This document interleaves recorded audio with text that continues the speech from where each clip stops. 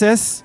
This session is about compilers and VMs. As we know, a lot of the exploits have not been in the smart contract level, but in the lower levels. And our first speaker for today is Vladimir Kumalagov, security researcher at OpenZeppelin, who will tell us a little bit more about the Solidity compiler and how you should actually use it.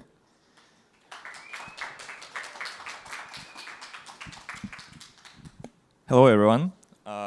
Today, I want to pull back the curtain on something that most developers hardly ever think about, Solidity's optimizer. Most of the time, we treat it like a black box. We flip the --optimize switch, put insane number of optimizer runs, and hope our transaction gets cheaper. But what is it actually doing? On-chain, every extra opcode, memory touch, or unnecessary S load show up directly in gas cost. And when your contract runs thousands of times, those small inefficiencies add up fast. And the optimizer job is to maintain the original logic, but lower the running cost of it. By the end of this talk, you will understand how Solidity code is compiled through both the legacy and via IR pipelines, and what the optimizer actually changes from peephole optimization to the deeper YUL passes. We will also look at the optimizer bugs that have been found in the wild. First, to understand the optimizer, we need to know where it actually sits in the compilation process. So let's start with a quick comparison between the two compilation pipelines Solidity offers, the legacy pipeline and via IR pipeline. In the legacy pipeline, the flow is pretty direct. In simple words, compiler takes your Solidity code and turns it into EVM assembly. And at that stage, the optimizer module runs on that assembly and applying various transformations to simplify it. Once that's finished, the assembler turns into the final bytecode. In the via IR pipeline, the first step, instead of generating EVM assembly, right away, the compiler translates the program into intermediate representation language called YUL. The optimizer then works on that YUL, only that the optimized YUL is lowered to EVM assembly. And at that stage, the EVM assembly optimizer is executed on the EVM assembly, followed by the actual transformation to the EVM bytecode. As of today, the default, if you don't explicitly pass the -- via IR, is still the legacy pipeline, but the via IR, the legacy pipeline, but the via IR has been around for quite a while, and Solidity team intends to make it the default soon. And what we are going to focus on next is what happens inside the optimizer box for both pipelines. Before we dive into specific optimization, we need to say a few words about YUL, because it's the heart of the via IR pipeline. YUL is Solidity intermediate representation, a small structured language that sits between Solidity and EVM bytecode. It has functions, if, for, but none of the high-level Solidity sugar, no inheritance, modifiers, or complex types. Why does this matter? Because YUL is optimizer friendly. It has structured control flow, explicit jump targets, which makes it much easier to analyze than raw bytecode. It enables whole contract optimization across functions and call sites, not just local peephole tricks. And as a very practical benefit, the via IR pipeline can automatically spill your local variables into the memory, which is why you see stack-to-zip here far less often with via IR. So you can think of YUL as simplified structured view of your contract that opens the door to more powerful optimizations. But before all the fancy via IR magic, there is old school layer that operates directly on EVM assembly. The idea is simple. Peephole optimizer looks at tiny windows of EVM instructions and asks, can I do the same thing but with fewer opcodes or with cheaper ones? And here is some classic examples. And nothing surprising here. If you multiply by 0, the result is 0, and the optimizer knows this too. So when it sees opcode sequences that compute something trivially, it replaces them with the final result. Some patterns are just cheaper ways of expressing the same logic. For example, checking whether a value is 0 with equal x and 0 is just simple. The simpler representation is 0x. So the benefit here is simple because we put only one variable onto the stack and then perform the opcode instead of putting two variables, two values on the stack and then performing the eq opcode. And shifts follow predictable rules as well. Shifting by 0 bits gives you same value, and shifting by more than a word size guarantees 0. The peephole optimizer recognizes those cases and replaces entire opcode sequences with a minimal equivalence. The peephole optimizer also cleans up after the stack when it sees useless work. If you push a constant onto the stack and immediately pop it, then the optimizer just deletes both instructions. Swapping the same two stacks elements twice gives you the original stack. So those two swaps can vanish completely. And finally, here is an optimization that's very EVM specific. If the code loads its own address and immediately asks for the balance, the optimizer can replace the two opcode sequences with a single self-balance. It does exactly the same thing, but in one opcode. And here's the interesting thing. Some optimizer passes don't just look at opcode in isolations. They track what values live in memory and storage at the exact moment. You may ask why. Because once the compiler knows what sits in the exact storage or memory position, it can sometimes compute expensive operations ahead of time during the compilation. For example, the classic one is with Kitchak 256. Here we place the 0xFF value into the memory slot 0. Then we compute the Kitchak of the value that's placed in the 0 slot. And here's what the optimized assembly blocks becomes.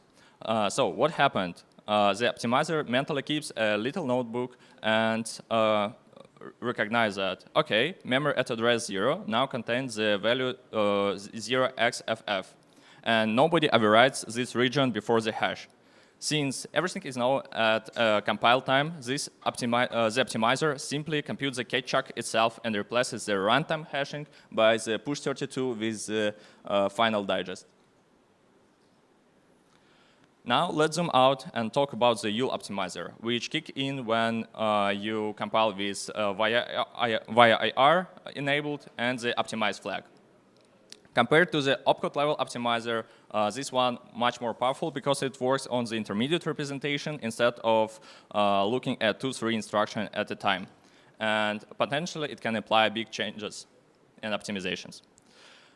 Under the hood, the YUL optimizer is a pipeline of multiple passes, each transforming the code while keeping the program semantically identical. Every pass tries to make the code smaller, simpler, or at least cleaner in a way that it unlocks further optimizations for further passes. And here's an interesting detail. The order of these passes matters. Some optimizations rely on assumptions created by earlier ones, so the sequence is carefully designed. The Solidity team ships the default sequence of passes that works well in practice. But if you really want, you can introduce your own sequence and compile with this default YUL optimization sequence. Let's explore some of the YUL optimizations. And first one is the load resolver. The idea is simple. If the value already read from storage or memory and it's still on the stack, reuse it instead of reading it again. Because reading from the storage and memory is more expensive than just executing dupe or swap opcode on the stack values. Here is a small example. We have a storage variable A, and in do stuff, we use it twice. Once to compute A plus B and store it in the local variable C, and once more than when we call the receive call with A and C. Now let's look at the via IR optimized code for this. What's happening here? A is loaded once from storage with sload 0 and stored in the local variable A. The same value is reused to compute C, and then when we prepare the call data for the external call.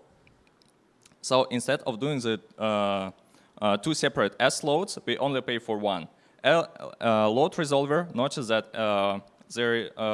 there is a variable already on the stack, and we can reuse it instead of loading it again from the storage. Okay, let's move to the dead code eliminator. The name is self-explanatory. It removes code that can never be reached at runtime. If the optimizer can prove that a piece of code will never execute, it can just remove it from the bytecode.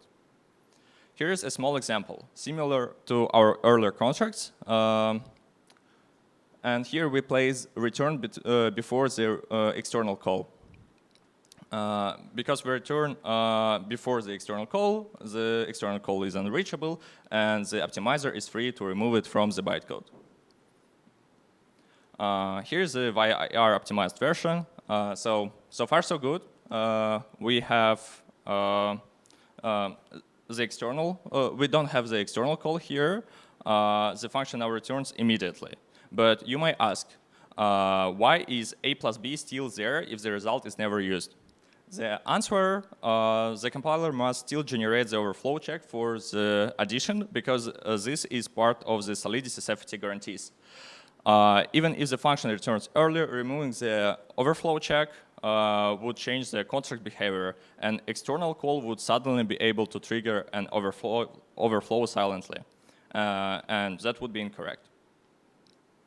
Now let's see what happens if we put the addition inside the unchecked block. And now the addition disappears entirely. We don't see it in the intermediate representation. We just return after the initial checks generated by the compiler. Because in unchecked block, a plus b has no side effects, and the result isn't used.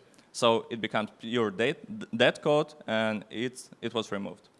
And the same thing applies not only for the return, but also for other control flow patterns. For example, revert, continue, and break in the loops, self-destruct, etc. Next up is unused store eliminator. This one is also pretty intuitive. If the compiler sees multiple S stores or M stores operation writing to the same location, and it can prove that the earlier values are never used, it can just remain the latest store or M store. And here's the example.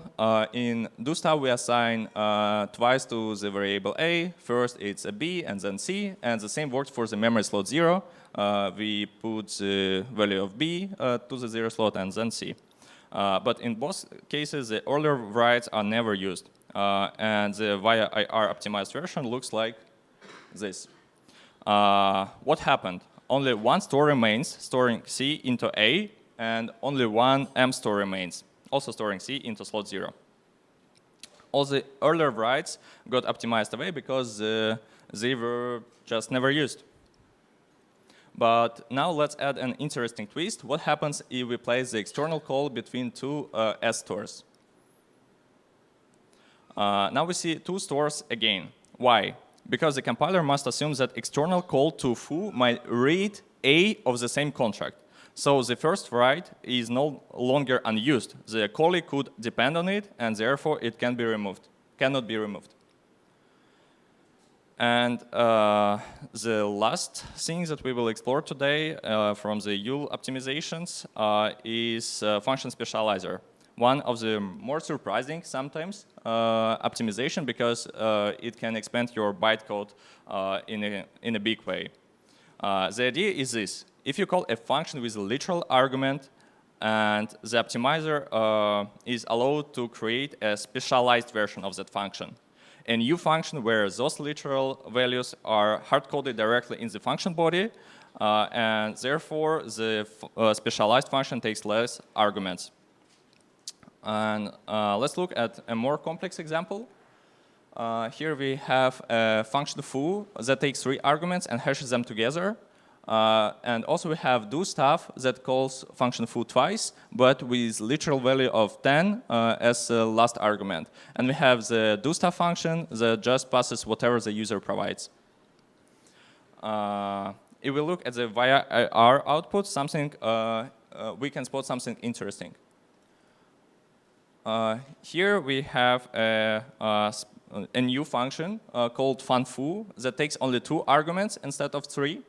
And we see that sort m store places the hard-coded value 10 to the memory position. And the doStuff function that is in the middle just reuses the funfoo twice. And the doStuff2 has the foo function inlined into the implementation instead of using some specialized version of it. So the specialization opens the door for additional optimizations and sometimes even reduces the bytecode size. But in other situations, it just can expand your bytecode, and sometimes you don't want it. There is some tricks. Of course, you can just disable this optimization pass in the when you pass like the compiler input. But if you want to preserve the default optimization sequence, you can put the trick into your code. So here we have a stubborn function that takes an argument, and it returns actually the same argument but if the call data is non-zero. And the usage is quite simple. You just call this function and pass the result of the function to whatever function you want. But the interesting thing is that we just obfuscated the logic for the compiler and the optimizer. So therefore, it will not be able to apply the function specialization. So we don't have the function specialized. Therefore, our bytecode is smaller than it would be with function specialization. And of course, there are some trade-offs. And there is no free lunch, even with optimization. You trade one resource to another, and we will not cover like compilation time. Yeah, it's true that it will be much longer with via IR pipeline. But there's also other consideration, like ones that you can potentially introduce back into your code. But first, let's cover the trade-offs. There is infamous optimizer runs parameter that controls, that actually says how many times you expect each opcode being run during the contract's life. And if you put the high number of runs, you say, I expect this code to run n times, and the optimizer is free to expand the bytecode potentially, but lower the gas costs.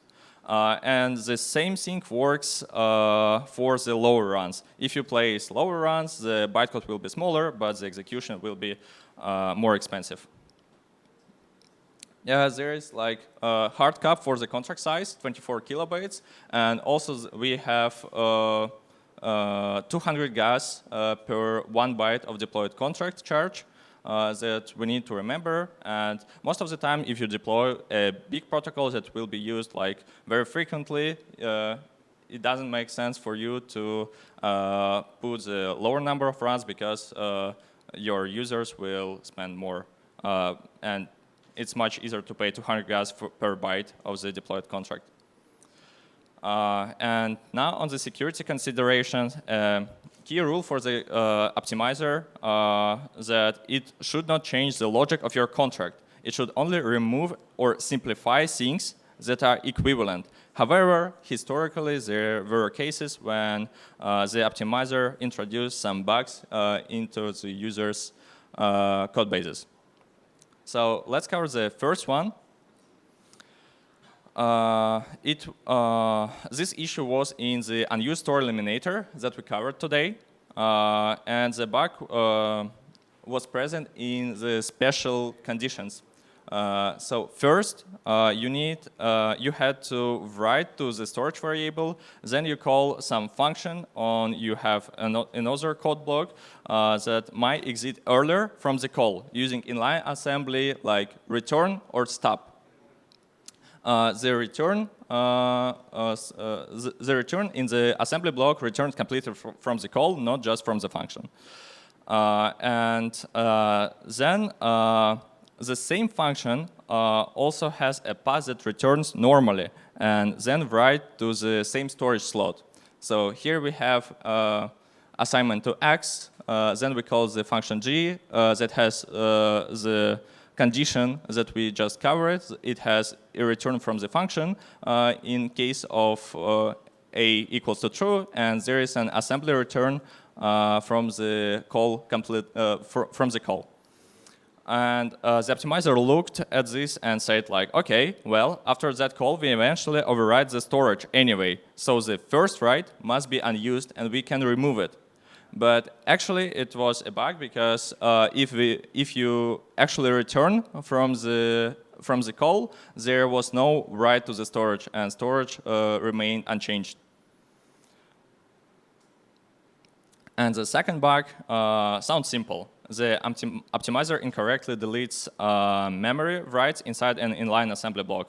The core assumption was if memory written in inline assembly block is never read at the same block, then this memory is unused and we can just remove this mstore.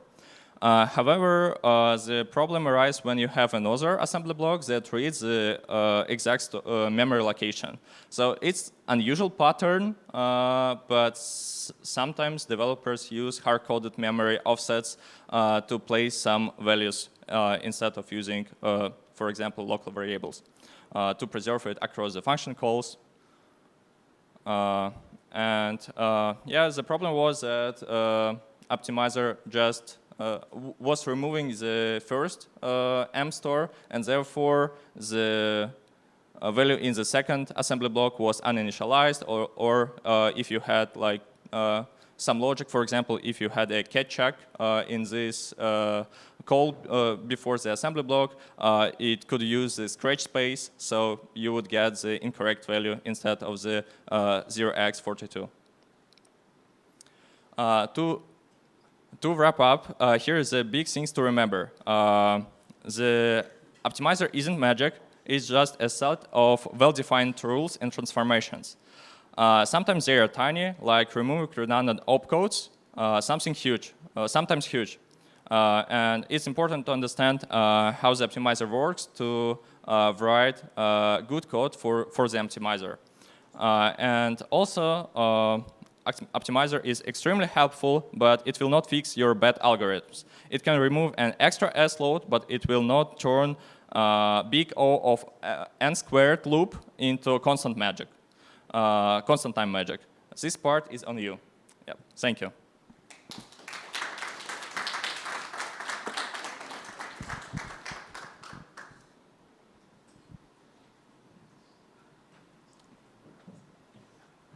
All right, thank you very much. Okay, I'm Jeffrey from Rare Skills. I'll be chairing the rest of the event. So up next we have Joseph Ulutimahin. He's a security engineer at Coinbase, and he will be talking about his experience with securing L2s and VMs.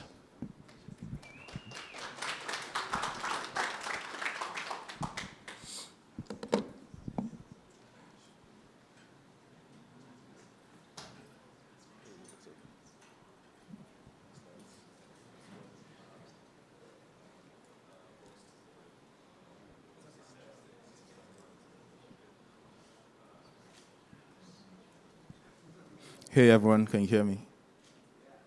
Okay. They're pulling up the slides. But yeah, thank you. So, hi everyone, my name is Joseph Dara, and today I'll be talking about building cross-chain bridges across EVMs. So, brief intro, I'm Joseph Dara. I'm on the blockchain security team at Coinbase, specifically the protocol security team. I guess we've had a lot of blockchains since Bitcoin.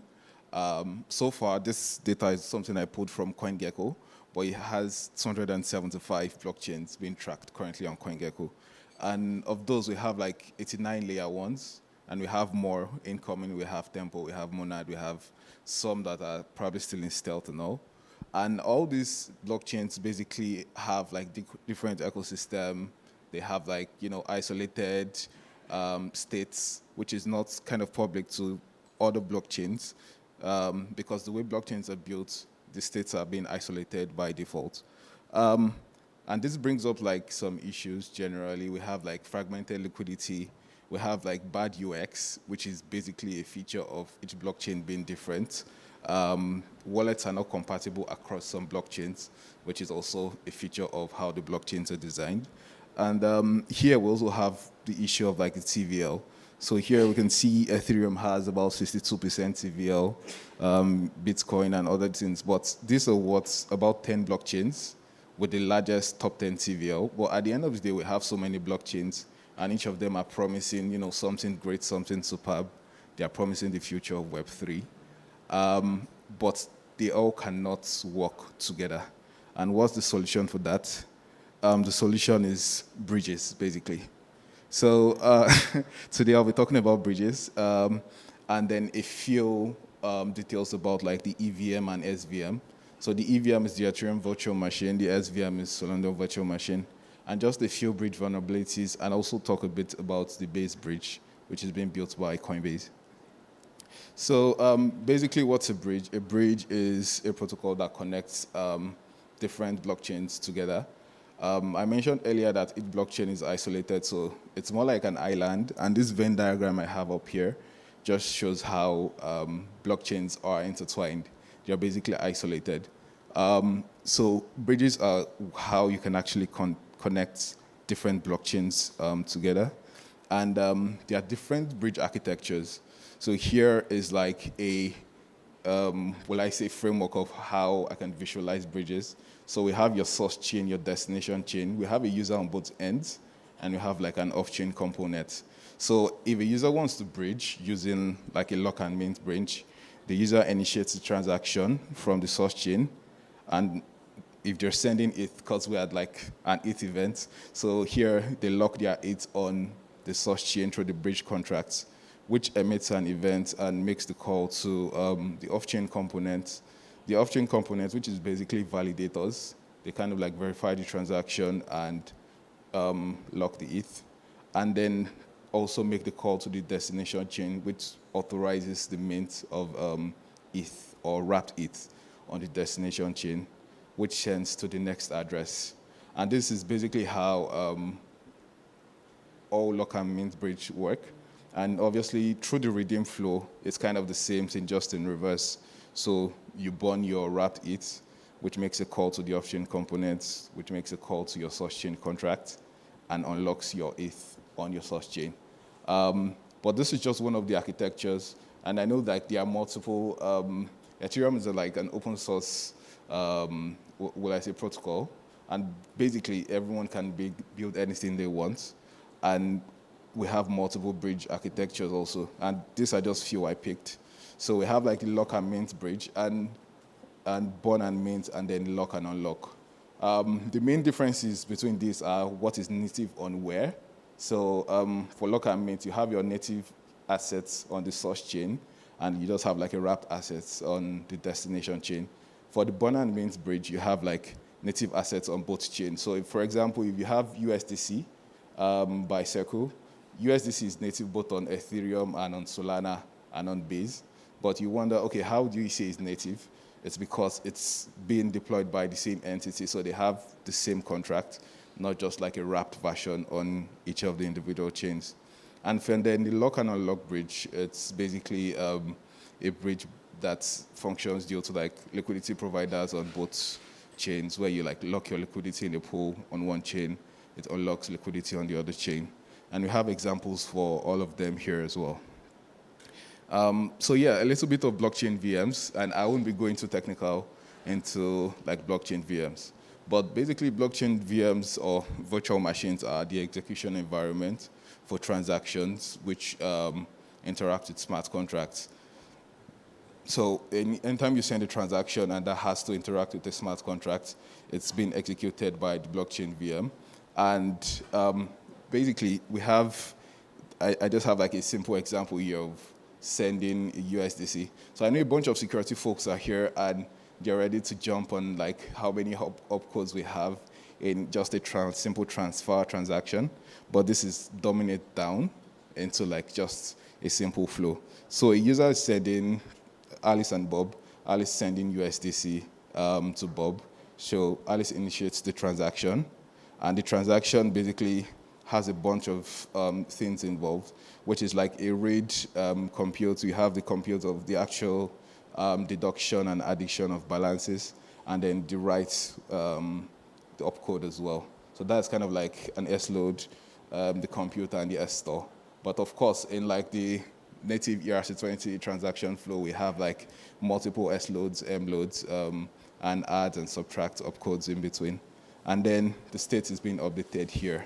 So that's like a simple, what I say, flow or example of how transfers work on VMs. But a more detailed, will I say, information about VMs in this case is between the EVM and the SVM. And why I picked both is because the base bridge being built by Coinbase is a bridge between Base and the Solana, which is basically these two VMs together. So major differences between the EVM and the SVM is how transaction is processed. So the EVM is a stack machine. Transactions are processed sequentially, one after the other. While Solana, due to C-level, basically offers parallel processing of transactions if the same state is not being touched. So basically, it examines the states that have been touched at the beginning of the transaction, and if the same states are not being affected, it can process those transactions in parallel. And I guess we have like a new L1, which is also promising like parallel processing for EVM. And another thing here is the state model. So on EVM blockchains, we have like contracts. They hold both their code and storage in the same address.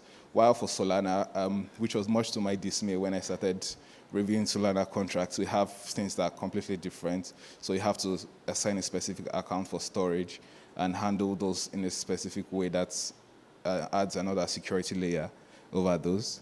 And then we have the gas fee model. So Ethereum uses the single fee markets, while Solana has like local fee markets. But this offers like some trade-offs between both of them. The first thing is if multiple users are trying to interact with the same program, which touches like similar states, then obviously fees spike quicker on the SVM. And on the EVM, if somebody is hosting like a large mint, a large NFT mint, that could cause like a gas spike for the whole blockchain. And these are constantly things that are being improved, in one way or the other by new EIPs, new upgrades to each network, but that's how it works. And then for the smart contract languages, I know we have a lot of languages aside Solidity and Viper. Philogil is mentioning Sensei, a new compiler he was working on, and we have like core Solidity, but it's all currently being compiled down to EVM bytecode, which is what is being used by the EVM. And Solana compiles Rust to SDPF bytecode, which is kind of similar. So bytecodes are basically the list of the opcodes and like the transaction and how transactions are actually being processed in this case. So it contains all the instructions which are being used here. So here I'll be going into a few bridge vulnerabilities, which are kind of like things I just highlighted, which are things I highlighted in this case here. So one of it is kind of like the relayer list. So on the relayer side, relayers in this case are the off-chain components. So you have like your two blockchains functioning. You have your source chain and your destination chain. But in between that, the communication channel, if it's being compromised or, for example, it's down. So we had like a Cloudflare outage a few days ago. We had an AWS outage, I think earlier this month or last month. And if your bridge cannot function without that, and there's no like decentralized signing that can enable someone to like send or rather complete the message on the other side of the bridge, you have your bridge basically down for some hours or some days, and if possible, like it causes like loss of funds or some other risks. Another thing here is reorg risk. So this is something specifically complex to handle, especially when handling like multiple chains. So time to finality is a big thing. Here, I highlighted this too, but we all know time to finality on Ethereum is like about like 12 seconds. Base is about 13 to 15 minutes. Solana is about 13 seconds. And we have like multiple other chains. ZK chains take a little bit of more time, depending on what or how they are validating and posting their batches. But time to finality is a big risk, and if you have like reorg happening in the blocks, then obviously you would have to wonder, okay, how do you handle reorg risks such that you don't finalize a transfer of like $1 million on your destination chain, and then you have the transaction reorged on the other chain such that it never existed. And this is not exactly, it's something that could just happen, even through, like, it's not a direct attack vector if reorg cannot be like triggered on the other chain, but it could happen like a byproduct of, you know, some miscommunication or something wrong happening in between like each chains. And for example, this is more prominent in like single sequencer chains. I know at a point when I started using the blockchain a bit on Polygon, I had some issues with like reorg and stuff depositing to centralized exchanges then. And I guess that's what my first intro to, okay, how reorgs could actually affect like real life usage. And then again, another thing is like replay attacks. So the function of the off-chain component in this case of the validators is to like sign a message that's been verified. So on your source chain, you've sent like 100 ETH, and then you are bridging that 100 ETH to another chain, in this case, let's say another L2 or another like L1. And after the message has been verified and signed by the validators, someone broadcasts the message to the destination chain, and you mint your 100 ETH. But if that mint is not being tracked, the signed message can just be replayed over and over again. And I guess companies like OpenZeppelin and other standardizations, like standardized EIPs, kind of like help with this, tracking your chain ID, tracking nonces. But if you're implementing something custom or on a chain that does not have like all these tools, you have to like track what messages have been signed. Have they been used on the destination chain? If using them failed, how do you accurately track them such that they can be reused, or the funds are completely stuck, or how do you refund? So you have to handle that as well. So yeah, I think I did a simple slide here of how like you send the same signed message over and over again, and that would continuously mint the same transaction in the same way. So yeah, another thing which has been kind of the bane of Web3 is off-chain stuff. So here is private key compromise. You have the social vector. You have like committing your private key to GitHub directly. You have multiple things.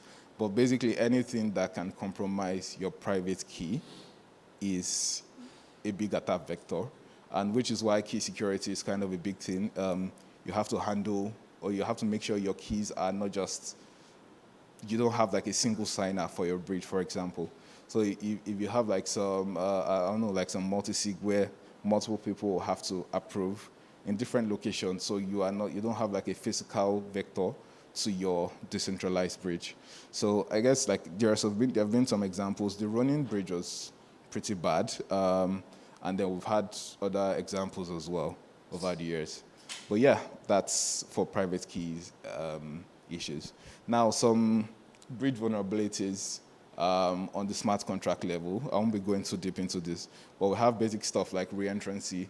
So different bridges have different functionalities. Some bridges also enable like message passing, where the bridge can make a call to like a contract on your behalf.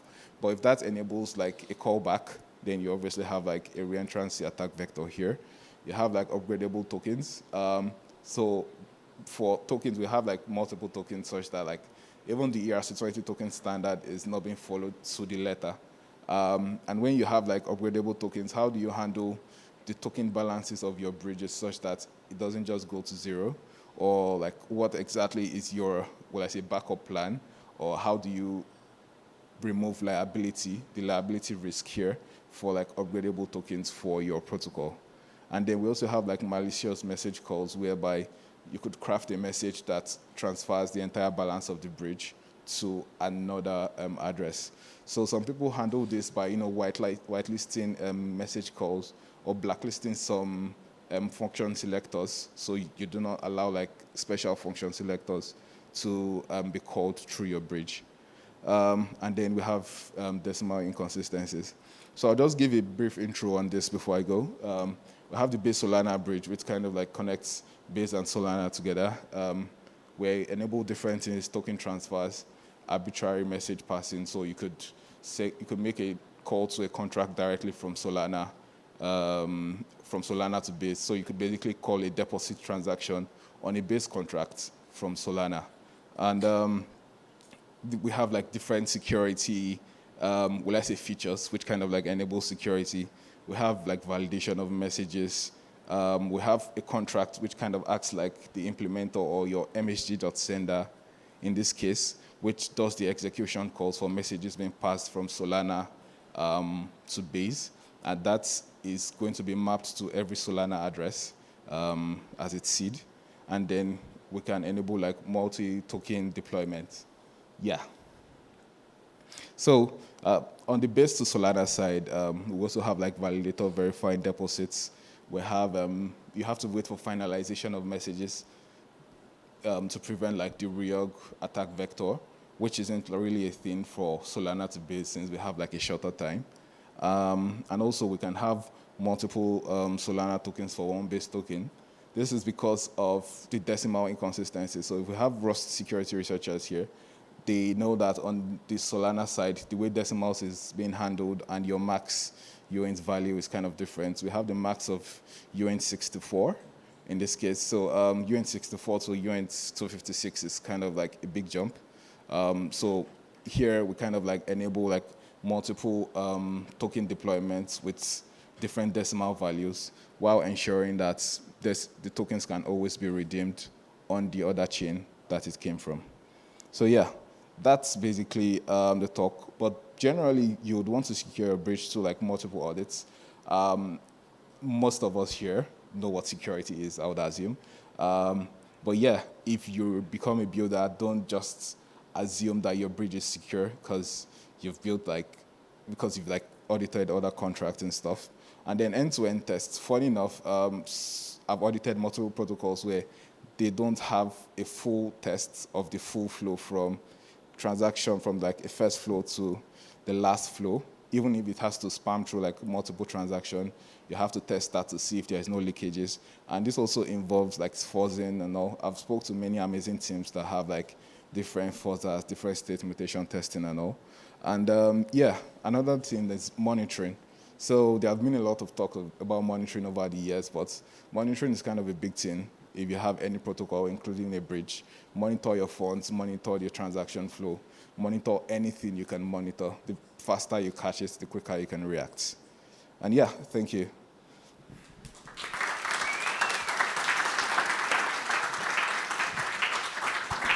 Okay, Joseph, thank you so much. Up next, we have Yannis. Okay, Yannis is the co-founder of DDub. He'll be talking about how they diffused a compromised proxy. Thank you so much. Thank you. Okay.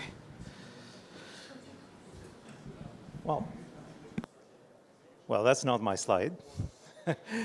My slides will be there in 1 second, I guess.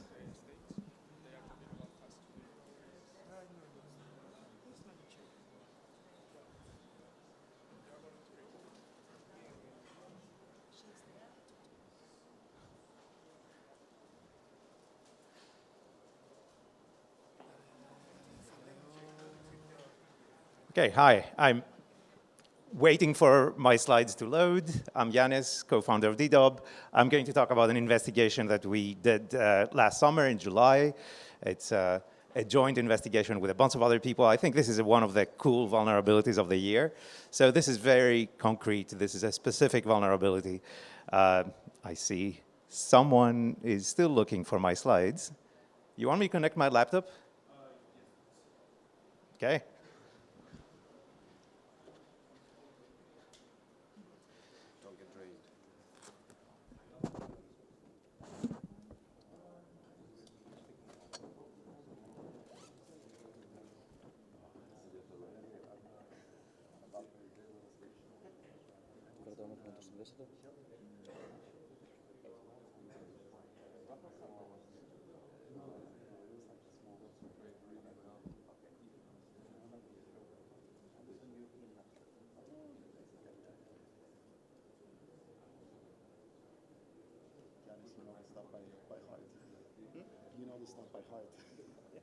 Yeah, of course, but still. It helps. Okay.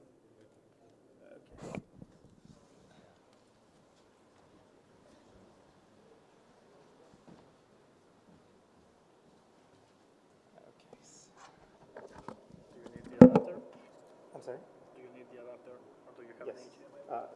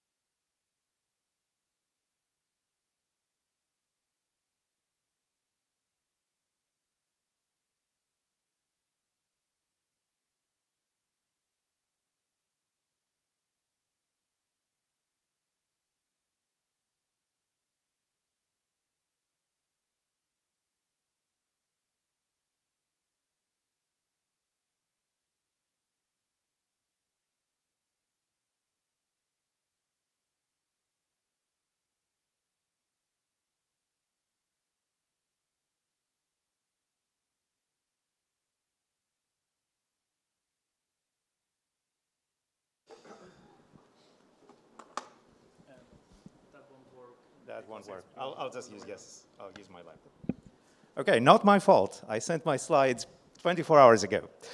Okay, so this is on the CPIMP backdoor. Obviously, a name we dubbed the vulnerability CPIMP to make it kind of memorable. Again, I'm Yanis from DDoB.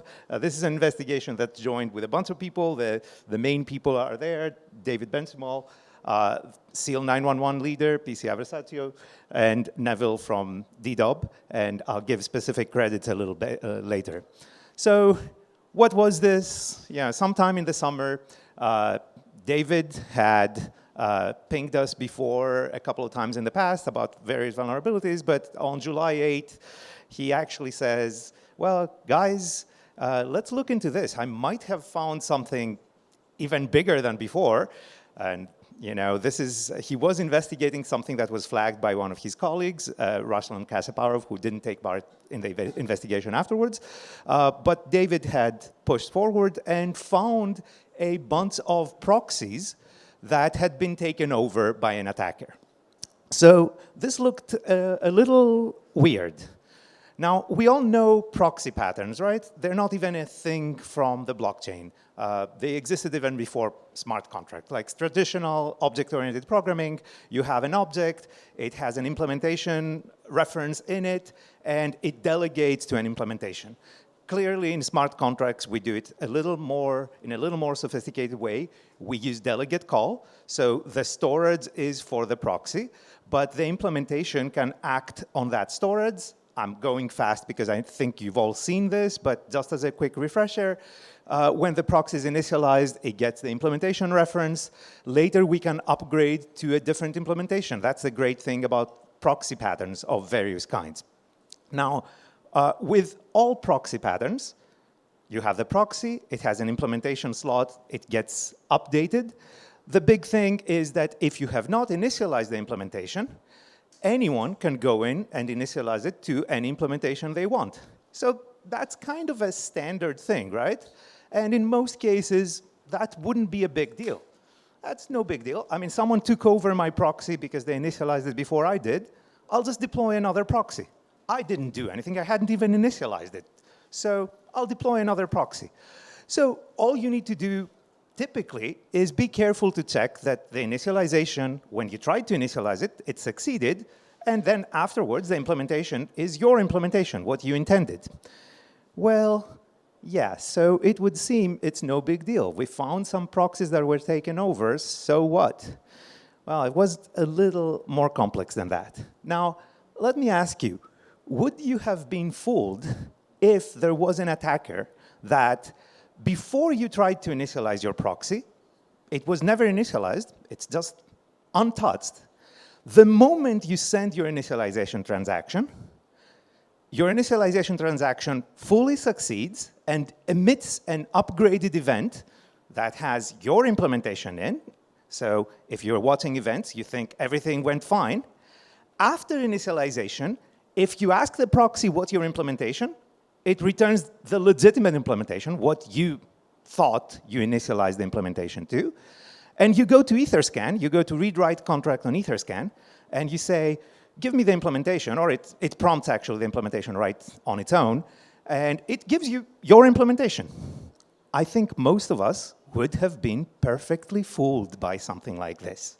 And that's exactly what was happening here. So what's happening here is we have a proxy in the middle. That's the part that the attacker has taken over. So we have a proxy. The implementation inside my proxy is the clandestine proxy of the attacker. This has been put in place by front-running my initialization transaction. Again, that's kind of traditional, not weird to front-run an initialization transaction. The weird thing is that this is completely hidden.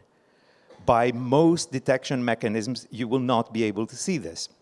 So this stays in hiding. It's owned by the attacker. Anything that you call, any legitimate functionality you call, for the most part, it gets forwarded to your legitimate implementation. You ask what's the impl, you get the legitimate implementation, and in here, there's a whole big setup of huge functionality, because this is really a proxy that delegates to other implementations, and it implements very complex takeover functionality, as we're going to see. So just as a couple of indications of the kinds of cool things that this clandestine proxy in the middle was doing, first of all, it was preventing large transfers. It was letting small transfers go through, but if someone tried to get the money out of this contract, get more than 90% out in a single transfer, that one, it stopped it.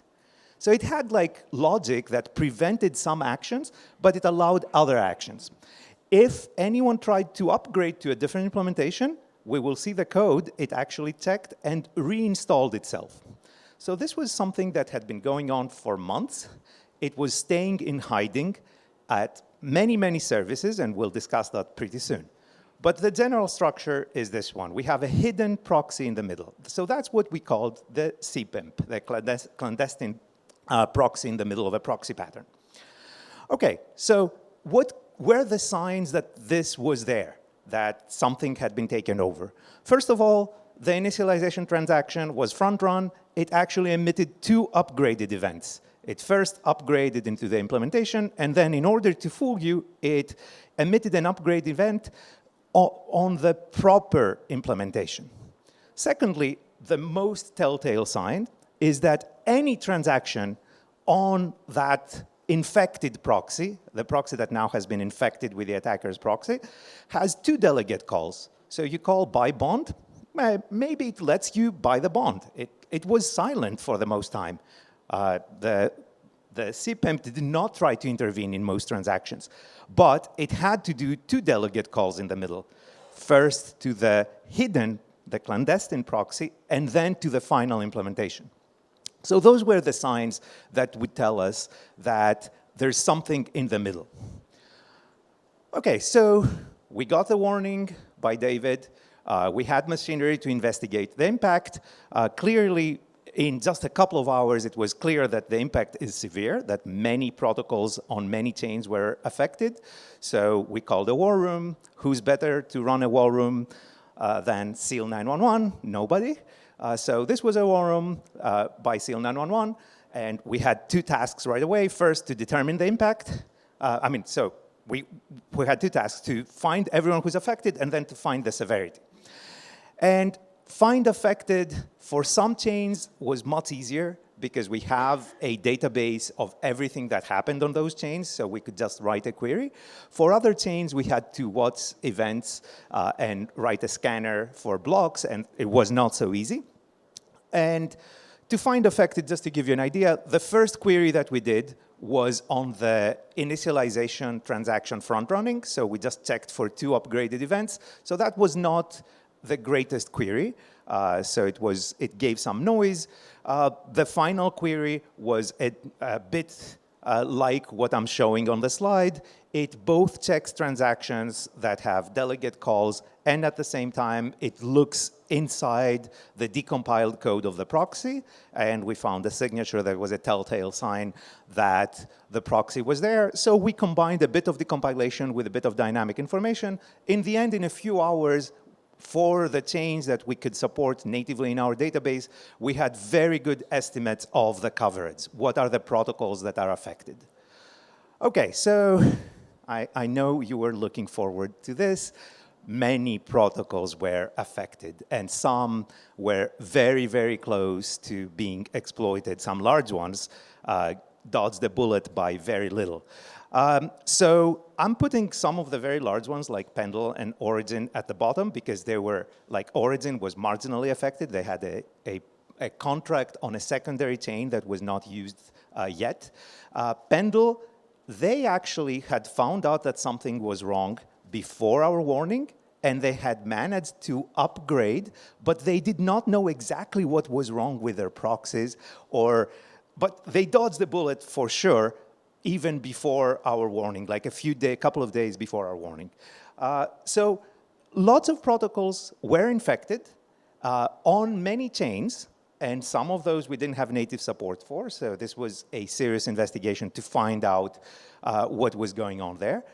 But that kind of gives you an idea of the extent of this attack. We have an attacker who was lying in wait for months, having infected many, many protocols. So once we figured out that this was that everyone is affected or lots of protocols are affected, we had to determine severity. That's not so easy. You see that someone is infected, but how serious is it?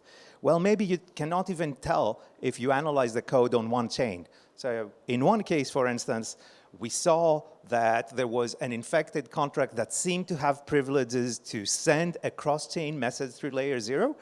Well, we didn't know what will be the impact of a deposit message on another chain. Does it really give you funds right away? So we had to communicate with the actual protocols even before we knew how serious this was. And this made the war room a little complex because it means that there were some 10 different protocols in the war room, and they all needed to communicate, they all need to coordinate. So, and imagine now, you're a protocol. You have an attacker, someone tells you your protocol has been infected for 2 months now. Well, you want to rescue your protocol, but then that same person who warned you says, well, don't act yet, because that will warn the attacker and will endanger everyone else. Please wait a few hours until we can do a coordinated rescue. So this was complex, to say the least. And every protocol needed different strategies for recovery, because the CPIMP actually had custom logic per protocol. It does custom actions per selector, per function selector. So you cannot just say, I'll call an upgrade and replace. Well, if you call an upgrade, the CPIMP will reinstall itself. You have to somehow say, oh, if I call that function that has no special actions on it, I can actually withdraw most of the liquidity from my protocol. So I can put it on a new contract and I'm fine. So many custom rescues were needed. So this was a very hard war room, but for the most part, we had a very successful mitigation. In the end, there were a couple of protocols that were missed, but compared to the overall impact, it was a fairly successful rescue. So before I finish, let me give a couple of ideas from the dissection of the attacker proxy itself. So let's go a little more technical. There's much more detail in our blog post, in our article, but we decompiled the proxy, and you can get some ideas of its complexity. First of all, it was a proxy that itself delegated to intermediate implementations, so it could do any of a number of specialized things. So it could have custom per protocol logic. So I already mentioned for most protocols, it didn't allow transfers that moved more than 90% of a token out from the contract. It had logic, of course, to restore itself post-transaction in the implementation slot. It had logic for ERC transfer actions with permit, with off-chain signatures. So even if you blacklisted the original sender, you could still do a transfer, like the attacker could still do a transfer on L2s with off-chain signatures instead of starting the transaction from a blacklisted address. So it had lots of complex logic, and of course it was a proxy. In the end, it just, for the most part, delegated to the original implementation if it didn't have anything to do. And here's another very cool tidbit from looking into the actual attacker proxy. Here's how Etherscan was fooled. It wasn't so easy for them to fool Etherscan. So what, in fact, they did was they took advantage of Etherscan's policy to recognize implementations from many different proxy standards, and they found an older standard.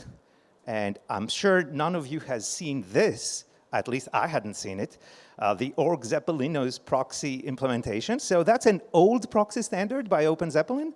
So they actually went, and in that storage slot here, they put the legitimate implementation. So Etherscan saw that storage slot that was not really used by this particular proxy standard, and saw that and thought, oh, that's the legitimate implementation. So that's how Etherscan was fooled to report the legitimate implementation and not the proxy, the malicious implementation that was in the middle. So they used something that obviously they found by lots of experimentation. So this was kind of cool. Okay, so in all, this was a major bullet dodged for the community. This was a very sophisticated hacker that was lying in wait for months, waiting for big fish to fry, not just a couple of million that they made away with in the end, but something much, much bigger. And it was very successfully mitigated. It was discovered before it was exploited, but it was definitely a very sophisticated attack. Lots of people deserve credit for this. So David Bensimol, obviously, the original reporting, original find, and lots of investigation in the days of the war room. SEAL 911, PC Aversatio, obviously led the rescue effort, coordinated the war room, and actually investigated the Etherscan fooling technique. And then from our company, Neville wrote the queries over the impacted protocol and reverse engineered the code of the malicious proxy. And there's more technical detail, but I think you got a pretty good idea. This was a sophisticated proxy in the middle that was waiting to get big fish to fry. Thank you very much.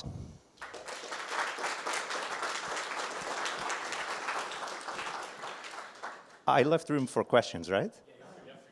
Yeah.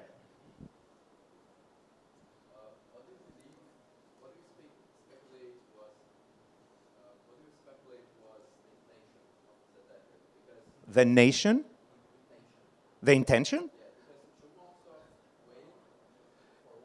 They were waiting for tens of millions to go into one of those protocols. Like, for instance, if they could have hit Pendle, if Pendle had used those contracts before being discovered, before the attacker was discovered, if had used those particular contracts and had major liquidity, they would have attacked.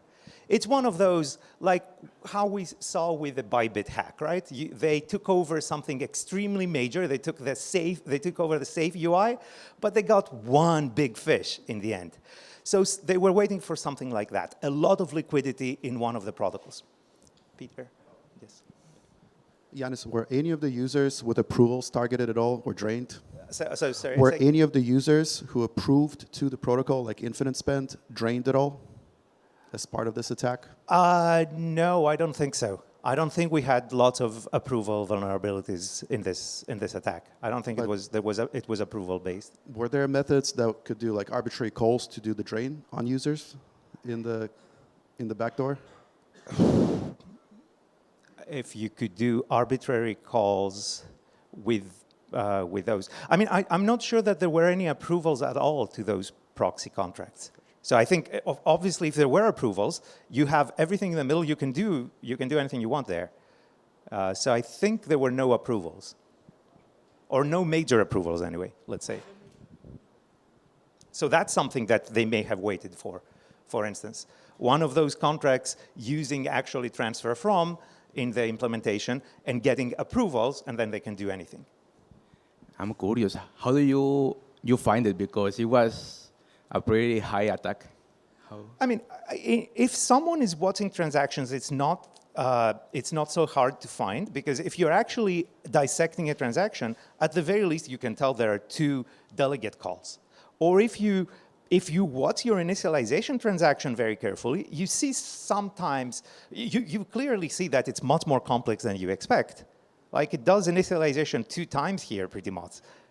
So it's not unnoticeable. It's like, who pays attention to those details? If the events are right and it does the thing that I want, why would I go and trace the transaction? But someone did, and then the impact was estimated. Yeah. Sorry, I don't get it. How could be initialized twice? It's not initialized twice. What it does is it's initialized once to the malicious proxy in the middle, so it emits the upgrade event, and it emits a second upgraded event in order to fool the legitimate implementer, so the legitimate deployer. So it's not initialized twice, but it sets 2 references, right? And not only it sets 2 references, it also emits 2 events just to fool you. Just so you see the legitimate event, and then there's another one. By the way, the estimate is that this was not in North Korea. This was the estimate based on various things, is that this was China, some Chinese hacker group. Thank you very much. All right, thank you. Okay, up next we have Charles Cooper. He's the lead developer at Viper, and he's going to be talking about differential fuzzing.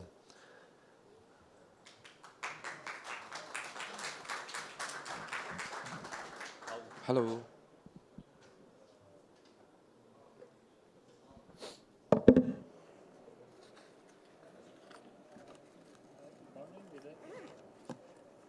This is the remote for the slides. Oh, okay. I'm going to use my computer, actually. We have your presentation, though. Isn't that one? You can do what you want. Well, I'm going to use my computer. All right.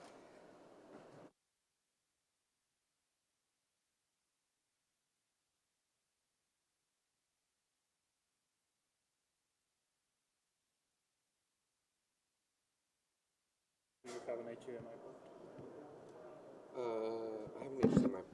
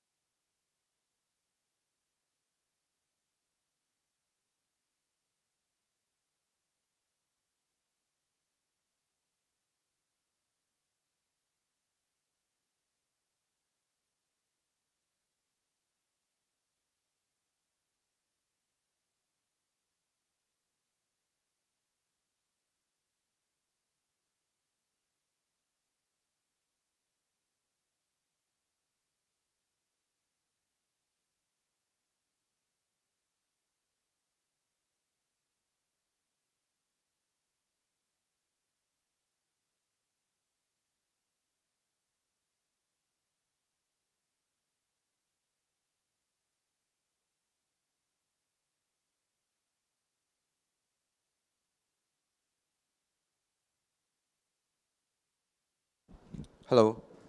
I'm Charles. I'm actually subbing in for our security engineer, who is going to present a different talk, but then he got sick, and so I am giving my own talk, which is also on differential fuzzing, but it's about ABI decoding. So first of all, does that, show of hands, who knows what ABI decoding is? Okay, great. ABI decoding is extremely hot in the compiler.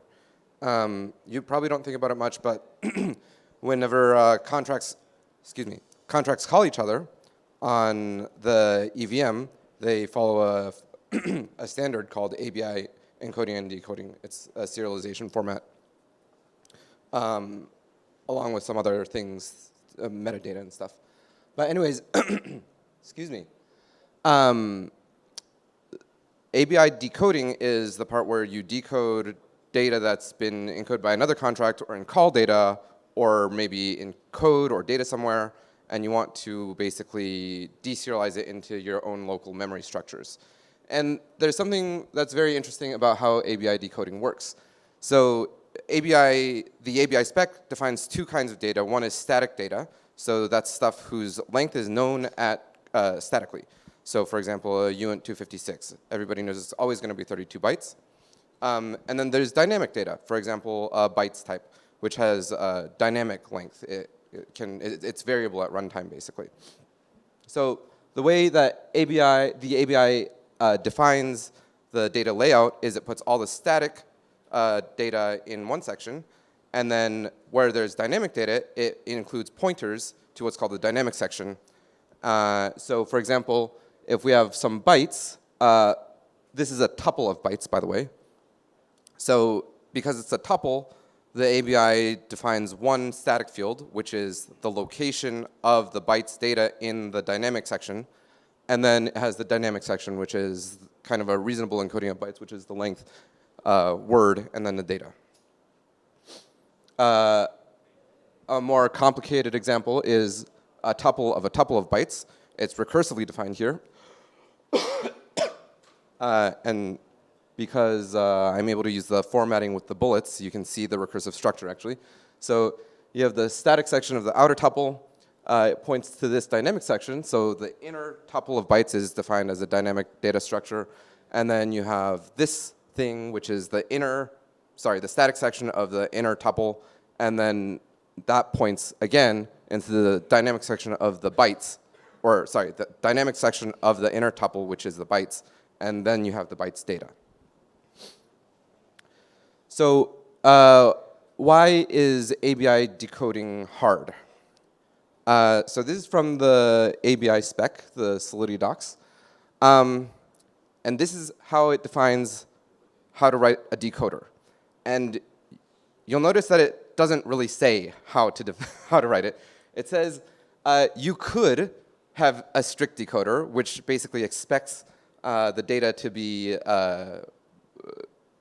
encoded in the way that this canonical encoder that I just kind of outlined. Or you could be a little bit less smart, and then everywhere you see a pointer in the static section, you just follow it. And so you don't check if the pointers are valid. You just kind of keep following them. And we'll find out why this is kind of problematic in a minute. But why is this a useful property? The useful property is that sometimes people like to have kind of clever encodings of their data. So here's an example of like a tuple of 2 bytes. And this user is very clever. And because the data is duplicated, you only need to write out OX1234 one time. And then in the static section, where you have the pointers to the bytes data, they point to the same location in the dynamic section. And so it's kind of like aliasing. So you can define very clever or interesting structures.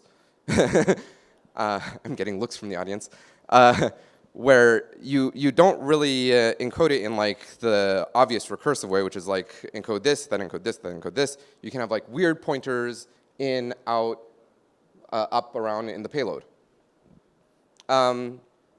The other reason why this is a useful property is because the implementation can be more efficient if you don't actually check that the data encoded is like super strict, like each element is followed contiguously by the next element and so on. You can do, again, what I just said, which is like follow the pointers. So we've had this implementation of just like following the pointers for a long time.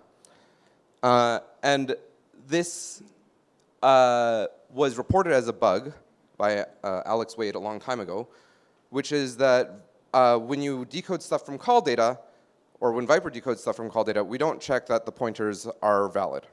And this is like maybe a problem because like here, where we have, yeah, this is a simple example. Here, this pointer could be invalid. It could be like OX 1,000,000.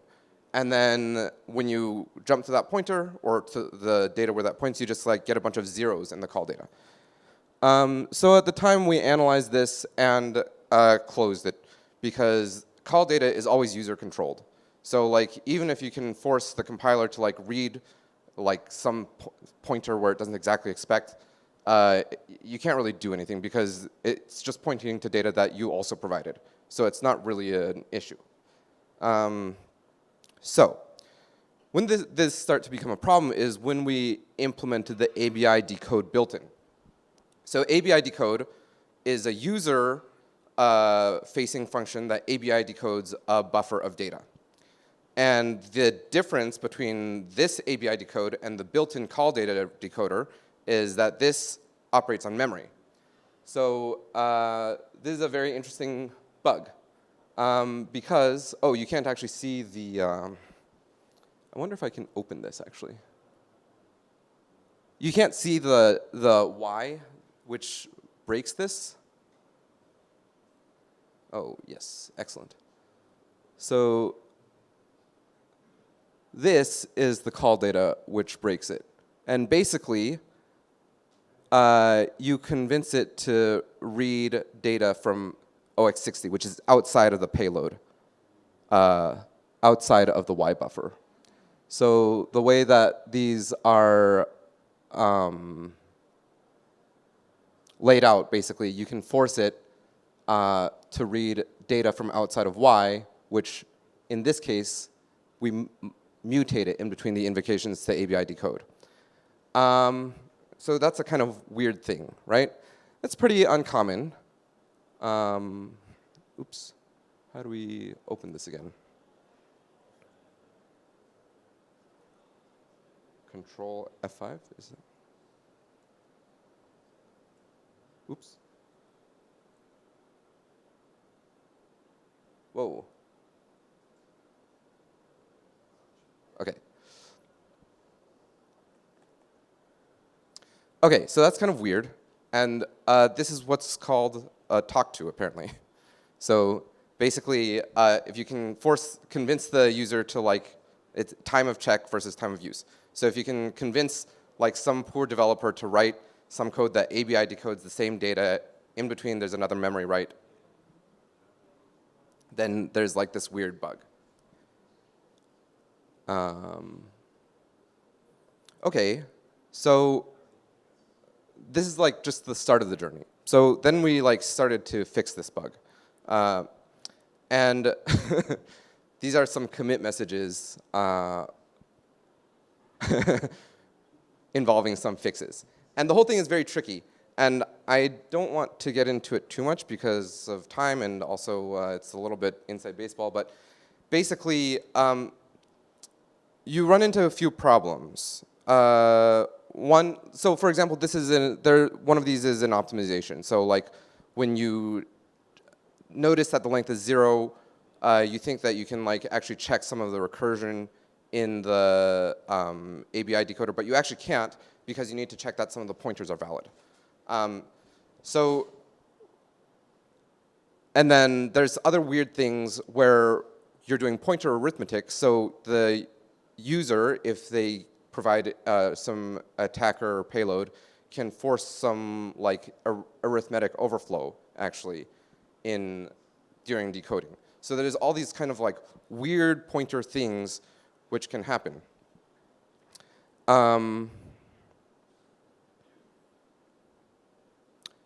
And by the way, we fixed all these within 10 minutes. We fixed all these within one release cycle. So these were like, we like did some fixes and then we like went through them and found some other issues. So eventually what we realized was that we actually need a spec.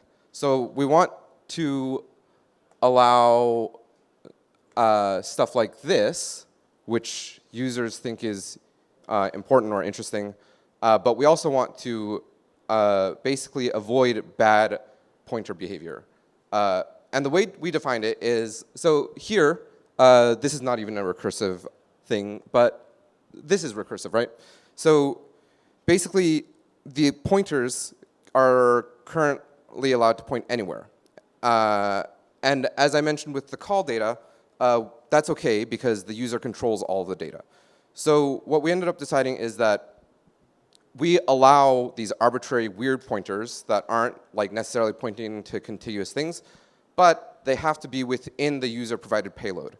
So you can jump, so from this inside thing, you can maybe jump out here, you can jump up here, you can jump up here, but you can never jump out of it. And along the way, we kind of realized that this is impossible to like test, right? Which is why this is a fuzzing talk. So yes, so this is what we ended up deciding on, and I wonder why this slide is wrong.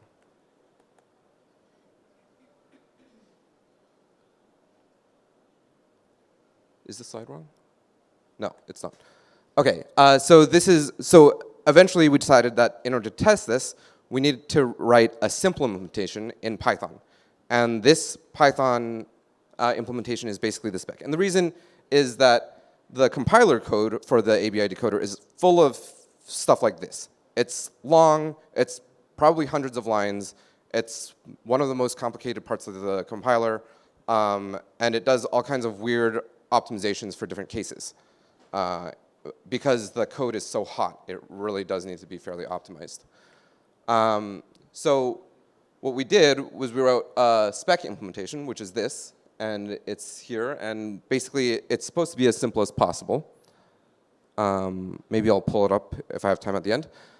And then we fuzz it. So we check that the spec implementation decodes data the same way that the compiler does. So we take the same data, we feed it to the spec implementation, and we also feed it to the compiler and see that they give the same result. Why is this actually interesting? The interesting thing is that doing this the naive way where you just like feed random data to both of these implementations doesn't really work. And the reason is that the input space is absolutely massive. Right? Like if you take that bytes example, that's like 128 bytes. That's like, I don't know, what, 8 to the 128 is the size of the input space. And also like any given pointer, which is something that could be a problem for us during decoding, is a uint 256. And that's like a huge thing. We could like run this until the heat death of the universe and never find a bug. And I just did this naturally because I think about the heat death of the universe all the time. So we noticed this, right? We started running the fuzzer and we're like, it's not finding any bugs. And in fuzzing, like you don't want to be like biasing the fuzzer too much. You don't want to be like, oh, we're not finding any bugs, so there must be something wrong with the fuzzer. But like it should kind of be finding known bugs after some amount of time. And if you think about it conceptually, like it's not going to find bugs. Like if you just provide a string of random bytes to one of these things or whatever, it's just going to be trivially invalid, right? It's going to be a trivially invalid ABI payload. So there's a couple techniques we used. One is mutating valid data. So you take a valid ABI payload, and then you kind of point mutate it. Or you do something weird. You take a slice of 32 bytes and rewrite it into some other 32 bytes. Still weren't finding bugs. And the reason for this is that conceptually, when you think about the ABI decoder, when you think about it for long enough, I'm probably not in the first 5 minutes, but eventually you're like, gee whiz, the only hard things in the ABI decoder are actually these pointer dereferences, because everything else is straightforward. And a uint 256 is just like you copy 32 bytes. You can't get it wrong. When you decode the bytes, that's also just a copy. You can't really get it wrong. The only tricky thing is like ensuring that all the user pointers are valid.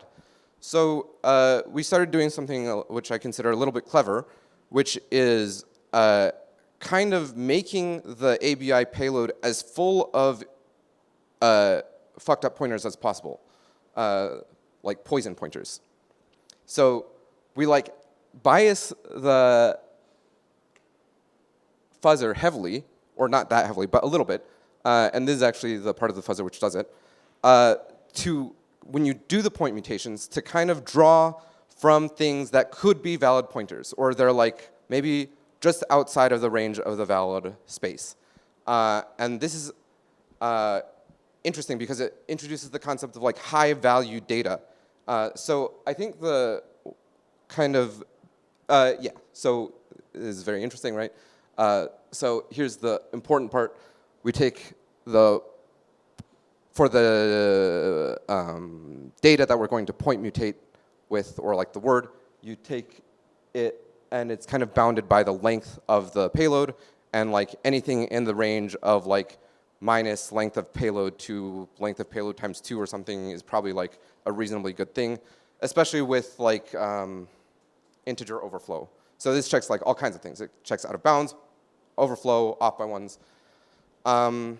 Yeah, I probably have like 3 minutes left. So I think the takeaway is that when you fuzz, you kind of want to have an idea of what values are high value, what things are high value, what things are poisonous to your program, and kind of try to guide your fuzzer towards those things.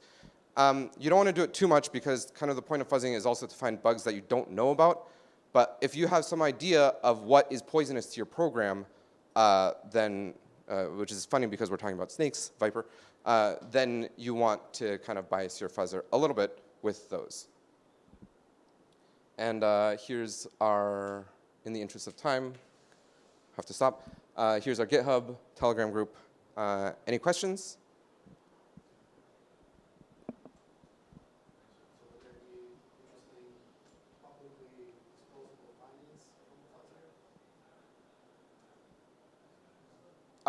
No, actually. It's still running. Please. So I missed, what fuzzing technology do you use? Oh yeah, there's a library in Python called Hypothesis, and it basically lets you combine different strategies into larger strategies. I don't know specifics, but I do know that AFL, which has dominated fuzzing for the past 12 years, supposedly had exactly this motivation to be really good at finding serialization bugs or bugs in big binary buffers as input. So I don't know if Hypothesis is AFL based, which is kind of the library that now many languages use for fuzzing. If it is, I'm a bit surprised, but I don't know enough, so maybe it's completely natural. Like you said, it's very hard to fuzz those things. AFL is interesting because it's coverage based, right? And when we're fuzzing the compiler, what we're actually interested in is the coverage of the generated binary. And it's like not that easy to create coverage-based hooks for AFL for the EVM bytecode. Yeah.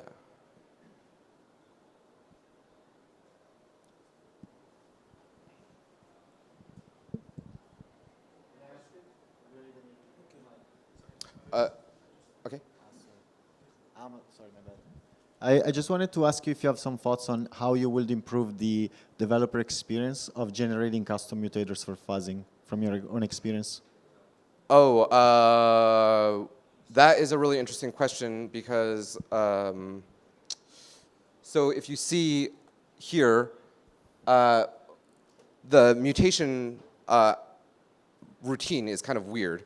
You like draw from, the way I implemented it is you draw from like a list of possible actions, and then you apply those actions to the original payload. Like edit, add, delete, whatever word. That's actually really slow because the way that hypothesis works is it like creates some weird AST full of the possible actions and then it like traverses it. So it's like it doesn't really feel native. So I have a lot of thoughts about that, but maybe we can take it offline. Thanks for that. Is there anything in particular you were using or techniques to identify whether the fuzzer was making progress?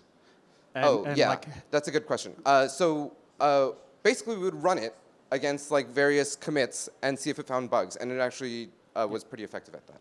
Yeah, but say if it's running for a day, like there's no flame graph, or like, if it's running for a day, it's always the problem of maybe if I just run it for a day +1, it'll find the thing.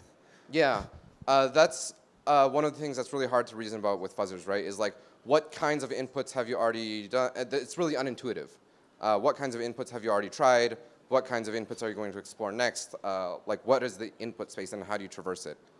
So that is one thing I wish we had better visibility on. There's like debugging facilities in Hypothesis, which kind of let you inspect this, but it's really manual. It's not like an amazing, beautiful dashboard. Yeah.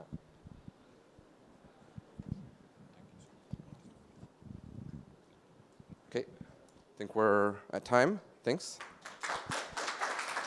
All right, thank you so much.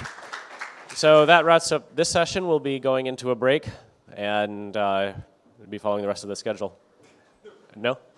No break? Oh, we're jammed up right against time. Oh, okay. Okay, so Alex. Oh, he's behind the pillar right where I can't see him. I'm sorry? I'm taking over the chair, so okay. Don't worry. Okay. Thank you. Okay. So no break, but we're going to continue in the session of fuzzing and testing, and we are going to start with Alex from GetRecon. He's going to talk about going beyond 100% coverage.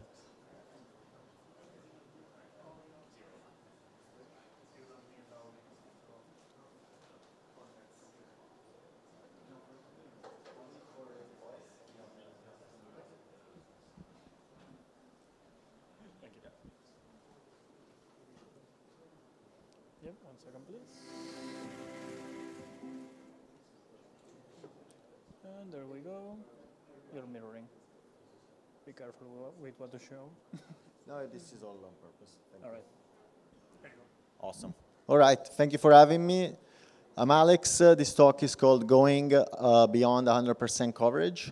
Very briefly about me, I run a audit company that specializes in stateful fuzzing for DeFi.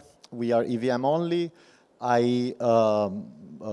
used to be a developer. My smart contracts handled hundreds of millions of dollars, and from that I decided that fuzzing was very helpful for security, and so I basically started Recon with my co-founder Antonio Vigiano. My experience as a researcher, I basically have about $500,000 in bounties and contest wins, and this year, thanks to stateful fuzzing, I prevented a critical exploit on Ethereum mainnet, basically saved the protocol and prevented $20 million from being stolen. Thank you. And yeah, if you want to check what we do effectively audit powered by invariant testing, and we also have a platform to run this type of test in the cloud, and soon we'll do our best to fully automate that thanks to AI so that nobody has to maintain this test anymore.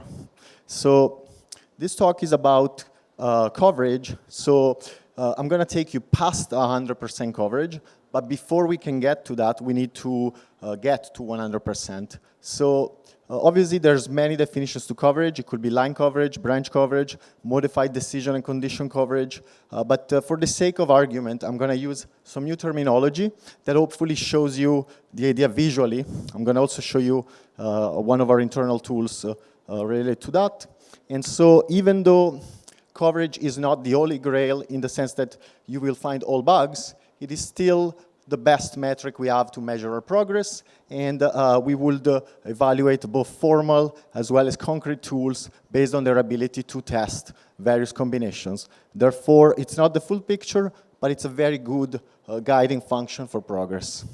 I'm going to quickly construct this idea of a coverage class. We're going to quickly see them. So if it's a bit too abstract, don't worry.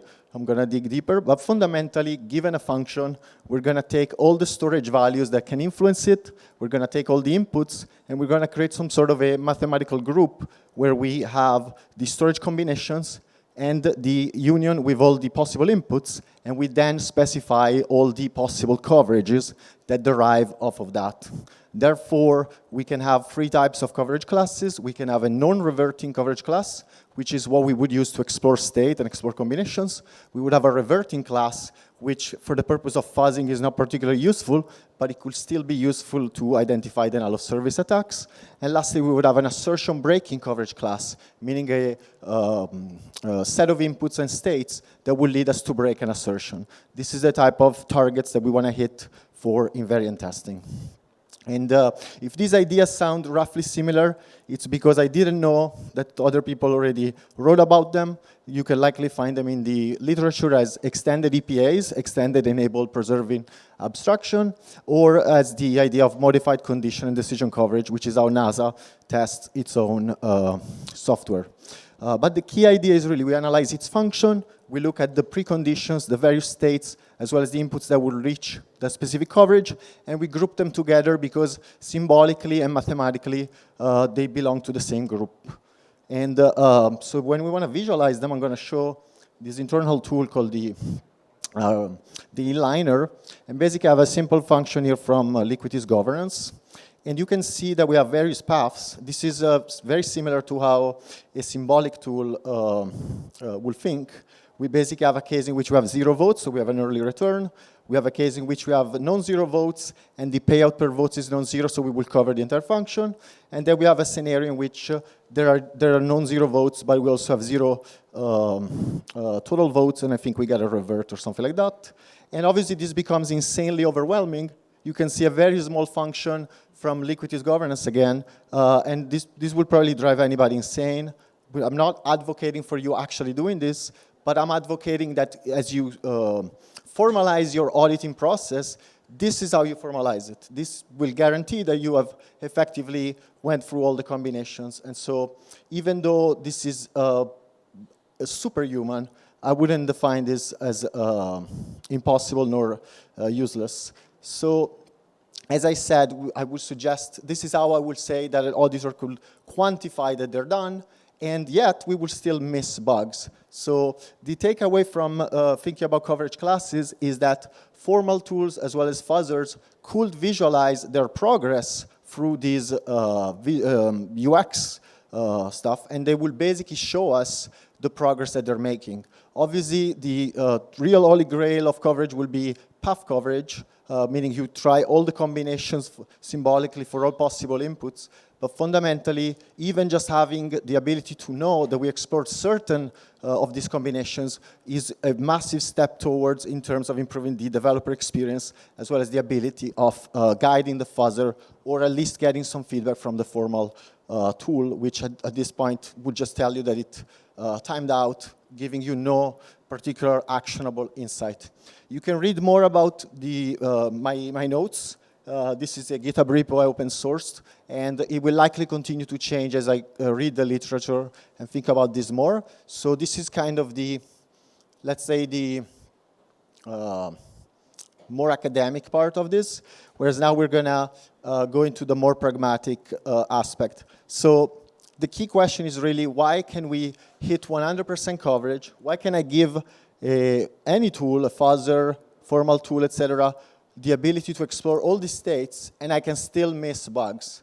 This is really the key question, and as I said, even symbolically, we could explore all the combination and still miss bugs, which leads us to the fact that coverage is insensitive to the bugs, and more specifically, it's the equivalent of you going on a hike and being so focused on just making it through the hike that you miss all mushrooms, whereas somebody else that is more experienced can enjoy the view and can fundamentally pick those mushrooms. So my intuition is that obviously code is math. We can express coverage as a system of equations that we have to resolve, and therefore bugs must also be a property of the math that we're looking into. So I don't really have a exact answer. I can't point you to a formula to find a bug, but I think we can all agree that if you have a system of equations that gets you to coverage, then you have to do something to that system of equations in order to find the bug. There is a missing piece there,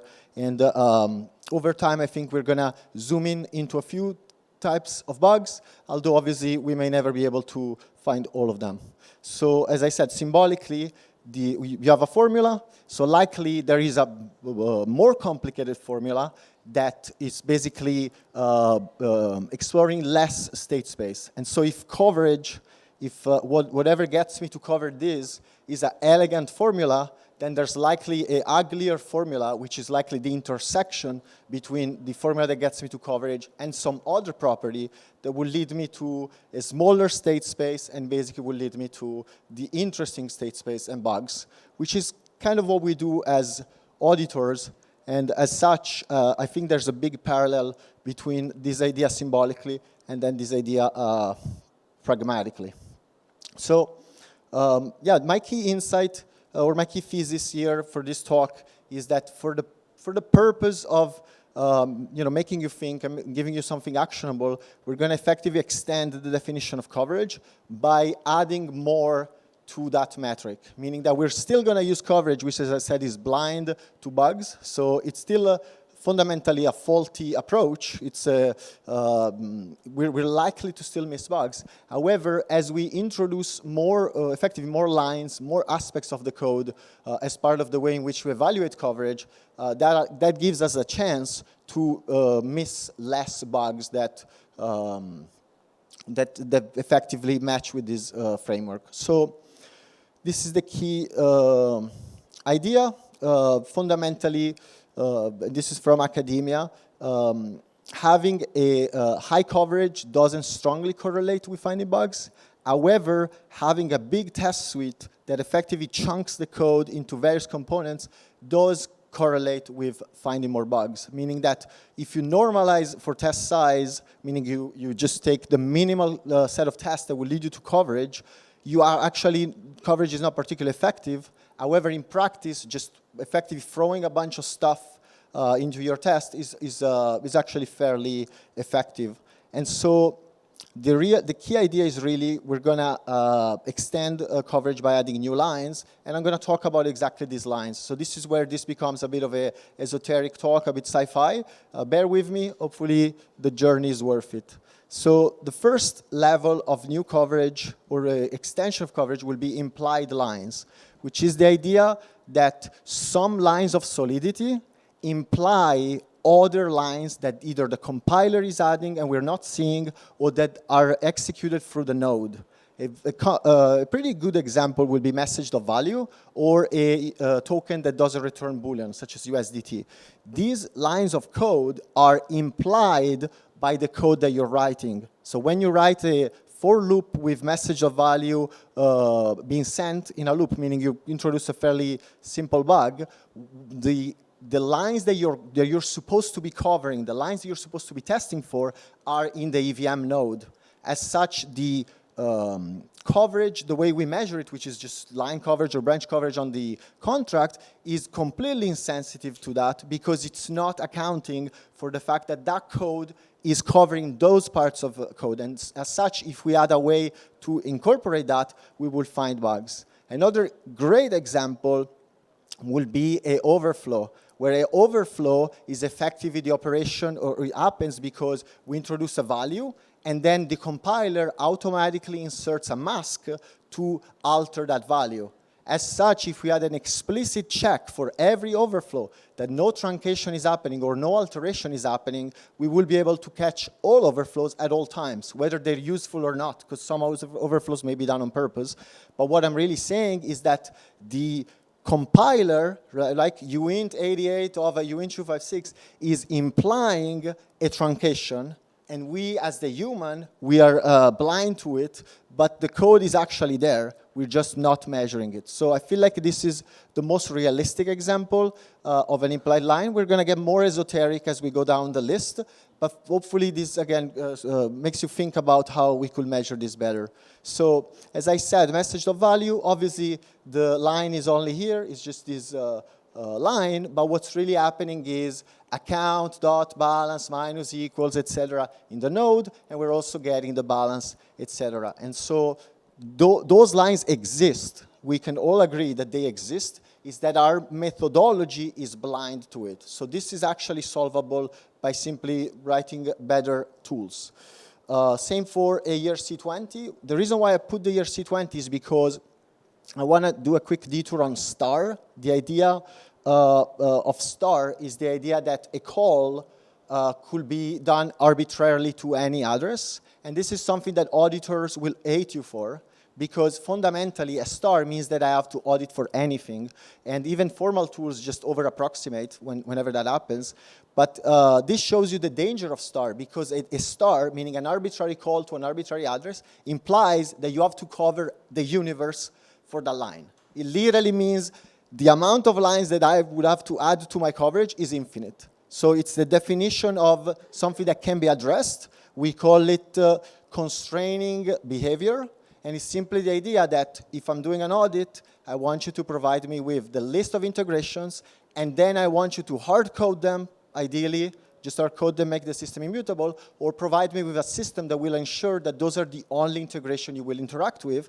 Because as I'm arguing, if you want to be fully certain that of the security of your system, or at least you want to get towards that, now you have to add all of the lines from that contracts into your coverage. Like, that's the only way for you to measure the actual effectiveness of tests against that. And anytime you mock an integration, you're basically asserting that that system can be simplified down to that.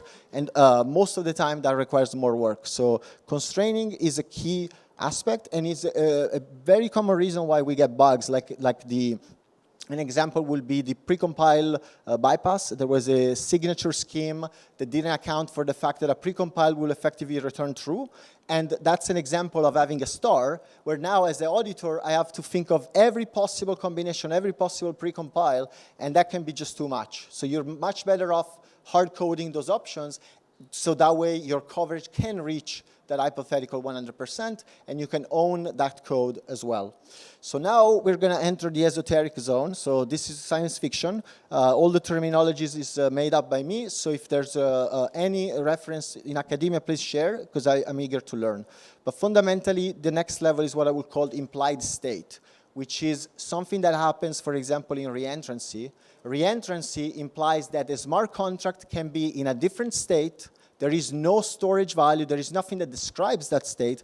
However, that state of execution is different behaviorally and semantically from the normal state of execution, the state of execution that we tested for. And so my argument is those type of bugs can be described by implicitly adding a storage value to the contract and then considering the coverage of that contract when that storage value is altered to be a different one. So an example is fairly straightforward, is obviously we will fix this by adding the no reentrant modifier, but you can see how simply adding a Boolean flag and then asserting that anytime the withdraw function is called with a different Boolean flag, this is a different function and this is a different coverage, will ensure that at least mentally we are considering those type of combinations. Obviously, there's a million ways to avoid this. We will go back to the idea of constraining behavior. We would rather not have to think about this, and so we would abide by check effects interactions.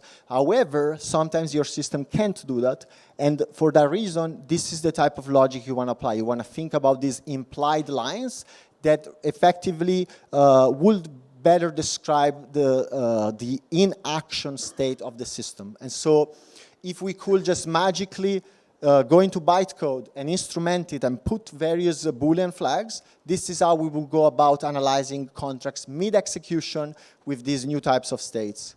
The next level is meta properties.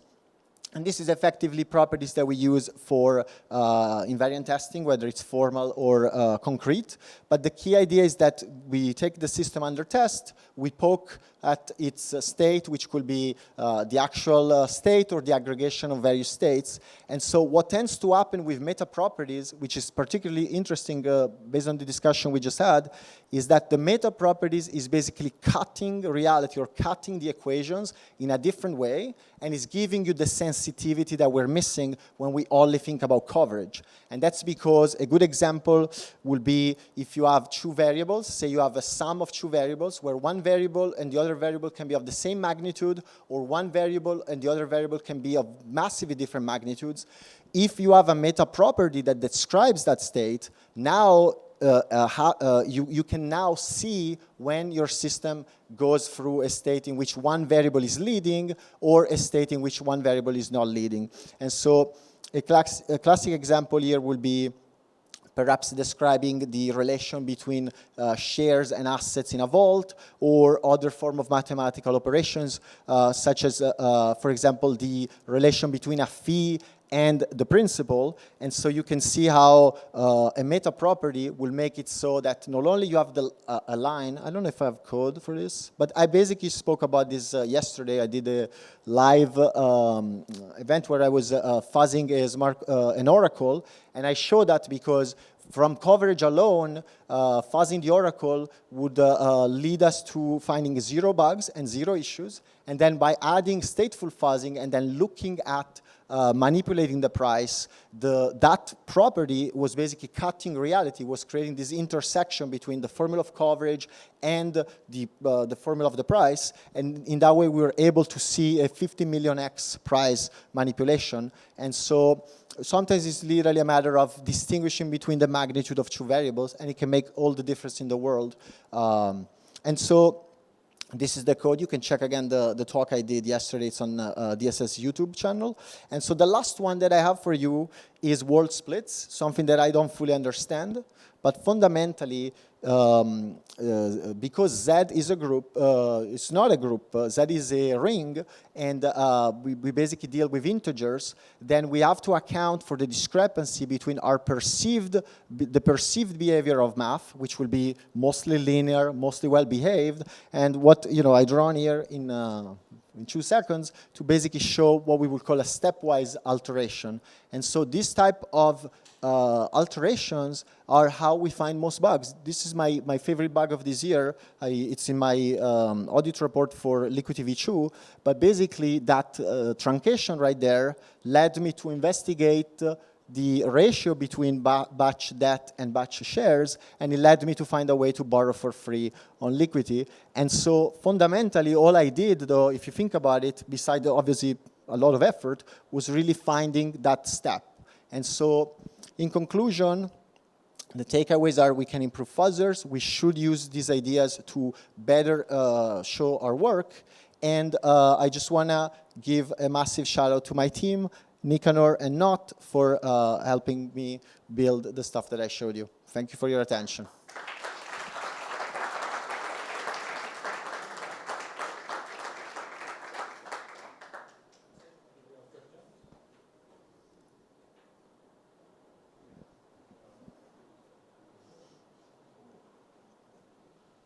Question?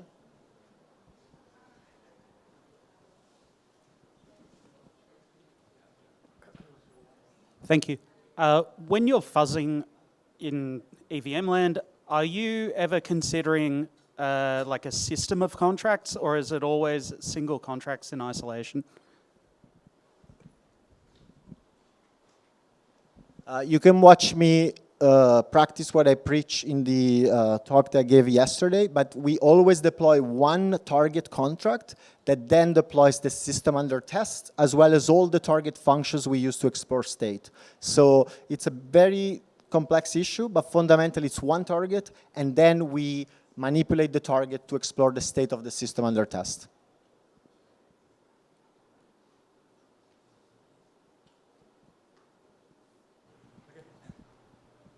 Thanks again to Alex. Alex?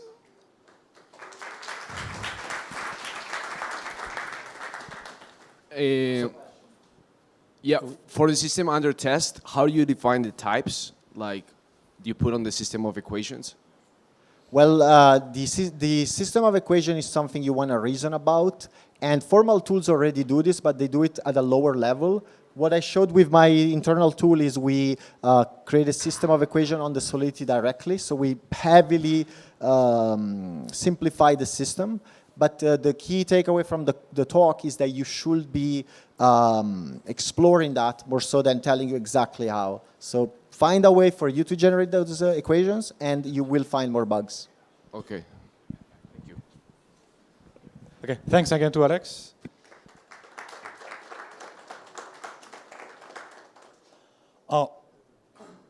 Our next talk is going to be from Josef Gattermeier, CEO of Ake, and he's going to talk still about fuzzing and how to close the circle from machine to human and back and forth. Thank you.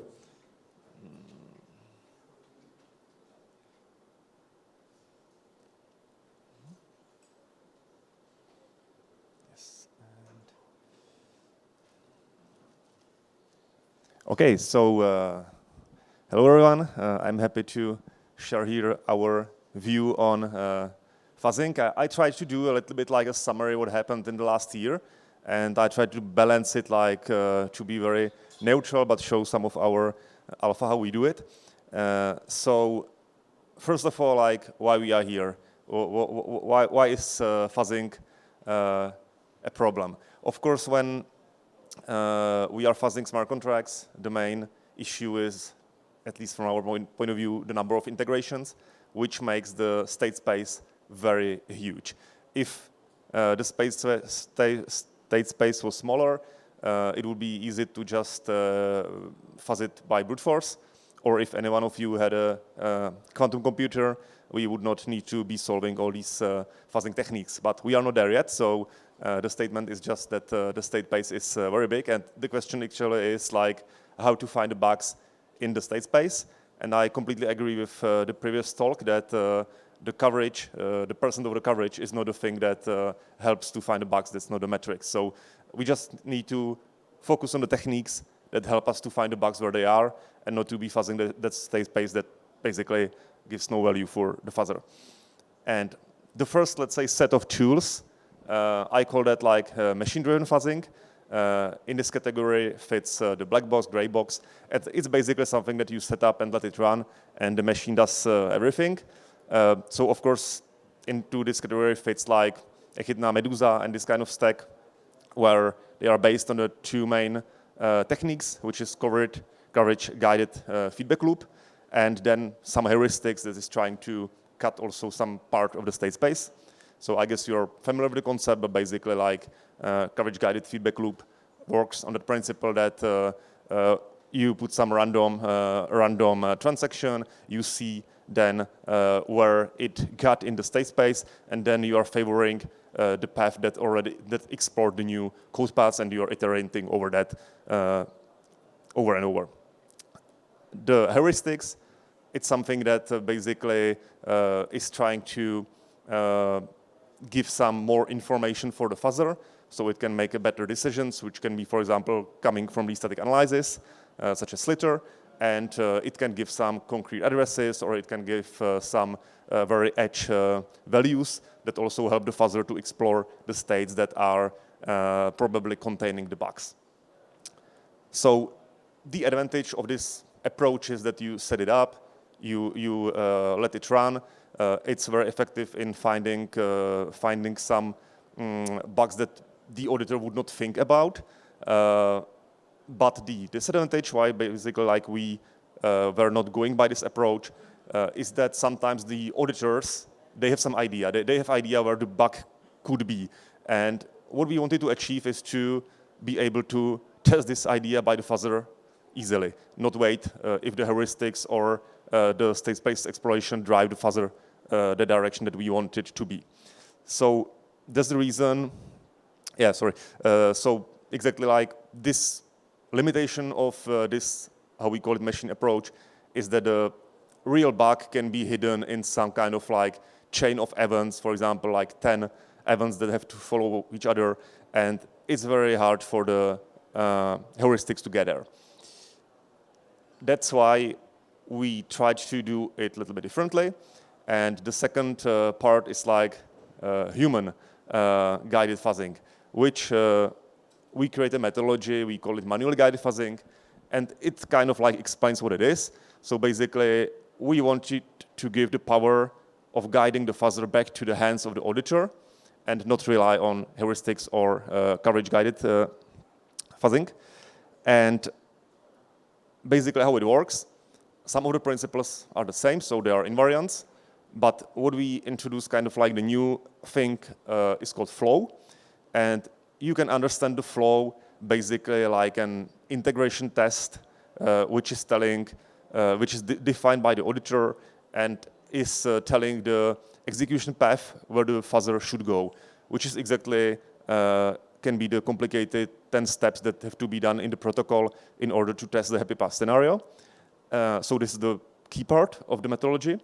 And then we have, because we like Python, so we always like implement in Python like a model of the protocol. It can be just a part of the protocol, for example, accounts.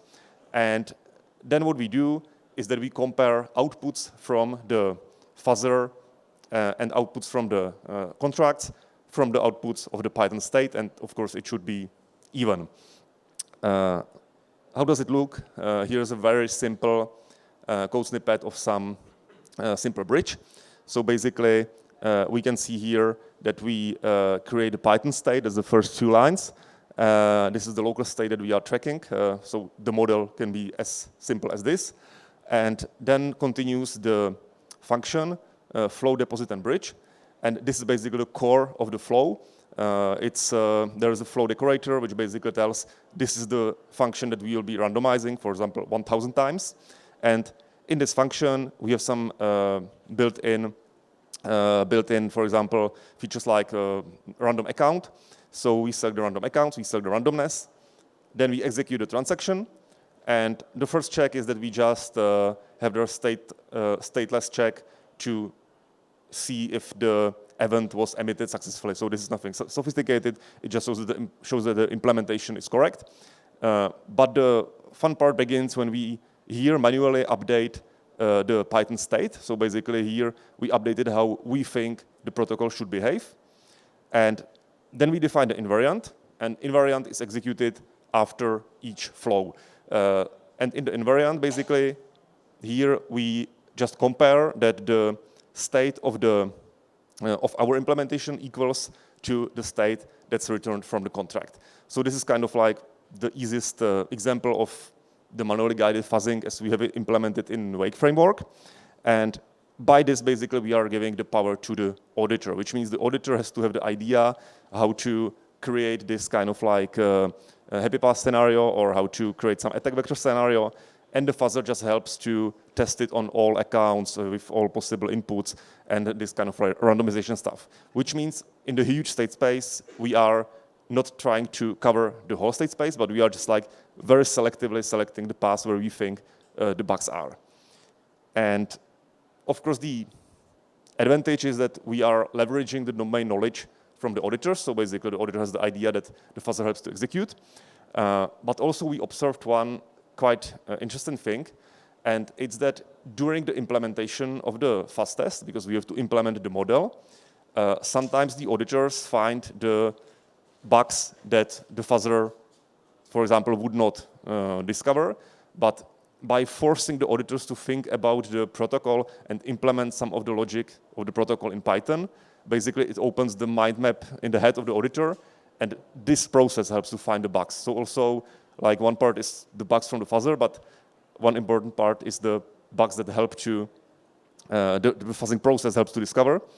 I have some numbers here, so basically most of the issues that are discovered by the auditors when they are writing the fuzz tests are the logical errors. So we have here the issues that we discovered in the last, I think, year.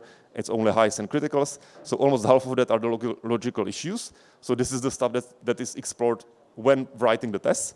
And then we have here like data validation, denial of service, and this is the typical stuff that is discovered by the fuzzer. So even the process that we have is like helping to discover the bugs. But there is a problem, of course. This is very time demanding because actually like we are a little bit like rewriting the protocol in Python. So of course, there's a lot of manual work for that, a lot of boilerplate code. And also, when anything changes in the contract, we have to rewrite the model, which is something that the clients or the protocols who are paying for our time don't really like. So we are thinking like how we can maybe a little bit reduce the overhead, reduce the costs. And that brings us to the third category. And it's like, again, taking control a little bit back from humans to machine. And we try to do some AI-assisted fuzzing, which we, of course, named wipe fuzzing.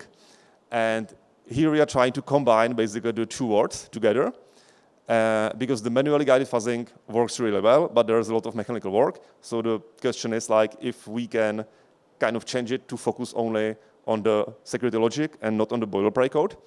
So we tried, and the good thing is that Wake framework has a documentation, and we also have some playbook there with a lot of examples. So basically, when you open Cursor and just put it to the context, set up local environment and just tell the Cursor that check out the documentation, look at the examples, it pretty much learns the framework. And then we are basically able to generate the boilerplate code by LLM.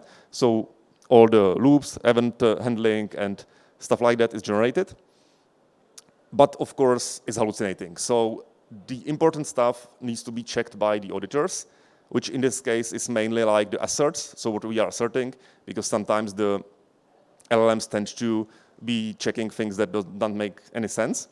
And also we need to check that the implementation of the updates of the Python model are correct. And also the auditor is usually the guy who has the idea about the execution branch or the happy path scenario or attack vector scenario. And this is the stuff that the LLMs pretty suck at. They are not able to think as an attacker. So example here, basically the wipe fuzzing flow is that the prompt is something like create flow that mints tokens to a random recipient, check that only the owner can mint, verify token minted event, update token state balances. And it pretty correctly generates this boilerplate code. So here is the flow function. There is the initialization of the random parameters. It does the transaction. But then here, where is the actual like event handling and where is the updates of the local Python model? Here, it kind of like makes mistakes. So this is the part that still the auditors need to write themselves. But we have kind of solved part of the problem that at least half of the code now can be wipe coded because the LLMs understand the framework. And by this approach, we of course reduce the main pain point, which is the development speed. So now we are much more efficient in writing the model. We are able to solve by this kind of like the updates of the protocols because the LLM can do it. And there is still pretty good safety net, which means when there is any hallucination or anything, usually it means it fails, which means it produces false positive finding, which we can then debug and see that, okay, the logic implemented by the LLM was wrong. And the question is if LLMs can do it all. So not yet, but this would be, of course, like kind of North Star to have like, wipe fuzzing framework that would be fully autonomous. So back to the machines. We see there are like three main limitations. So the workflow would be easy, just the AI generates the test in Wake framework, executes that, and auditor just reviews the results. But the main problem, number one, is that what we do during the manually guided fuzzing is basically we read the documentation and rewrite the key mathematical formulas in Python, which basically means we are rewriting the protocol. So for the LLM, it would need basically to wipe code the whole protocol from documentation, which usually is in Web3 like sucks the documentation. So that's the main problem, that the LLMs basically cannot reproduce the protocol based on the data that they were given because the data are not prompts for LLMs. Second problem is when I touched a little bit that when the test fails, still there needs to be someone who checks if either the test is written incorrect or if it's a bug. So this still kind of like this triage needs to be done by humans. And third problem, still like human creativity is the best in finding the security narratives, which means usually LLMs are trained on the data that were there, but the attack vectors are evolving, are new. So this is the key input that still, at least for now, needs to be done by humans. But if we solve these three questions, we can have fully automated AI fuzzing. So yeah, that was my talk. It was quite quick, I see. So if there are any questions, you could ask me.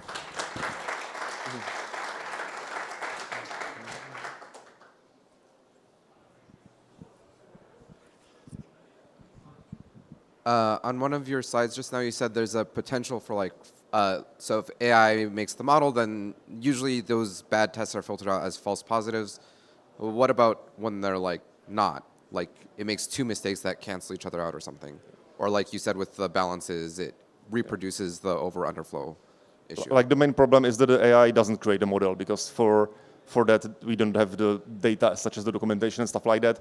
Or if it creates the model, it creates the model from the solid code, which is wrong, because basically the idea here is that we are not affected by the solid code, so we don't re-implement the possible bugs in Python. So basically we have to look at it like implement the model without looking at the solid code, which LLMs cannot do right now. So basically this is the main problem in setting this workflow. I mean, like a human can also make the same mistake, right? Which Yeah, is yeah, like reproduce the bug. but the human can do such things. I don't know. Ask on a Slack channel, hey guys, how does this work? I'm trying to figure out, and this is the thing that we don't have in the AI workflow.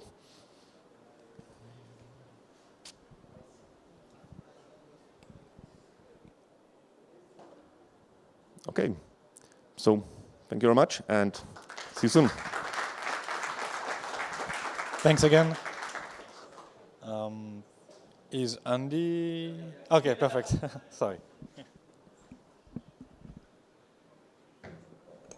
Perfect. So our next speaker is Andy Emley, founder and CEO of Memory, and he's going to talk about the current problem and solution of fuzzing.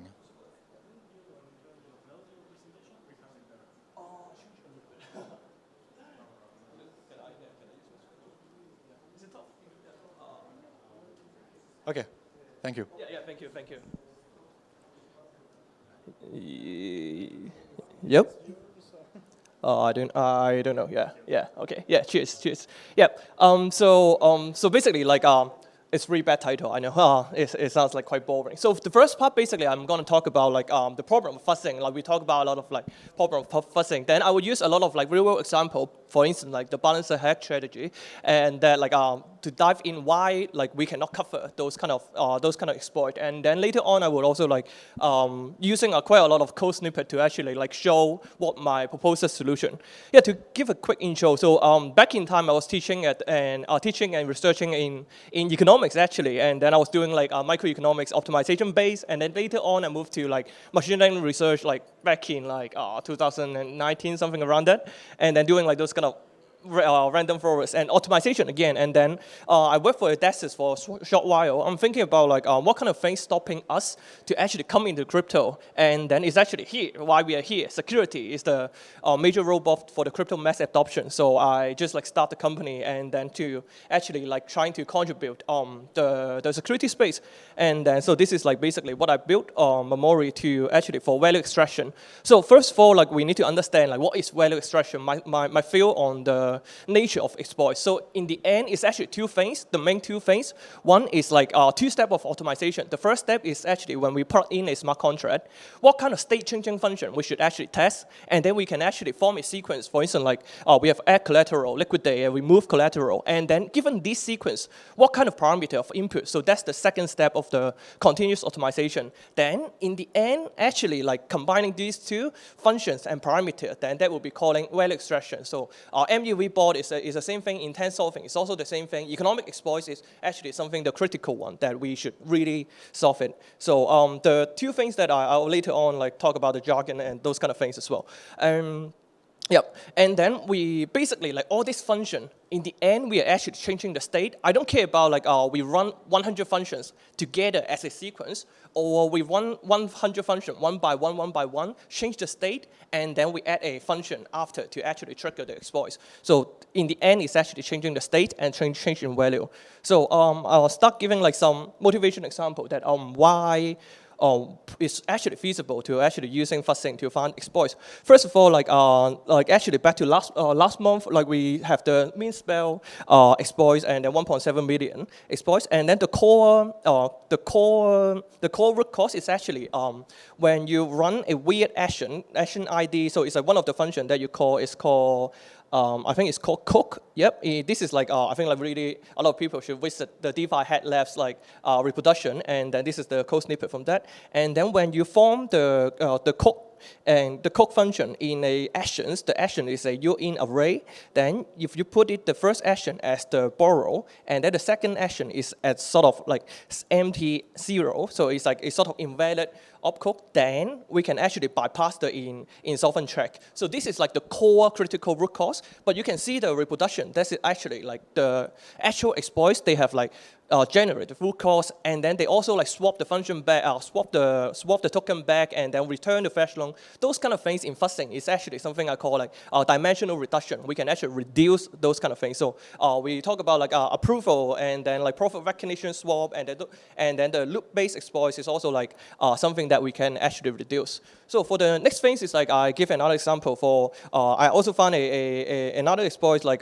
back in April that talk about live protocol that they leverage a sort of price manipulation by using the loop. So they do like for a loop for like 53 times like buy and sell, and then when you buy we push the price, and when you sell they actually forgot to update the price, and then they can actually gain the profit. But those kind of loop, when we actually think about fuzzing, we don't need to run 50 something times.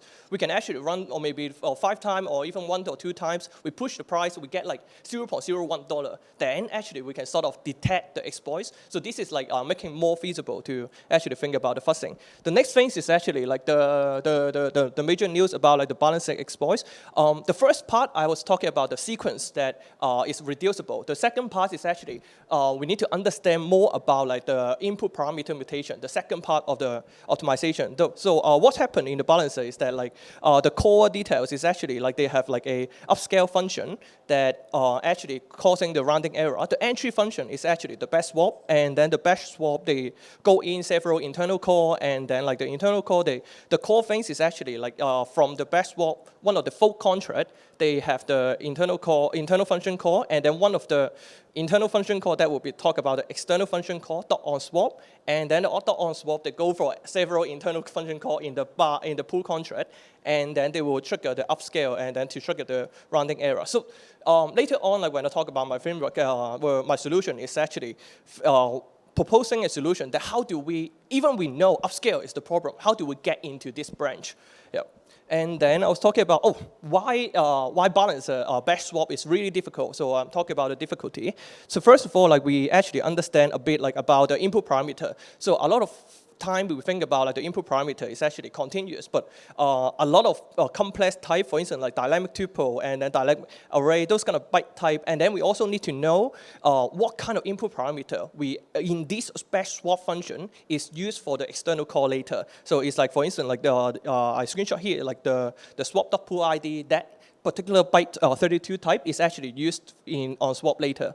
Yep. And then also like talk about like the external call dependency, and then how do we actually know that the linkage between the caller function parameter to the callee function parameter, because we cannot mutate the callee function, right? So we have to mutate the entry function. So basically, that's just like the motivation example. Then when we talk about fuzzing, we need to actually understand several jargon that I will keep using. So first of all, like it's actually think about the common framework will be when we start a fuzz a smart contract, we think about, this function we need to start, then what kind of parameter of input? So the argument initialization, and then like we also need to think about how do we generate the sequence, what kind of test case that we need to do, and then if given this given this parameter of input, how do we mutate for the next one? So this is like academic paper that I also read. I found it like really good for learning fuzzing. And then the seed mutation, that will be, and then the feedback mechanism is thinking about like, for instance, like code coverage or like coverage base or distant metrics, what kind of metrics that we can use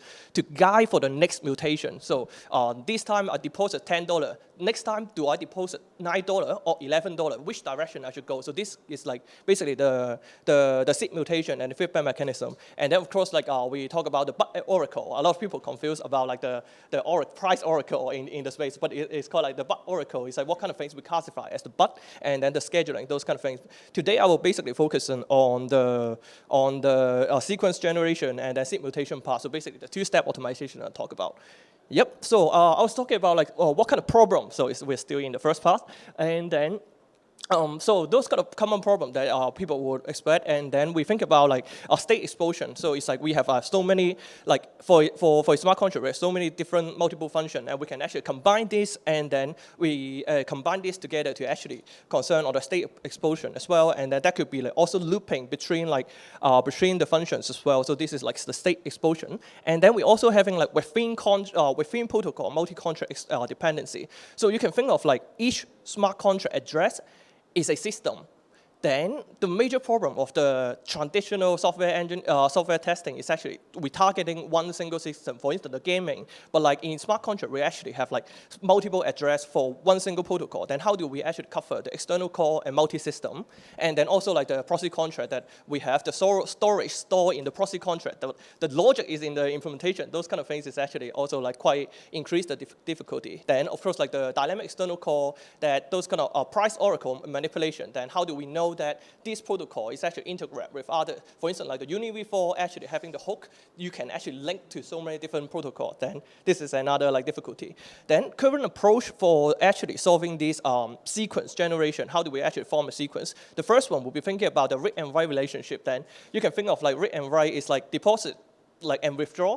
How like we deposit, and then that will be changing as store the storage slot, one of the storage slot. Then how do we then we can know that the next function we actually use is actually as load that particular storage slot. Then we can actually combine this function together as a sequence. And then the next thing is actually we talk about like custom invariant. We can actually leverage the auditor knowledge to actually like really specify the test case that we want to do. And then the next thing is actually thinking about like those kind of state-based snapshot, which is like the ATFuzz, and then Smart Shot, they also do it in this way. Then the next challenge, I'll go. Yeah, sorry, I need to go faster as well. Yep, and then the next challenge will be thinking about like you see the batch swap is really difficult, and then how do we actually do the parameter generation? What kind of difficulty that we actually have? So the first thing is actually ABI type. We use ABI type mutation a lot, and then really unique address string, those kind of things is something that mutation, the traditional mutation, we cannot do. And then the next thing is actually dynamic array. So when we actually think of dynamic array, batch swap, they have like dynamic array, dynamic tuple, dynamic address, then those kind of things is actually increasing the possibility of the argument as well. Argument mutation, that will be really increased a lot. And then the format is actually like to put the dynamic array data that is quite complex as well. And then also like the dynamic array, and then we also having those kind of core data as an input. So this is one of the example Moonhacker actually last year got hacked, and then by like around 300K, and then you can see that like what they do, they actually use a core data as an input, and then later on it's actually decoded. And the exploit basically is like when the attacker put the address after decode as the malicious address, then you can actually bypass some validation, and then you can take the money out. So the difficulty is actually craft a core data that actually bypass it. And later on, I will talk about the solution into it as well. And the compressed data type core data that will be used it for the later on callee function or swap as well. Yep, and then current approach for the, yep.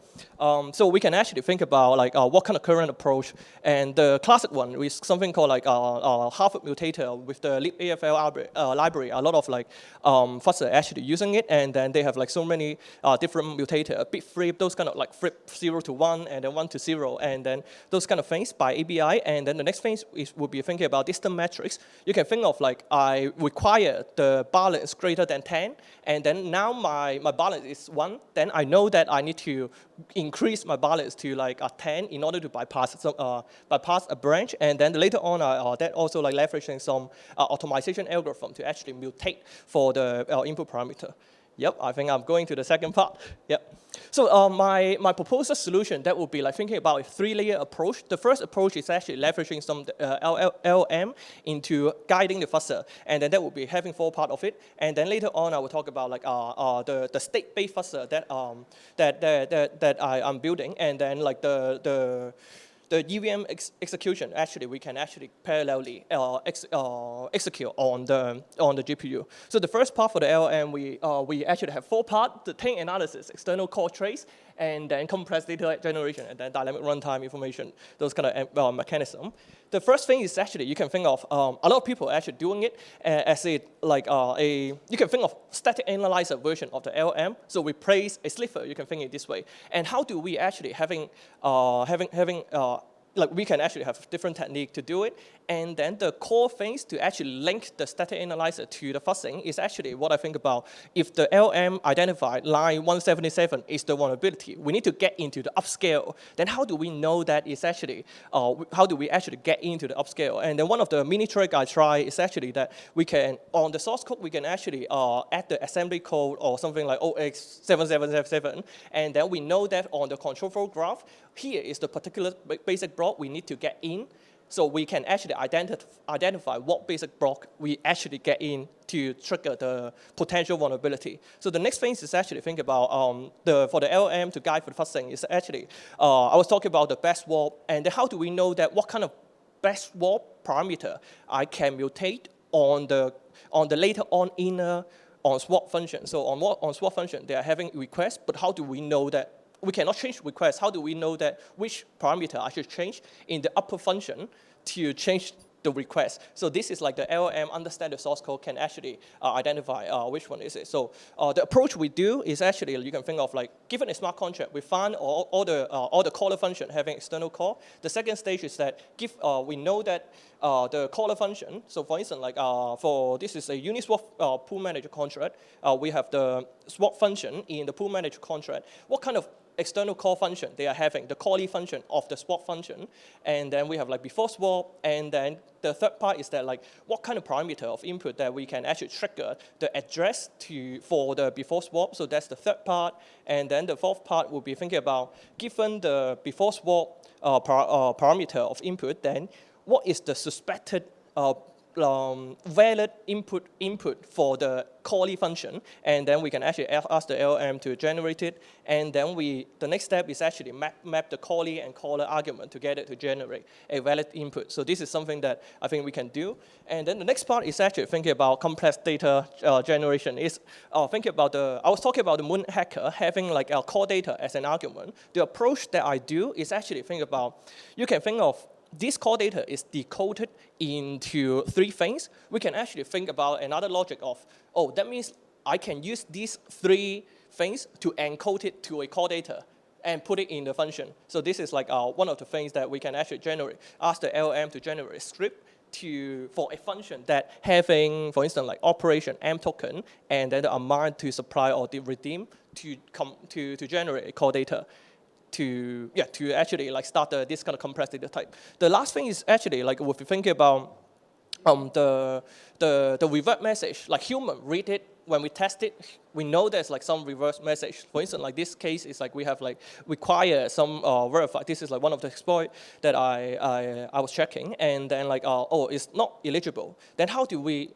For human, we can actually know, it's not eligible. But in the fuzzing process, like because it's so fast, we can actually, when we read the revert message in the runtime, and then we can actually ask the LM to guide it what kind of requirement we need, and then the proposed argument of input. So this is something that we can do. So the second layer that we'll be thinking about the state base. So 3 things, CFG guide fuzzing, and then the state pool, and then some sort of like state diversity concept. This is like quite new in the space, so feel free to later on challenge me on all these ideas as well, as always. And so the first part is actually thinking about the question we are asking is, how do we get into the particular branch? We know upscale this particular branch, but how do we get into it? So the first thing is actually that we need to understand for the CFG which basic block is in for that particular branch. And then the next thing is that when we actually bypass the path into that basic block, we have different like jump I condition or like comparison opcode.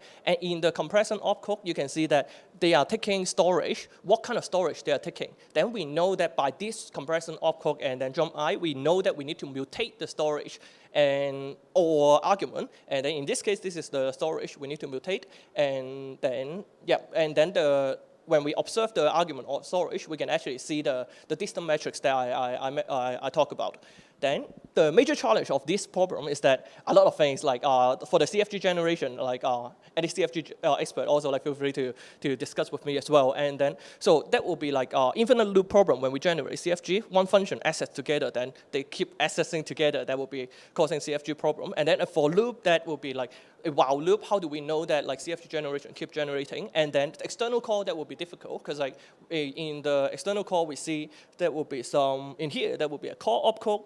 And then the external call, we don't know inside that, like what kind of further logic that we have. And then the memory usage as well, some sort of jump I, they will use the memory to help for the comparison to bypass the condition.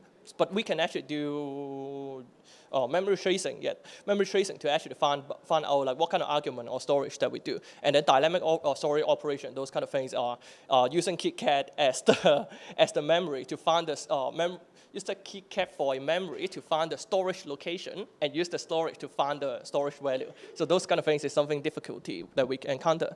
The next part is actually think about, we know that we need to mutate the state, but what kind of state we need to fetch? So you can think of like, first of all, we store the interesting state similar, like ETFs also doing it, and then like some other fuzzers, they also do it. And if there's like state change, and then that, in that sense, we need to add to something called state pool, a server that actually storing all the state. And the next thing is actually like we see the slow opcode to know that what kind of state we need to take. Another is something that state compounding is thinking about, like if I want to get into, if I want to get into a particular branch, we know that the whole path, then we know that a set of storage that we need to get in, but we also have like different state that we generate with the core chain, then we can actually combine this different state together by re-executing the core chain in order to generate a more diverse state. Yep. And then the next thing is actually think about diversity concept. So is that a lot of things we need to manipulate the state. Even I get into upscale, how do we trigger the particular vulnerability? You can think of this as like two things: constraint optimization, or like and then like constraint generation. When we get into the path, we can actually generate different constraint. Some other fuzzers, they actually do it, but like they assume the linearity problem. So we can only like keep doing like basically fuzzing, and then when we bypass it, we can actually record the value, and those kind of things can be used to help for the constraint. The next thing is actually think about given this constraint, how do we actually extend the state base, and then pretty much like it's running an optimization problem that we can actually do. So the third layer is actually thinking about like the GPU, so GPU execution. The high level idea is, so basically you can think of like when we plug in a smart contract, and then that will be like a byte, we transform it into a basically GPU parallelizer code and then execute on the GPU. You can see like one of the first, like one of the academic paper they do it. Yep. So this is basically my solution, and there was some further discussion. Then I had time is up, and then feel free to come to me, and then there will be like a lot of different questions that we actually can talk about. Like, and yeah, time is up, and then reference list, and just come and talk to me. Yeah, sorry for speaking that fast. Thank you.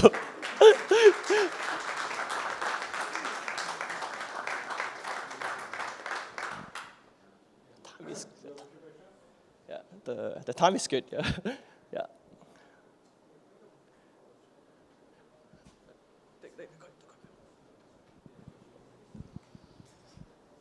Hello, thank you for the talk. It was pretty good. I wanted to ask you, when you're thinking about fuzzing, and sometimes based on resources, because I read we still do not have quantum fuzzing, and we have like infinite paths to. what are some key points or some key ideas you use to guide the fast test? You know, maybe bound certain values that you think, or path that would lead to certain bugs. What are some, how do you say,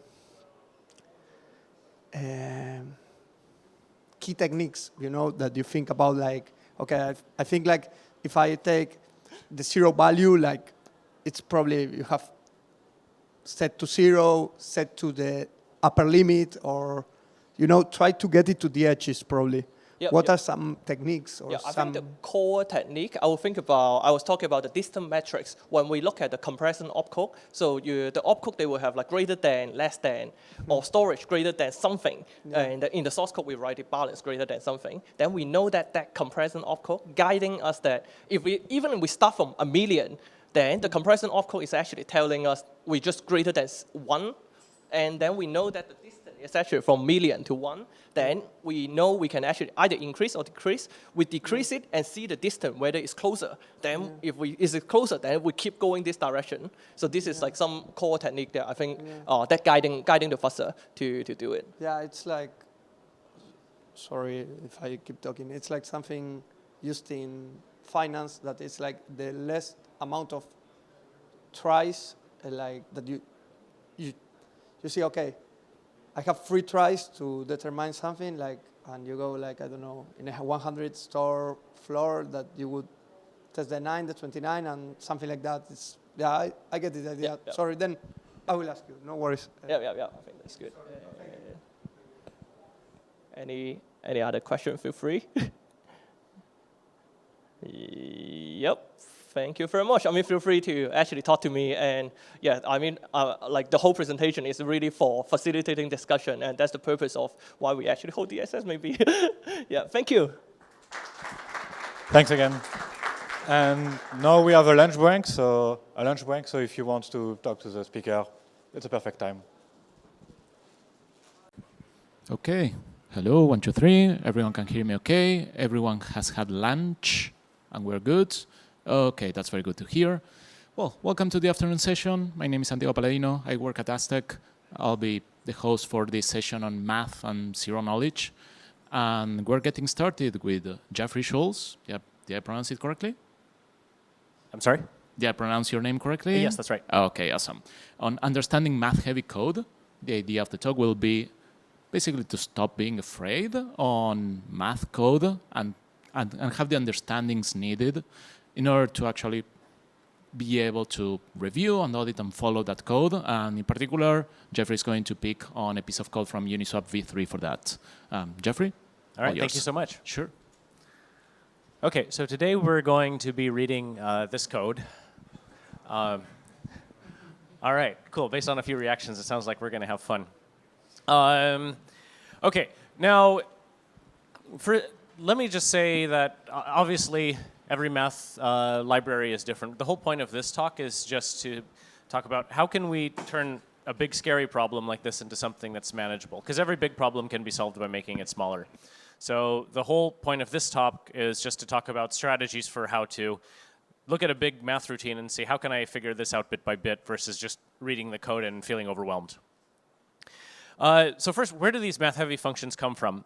Well, most of the time when you encounter a heavy math library like this, it's because there's some gap in Solidity's capabilities that the authors were trying to fill in. So for example, if you use Rust, you can just do F32 log2, and then you have your logarithm right there, and it'll give you a float back.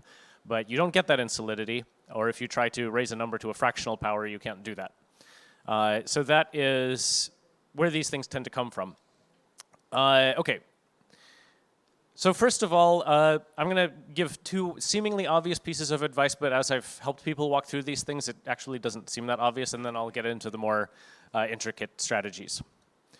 All right, so the first thing when looking at a math code is you don't really want to read it like a regular code, right? Okay, I'm just trying, as these lines execute, this is how the state changes, and one thing happens after another. It's much easier to read a code base if you already know what it's trying to do, and math is not an exception to that. You want to know the formula that it's trying to implement and what size of numbers that it's expecting to receive as inputs and give back as outputs. So do I have that here? No. But so let's go back to here. What is this even trying to do in the first place? Well, luckily, unlike a lot of other math routines, they give the formula on top over there. We're computing 1.001 raised to the tick square root multiplied by 2 to the 96. All right, so why is it multiplied by 2 to the 96? Well, because you don't have fractions in Solidity, right? So what do we do in order to capture the value of the fractions? We use what's called scaling factors, kind of like how Ether, everything happens in multiples of 10 to the 18, right? 1 Ether is 10 to the 18, and half an Ether is 0.5 times 10 to the 18, which is still encodable as an integer. So since this square root of 1.001 raised to an integer is going to be not an integer, most likely, then we need a scaling factor in order to make sure that the decimals don't disappear. Okay? I'm not gonna, if you don't already know how Uniswap v3 works, honestly, don't worry about it. It's not actually relevant here. We just want to compute this formula, and trust me, bro, it's important. But if you already know, this won't surprise you. Okay, so that's understanding the intent, which means we looked at the formula. And the other thing I would say is, okay, we looked at something that was dealing with square roots, right, and fractional exponents.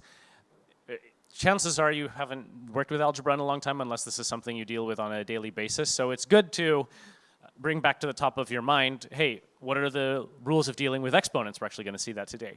What are the rules of dealing with logarithms, if that's what your code base happens to be doing? Because without that fresh in your memory, it's going to be a little bit hard to follow. It just makes your life harder, obviously. The other thing I would say is fixed point numbers, if you're not already familiar with them, that's probably the first thing I would learn if you're diving into the world of more intricate DeFi mathematics. So I guess the fixed point number is we multiply all of our numbers by 10 to the 18 in order to capture the decimal portion. Another common thing is we don't multiply it by 10 to the 18, but we multiply it by some power of 2. Like 2 to the 96 is what we saw here. Now, why might we do that? Well, because multiplying and dividing by a power of 2 can be done with bit shifting, which is more gas efficient. So when you use the power of 2, that will tend to be called a Q number. But a Q number and a fixed point number are the same thing. Okay, let's talk about intelligent subgoals. The first one is, okay, all of this scary stuff over here is probably not where we should start. Because we look at it, then there's going to be spirals inside of our eyes. But if we look inside of the purple boxes here, it's actually really not that hard to tell what's going on.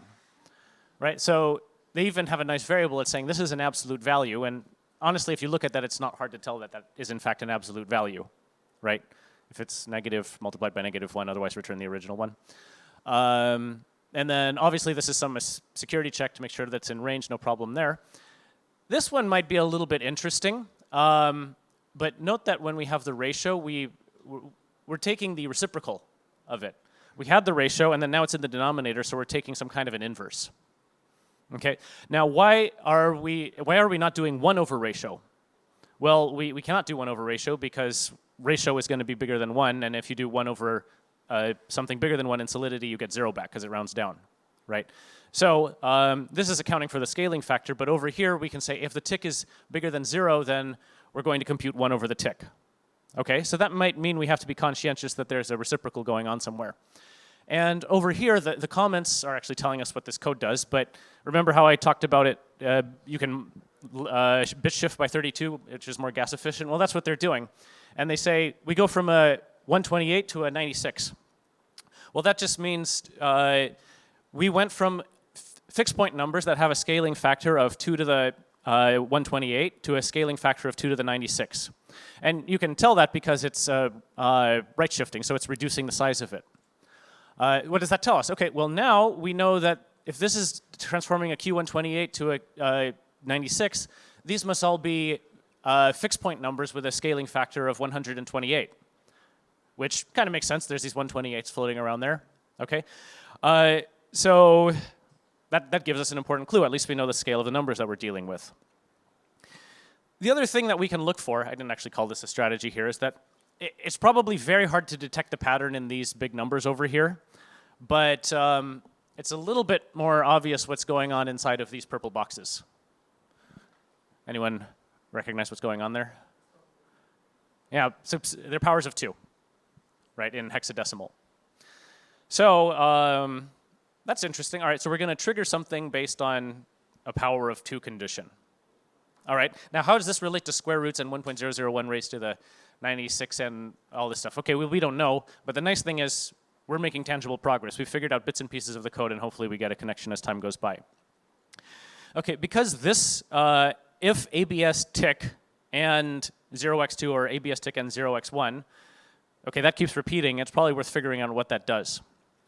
Well, this is just a bit manipulation trick. It's saying if the first bit, the least significant bit in the number is 1, and you end it with 1, it's going to be 1, and 1 is not equal to 0. So that means it's going to return true. What this means is that this is just detecting if a bit is 1 inside of the number. So this detects if the first bit is 1. This detects if the second bit is 1. This detects if the third bit is 1, because the binary representation of 4 is 1, 0, 0. The binary representation of 8 is 1, 0, 0, 0, and so forth and so on. All right, so ABS tick and 0x2 returns zeros and 1 at the second bit if it's 1. So if it's not equal 0, that will trigger. Okay, so we know we're doing something with bits. We know we're doing something with scaling factors. We know there's a reciprocal and some absolute value, but that still doesn't tell us how we're computing the square roots. Okay, now one way to kind of get your foot in the door and figure out, hey, I need to at least get a sense of what's going on here, even though I understand little itty bitty pieces of it, is let's test out the easy cases. Like we know that the square root of 0 is supposed to be 0, for example. Right? We also know we're not exactly computing the square root of 0. We're computing square root of 1.001 raised to the tick, multiplied by 2 to the 96. But anything raised to the 0th power is 1, which we would know because we brushed up on our algebra before studying this, right? But the square root, so some number raised to 0 is 1, and then the square root of 1 is still 1. So we know that this whole thing is supposed to output 2 to the 96 at the end, if this formula is being implemented correctly. So we know what the correct answer is. Now we just have to figure out how does the code go about accomplishing getting that correct answer. Well, since we know 1 is supposed to be the output, or 2 to the 96, which is the scaling factor of 1 is supposed to be the output, well, luckily we do in fact see 1 over there, right? That's 1. I'm not going to count the zeros for you, but you will actually see that that's 1 times 2 to the 28. But it'd be very boring if I counted. But you could plug it into Python, get the string length, do it that way, because counting it by hand is a bit painful. Right, okay, so, and under what conditions do we get our answer to become 1? Well, that's when the, that's when none of the bits are set, right? So here we get 1, and here we get, this is not going to trigger, because tick 0 is not greater than 0. So all we're going to do is just take this number and then shift it to the right by 32 bits. Okay, so that's how we get our correct answer. All right, that was easy. Now, rather than making a, yeah? Wait, sorry. When this is false, yeah. So the last bit is 0. Okay, so when ABS, okay, let's say ABS tick is all 0, right? So 0 and some non-zero thing is going to be 0. And 0 is not equal to 0, so it's going to trigger the false condition.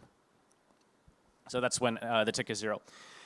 Now, because we know, we kind of want to avoid this guy over here because he's going to complicate our life. So we say, hey, if I don't want to be thinking in terms of reciprocals, it looks like this is only triggered if we're dealing with non-zero ticks that are 1 or higher, right? So what can we do to make our life easier? Well, let's test out the -1 tick, because -1 is not going to trigger that. We already know what's -1 going to do over here. Well, ABS tick is just going to be 1. It's only going to trigger this branch over here, and then we know down here it's just going to shift it right by 32 bits to correct for the scaling factors. Okay, now let's think, well, what should the answer be? Well, according to our formula, 1.001 raised to the -1 square root of that, multiply that by 2 to the 96, we can do that in Python, or rather 2 to the 128 because we know we're dealing with higher scaling factors right now. And it matches, at least up until we get into later.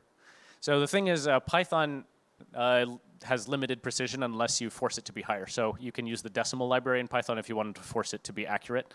But I just want to show this to you because when you first do it in Python, you're like, is my math wrong? Or no, it's Python's wrong. Okay, these are a lot of decimals. Okay, but now we know where these numbers are coming from. So reverse engineering these big constants is a very nice sub-goal to have, because you get you understand what the logic behind what the developer was thinking, and it's manageable. Even though we don't understand how the entire code base works yet, we at least got into their thought process for where they generated these large constants. Just by knowing, hey, this is what the correct answer is supposed to be. Here's an intermediate state, and I only have one missing piece of information, so I can triangulate it. So tick 2, the binary representation of 2 is 1, 0, so that's going to trigger the second if statement. And we can compare what we expect the outcome to be versus what we actually have in the code, and aside from the rounding errors, we can see we actually get the answer that we were expecting. All right? Well, that's nice if we're dealing with ticks that only trigger one if statement, but what if there's more than one tick? But first of all, before I do that, let's just talk about all these write shifts by 128 that are happening. All right? If ratio, if you trigger multiple ticks, it's going to keep multiplying these big numbers together. And you're going to very rapidly hit overflow as we multiply, right? So what it's doing is saying, hey, these numbers are scaled up by 2 to the 128. When you multiply two numbers together that are scaled up by 2 to the 128, now you're scaled up by 2 to the 256. So you need to divide by 2 to the 128 in order to bring your scaling back down.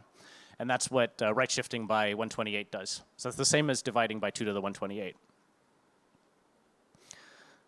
All right.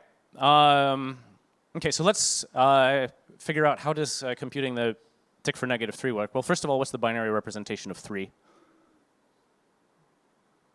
Very good, 1, 1, yeah, right.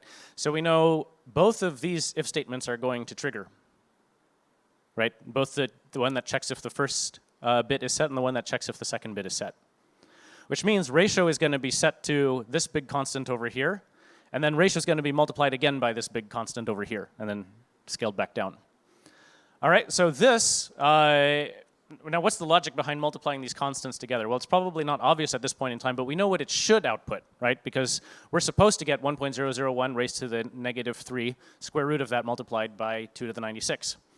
And we can check the expectation versus the outcome. We multiply those two constants together and compare it to actually computing the tick for -3, and we see that aside from the rounding errors, we get what we expect.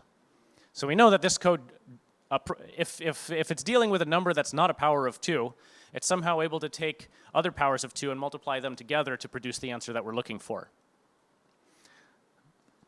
All right, so this is actually what's going on. Again, we need to bring algebra back to the surface, because when you have this kind of when you have this arrangement of numbers, you can actually draw a square root over both of these guys, and it looks like the one on the right. And you actually skip some steps here. Sorry. So when you have two square roots, you can multiply them together and bring them under one square root. And then when you multiply two numbers of the same base raised to different exponents, then you can add the exponents together. Okay? So that's what's going on. -1 plus -2 is -3, and we brought them all under the same square root. Maybe a nicer way of thinking about it is square roots are a number raised to the 1/2, so you could think of it as -1/2 plus -2 halves. So yeah, that's that. All right, I'm actually on the last slide now. So what is the code base doing? What's the general pattern? Well, it's looking, hey, if we have a number, say 14, it's going to have a certain binary representation, right? In this case, 1, 1, 1, 1. Okay? And since our code is just ratio times ratio times ratio times ratio if a bit is set, then we're just multiplying these pre-computed constants together. So 1.001 to the -14 can be represented as 1.001 raised to the -2 times 1.001 raised to the -4 times 1.001 raised to the -8. All right? So that algorithm actually has a name, which I found one of my colleagues, when I explained this to him, he's like, oh yeah, that's the square and multiply algorithm. I'm like, oh, why didn't you say that earlier? I could have just looked that up. So if you're, I mean, one obvious thing you can do that I didn't mention here is just shove the code into the AI and tell you what answer it gives you, right? I've actually used this as a benchmark for sensing how smart the models are becoming, because this is something that they will tend to hallucinate on. But rather than asking it to explain it to you, which it's generally going to do poorly on, at least in recent tests, is say, hey, what algorithm do you think this is implementing? And then I'm going to look that algorithm up. And then I'm going to study that algorithm and then apply it back to the code. Now, you want to ask several different AIs because they might give you some variety in their answers, right? But that can be a helpful starting point. So the algorithm that's being implemented here has an official name called the square and multiply algorithm. But using this technique, I was able to figure out what it was doing before I knew that algorithm existed. So just to summarize, when you're dealing with math, obviously start with what's it trying to do. Don't read it line by line. Write out the math formula, what it's trying to do. Second of all, any relevant math, whether you're dealing with logarithms or exponents, bring that back to your head, because we had to deal with raising things to the zero, bringing things under the same square root and things like that. We would not have been able to do that in 18 minutes if that was not fresh off the top of our head. And then the second thing is pick intelligent subgoals. So that usually means picking code paths that are going to trigger as few if statements as possible, and then moving on to figuring out what are these large constants are, and am I able to figure it out, while also using the decimal library in Python to not get hit by rounding issues when I'm making estimates. All right, thank you.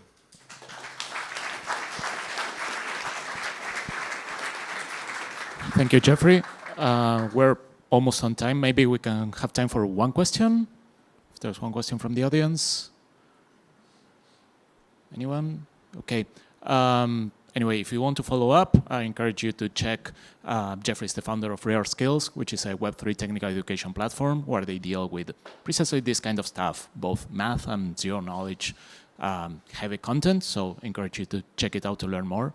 By the way, I had flashbacks on Carmack's code on, you know, the inverse square root in the Doom source code.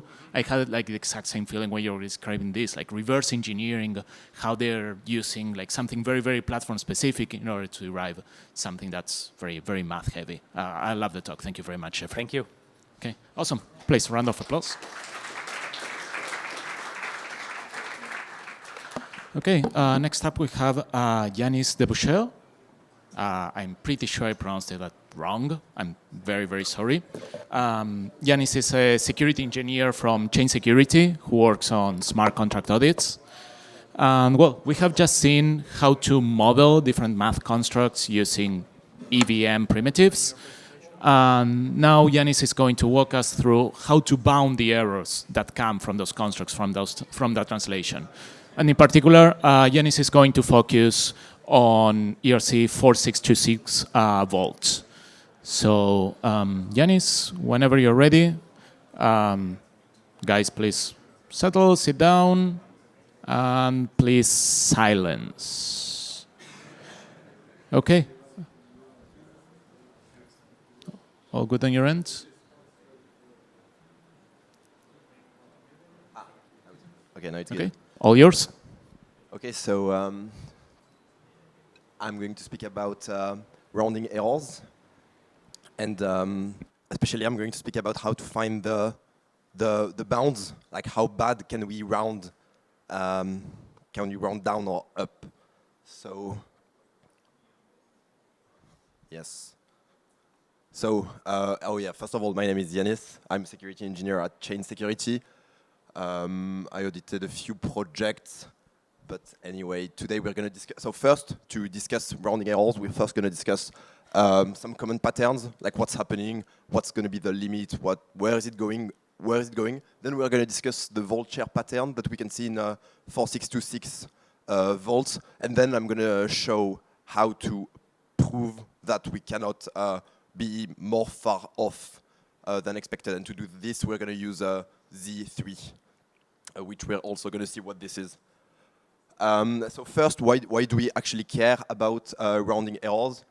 Well, for me, I care because it happens on all EVM chains. And where on EVM chains, we can mostly only see integer math natively. And this always means that we are rounding down. Well, this also is often quite hard to guess. You can see some formulas, you see some math, as you saw previously, but it's hard to say like, oh, we're going to round down, but then we multiply, then we do something else, then stuff happens, and we actually don't know how far we're going to be. Because when we think, we always think this is going to happen in real values. So when we imagine like 3/2, we can easily imagine 1.5, or we can imagine some stuff, but it's not what's actually going to happen. So if later you multiply, then you're actually really far off. So we're going to see how we can a bit understand things that happen on chain. And also, usually this kind of issue, they wouldn't be flagged by any tools, or even I think AI is quite bad at finding this type of issues. So it's good if we can reason a bit about those. And oh yeah, and last reason, it happens quite often that there is a lot of money which is leaked by these tiny rounding errors. So yeah. So what we're going to see is like this kind of patterns, so simple, at the beginning, somewhat simple expressions.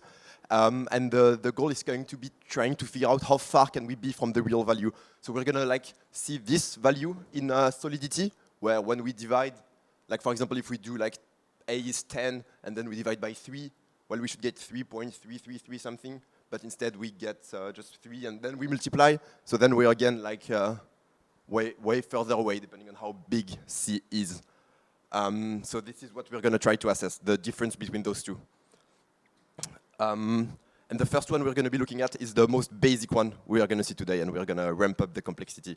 So if we have A A divided by B, then you probably all know that the further we can be away is almost 1. Like the worst case we can have is we were trying to reach maybe 3.99999 something. Well, we'll get only 3. So the further we can be away is 3, which is sometimes quite bad, sometimes quite good. But this we can easily reasonate about. We know it's going to truncate just the fractional part of the number.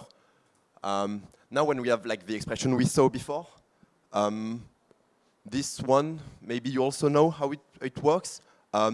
In Solidity, if you just write this code, of course it's going to be first A divided by B, and then the times C comes later. So as we said before, the A divided by B, we can be, at most we can have an error of 1. So then we multiply by C, and this error also gets multiplicated, so we can be at most C away from the real value, the value that we have in mind that we expect. So for example, if we were supposed to get 3.99999 something, then imagine C is 4. Well, we expect to get like something like 12, but instead we will get just 9. So then we get a bit further away. So basically, anytime you see like a division, be careful, because you might want to actually maybe do the multiplication before instead, and like reorder the operations to get more precision. But you also have to be careful about overflows and stuff. So there is things. Now imagine we have this and we had D. We could like try to guess if it does anything. It actually doesn't. So like if we add stuff and everything, we don't actually change. It's not going to amplify the rounding error. It's just going to shift it a bit. But it's really multiplication and division we should be careful about in these rounding errors. So now, one which is a bit more complex, and on this one I'm going to spend a bit more time because people usually guess actually the wrong answer for this one. It's maybe not an expression we see every day. We're going to see some expression that we see a bit more later. But so basically, in this one we have A over B, and then we have something a bit similar to before, where we had A over B times C. But now instead of the times C, we have times C over D. And in this case, we have C is smaller than D. So we cannot really amplify the error as before, because before we had C, which could be big, and then we really amplify the error. In this one, C over D is simply smaller than 1. So you could guess it's not going to amplify the error at all. And also, there is no like issue with the parentheses. We're going to do A divided by B, then we do all this times C, and then we divide everything by D. Otherwise, C times D C divided by D would already be 0, and then this is all 0, right? So there is no brackets error. And interestingly, so then most people say this should actually round down, but we're going to be at most 1 off, because we cannot amplify. We have an error of 1, and then we multiply by something smaller than 1, so we just don't amplify the error. Well, actually, it turns out we can actually be two ways off, and this we can see in this example. So in this example, we have like A, which is 5, and we divide by 3, and we get 1. then we multiply by C, which is 2, and we get 2. And then we divide by D, with it, which is 3, and we get 0. So this is actually a bit more further away than, it's like further, it's more than 1 off from what we expected. It's actually 1.11111, right? So we can actually be really further away than what we expect. Yeah, so this is the kind of things we should worry about when we check the math in a smart contract, because it goes a bit against our intuitions sometimes. And this is also why later I will show how we can prove this kind of a formula. Next, we have the case where C is greater than D. So in that case, we a bit come back closer to what we had with just times C, because now C is greater than D, so we can again amplify the error. So it's good to think about like where we are in the, like if we can figure out how big the numbers are going to be relative to each other, it can help us actually figure out how far the entire formula is going to be from the real valued formula.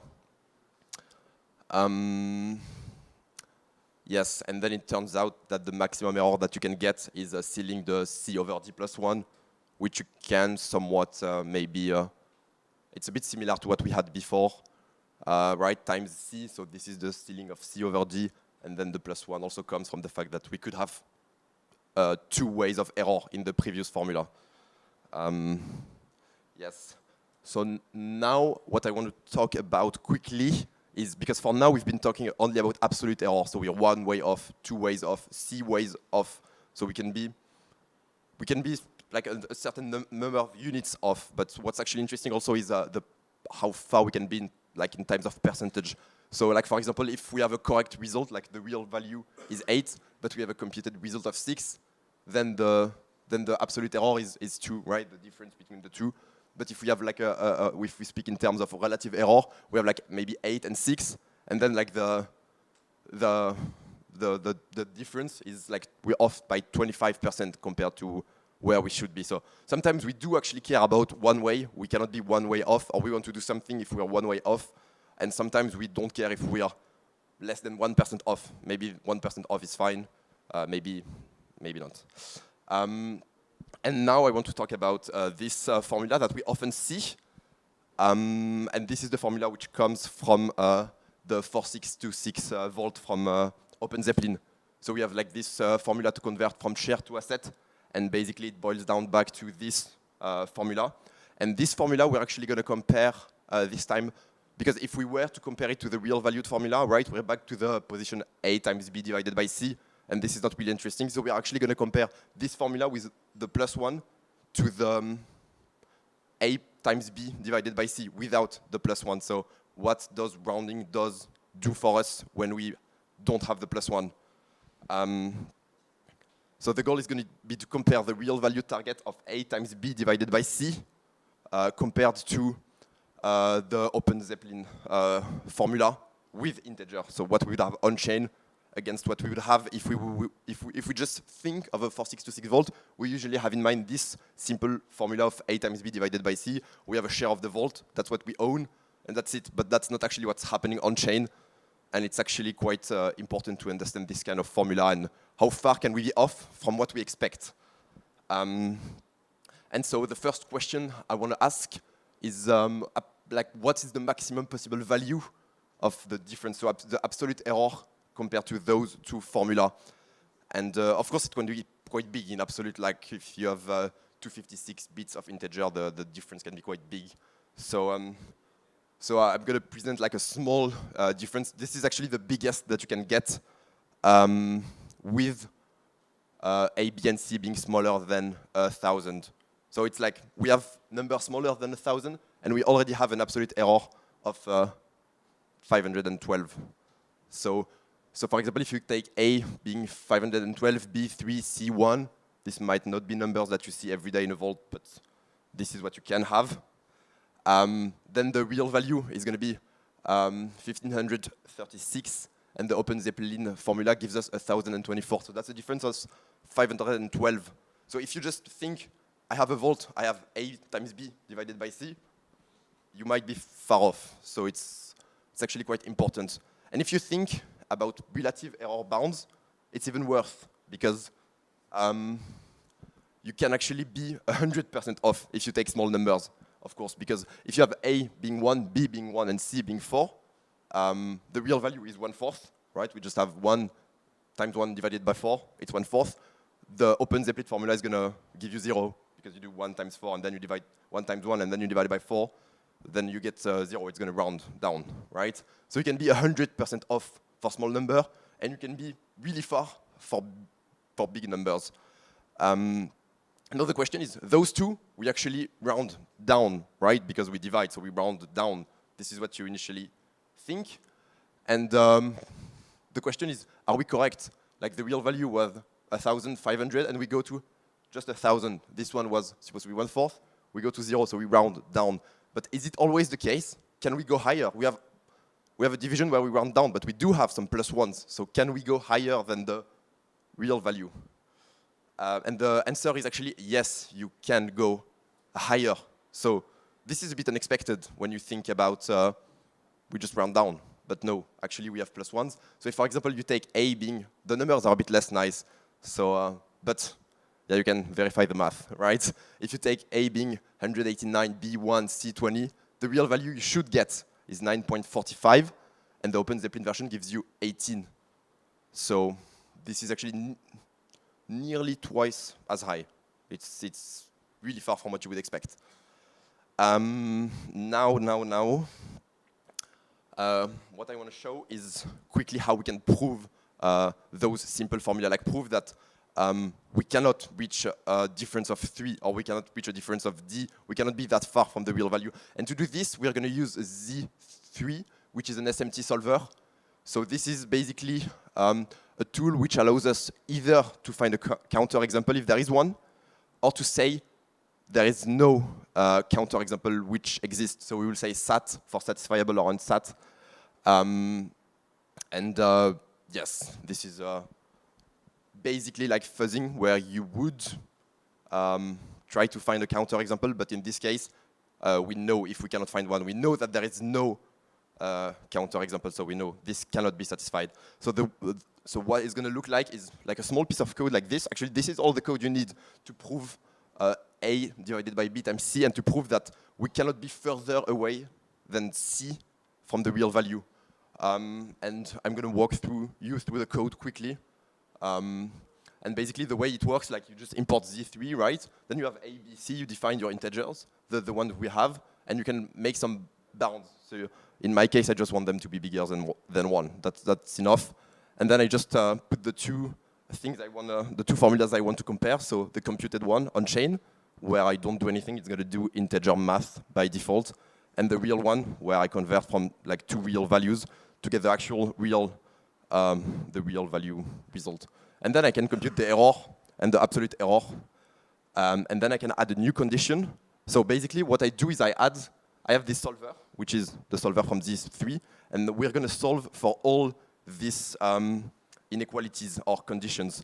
So now we have like 2 conditions, or 4 conditions, right? We have those 4, and we also want the absolute error to be greater or equal than C, where the absolute error is defined like this. So you just can put some Python math, you put your variables, a bit of Python math, what you want to look at, and that's it. Then it's going to tell you, you call the function check, and it's going to tell you, is it satisfiable? Like, can we have A, B, and C, which are going to satisfy all those conditions, or can we simply not? And if it says you cannot, then it means that there is not a single A, B, and C which are going to satisfy this. So in our case, this is asking, can the absolute error be greater or equal than C? And if you run the program, it's going to say unsat. This means that there is not a single A, B, and C, which are going to give you an absolute error bigger than C. So you can be sure. And this is for a simple formula, right? But you can imagine that if you have a bit more complex math, or if you have operations in a different order, it makes it really easy to say, which number you cannot reach, and if this is fine for you. And now, like, to be sure it works, like, because you don't see a counter example, you don't see anything, you just see unsat, like, can you really believe it? Maybe I made a mistake in the Python script, maybe there is something wrong.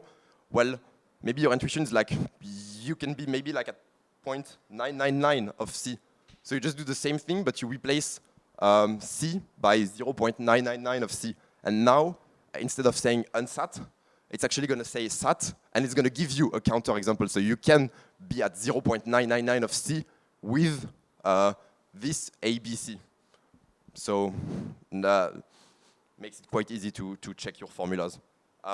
Let's look really quickly at a more complex one, but basically this is the OZ formula we just saw before, and the goal is to prove we cannot be, because I said we can be higher than this formula compared to, we can be higher than 8 times B divided by C.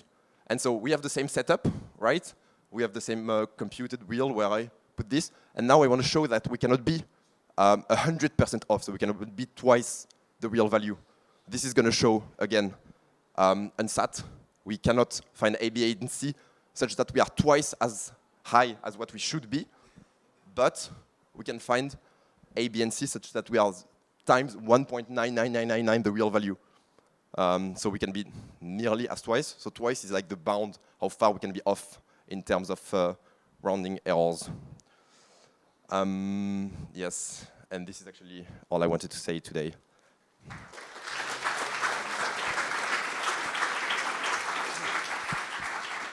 Thank you, Yanis.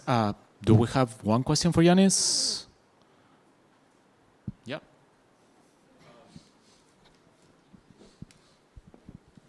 My guess is that if you have a very complex problem with a lot of operations, probably solving this is MP hard. So I assume that you cannot have really big programs. So could you share how far you can go with this solver? Do you have some experience?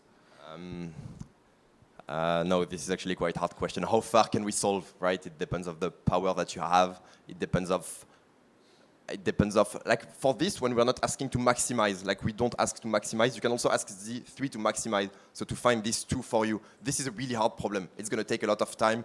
I think it's basically doing some smarter binary search and trying to solve the conditions for you one by one and getting closer.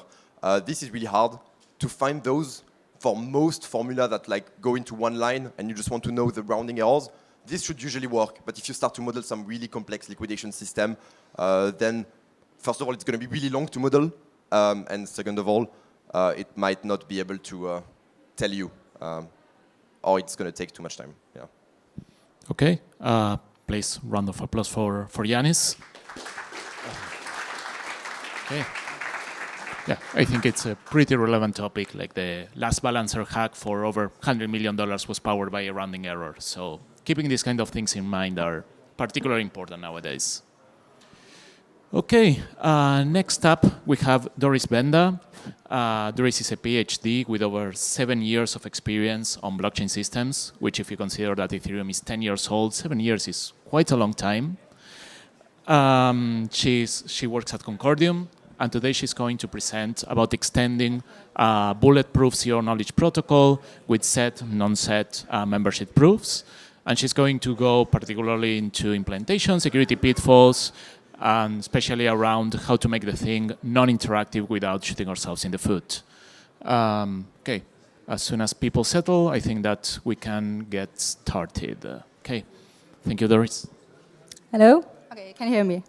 Hello everyone, I'm Doris, I'm a senior software engineer from Concordium, and what we have there, we have like wallets, and these wallets, they hold real-world identities, like think about your passport, for example.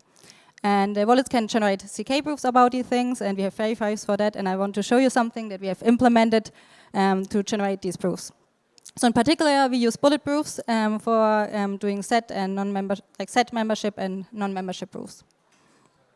And first of all, whenever I talk about an example, I want that you look at the right thing. It will be like think about your passport in your crypto wallet. That will be our example for the talk.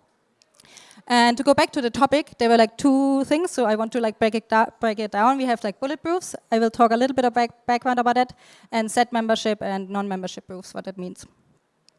So first of all, you have maybe heard about a bulletproof protocol. There's like a research paper a few years old, and they have an example given for range proofs, and that's what most people use it for. Range proofs means you have a lower limit and an upper limit, and you prove that your secret value is in this range. So usually the most basic example would be like proof that you're older than 18 years old without revealing that your date of birth. I want to show you something new because that would be boring if I just repeat a research paper. I want to show you how to use like a non-membership proof or like a set membership proof or non-membership proof, and how to transform it so you can put it into a bulletproof protocol and prove it with that. So what is a non-membership or membership proof? It's like something you have a public value V, and you prove that it's in an element S, is like a set S. And negation would be like you prove that V is not an S. But in reality, I want to actually show you that what is a zero knowledge set membership proof. And what it means is that like your value V is actually a secret. Your set is still a public kind of value, like everybody knows it, the proof and the verifier knows the S. So think about it like you want to prove that you're a European Union citizen without revealing from which country you're from. In that case, you know the European Union, you know which countries are in that set, but you don't know, like you don't want to reveal your actual country where it is from. Also, I want to first, before we start, kind of give you an overview that like no protocol is useful for everything. So there are some specific areas where I would recommend to use these bulletproof protocols. And let's look always usually at the kind of cardinality of your set, like how big is it? If it's very small, then I recommend to use some basic protocols like Sigma protocols, for example, and use kind of repeat them on like a few small kind of values that you want to test, and use an OR adapter to kind of link these different proofs together. If you have very large sets, on the other hand, of course, you don't get around to like implement some kind of trees. So like there's something what our cryptographers recommend. It's like the curve trees. That is a research paper. I'm not sure if already it's implemented. That's something you can use, or like if you want to use something that's more in production already, there's of course the incremental Merkle trees that kind of Tornado Cache is using, like with nullifiers. Or if you need to prove something that's non-membership, then you probably use something like sparse Merkle trees. There's some kind of implementation, also how to do this in zero knowledge. But for our kind of case, we are kind of in the middle spot. That means we have kind of a few already countries, like a maximum 200 countries, but the set is like not huge. And in that area, like these bulletproof protocols are quite efficient. Okay, from the next kind of slides, what we will continue on is like we will from now on always think about numbers. Like everything is a number. So for example, you prove like a number is in a set of numbers. And this is like very easy because like every kind of, for example, country code, you can just translate into bytes and then you have some kind of numbers. And there's also like two math notation I want to repeat. So I don't know how far your math lessons is back. So these two math notation are related to like vectors. You have two vectors, and in the middle here is like Hadamard product. This is a kind of circle. And what it does is it means when you do a Hadamard product on two vectors, you will still get a vector out of it. Like you multiply the two elements on each position of these vectors, and the element, what you get out is like still a vector in a finite field. So if you're unfamiliar with finite fields, don't think about it too much. You can think about natural number for this talk, I think. But for the cryptographers under you, like usually when you do math, it's always like modulo to a number like the Q here, because we are in finite fields. Then the other math notation I want to show you is like the inner product. It's probably even more important for bulletproof protocols. So the inner product between two kind of vectors is like you also multiply each vector at each position, and then you kind of sum it up. So what the important thing is here, like the result of an inner product between two vectors gives you like a number in a finite field. So I also gave you an example to kind of, if you want to go through that. Okay, like let's go through like the core idea of the bulletproof protocol to understand what it does. So the bulletproof protocol, it belongs to like a CK kind of group of protocols which do something like a commit phase and then a reveal phase. So the first phase, which is a commit phase, you put in your secret values. It's usually some vectors or numbers. And important thing is as well to know that actually they don't need to be secret. In most cases, you want to have them secret, but it's not a necessity in some way. So you have these two vectors, and you have your C, which is your number, and you put them into a commitments. Think about it like a sealed envelope. You put them in and close them. That's your commitment phase. It happens on Concordium when the account is created. We kind of commit to attributes values of your passport. To kind of the fields, every field in your passport is committed to. And then you have the second phase. The second phase is when you generate a proof, and also the verify proofs like checks the proofs. So in the real phase, the proof, of course, has access to like your secret values and the commitments, and it can generate a proof. And then it sends the proof to the verifier, and the verifier also has access to the commitments, of course not to the secret values usually, it doesn't make sense otherwise. And what the verifier then can do, it can say yes or no, and it says yes, the proof is valid, when this kind of inner product relationship holds in the envelope. And the important thing is it doesn't open the envelope, so it doesn't know the A, B, or C. It just can say like, okay, I'm convinced that you actually, these values you have committed to are following this mathematical kind of relationship. So to understand what the plan is for this talk is like we have these set membership and non-membership proofs. And we want to kind of translate them into a mathematical equation so they look like an inner product relation. Because once they are in an inner product relationship, we can put them into the bulletproof protocol. So that's the first step we do. That we go quite in detail, I think, to understand how the kind of constraints are for this problem, how to write them. The second part would be then, if you actually have secret values, in our case, like some of the vectors should be secret, you need to blind them. That means to make them actually a secret. And then the third step would be like plug them into the bulletproof protocol. And once you're an engineer, you're going with the fourth step, you actually need to make the kind of protocol non-interactive. You have to implement it in a way to, usually it's called like Fiat-Shamir transformation. We can look into that later. Okay, let's go for the first kind of step, what you want to do. Like the first goal is we have this kind of converter. We start with our left problem. We know V is an element of Z. So how do we write this into like two vectors that it is to the inner product to C? Okay, we'll start with the beginning. Like the start is like how we had the problem so far. Like our ZS is like just some elements in there. And we know there's like one V that's equal to one of these elements in the set. So we can write these sets that we have in a vector. So like left is like the set kind of vector with all the elements. That's actually, I think it's a bit shifted, I don't know. The S value is actually public, but the AL vector is secret. And what is the AL vector? It's like just zeros, and one element is a 1. But otherwise it's just 0. And the position where it's 1 is exactly that point where we initially said like our V is equal to SI. And when we have these two vectors, we can actually like do the inner product out of it. And if the inner product out of it gives V, then we have kind of written down mathematically that we know now V is actually one of these elements, like SI.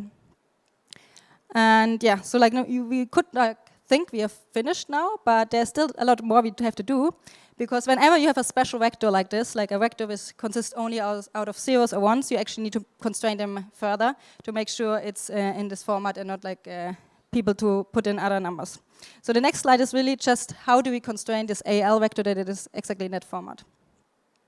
And for that, we define another vector, which is the AR vector, which is just shifted by 1. You can look at the right, left there. I wrote it down how the vector looks like. It's just it has a lot of -1s and 1 0.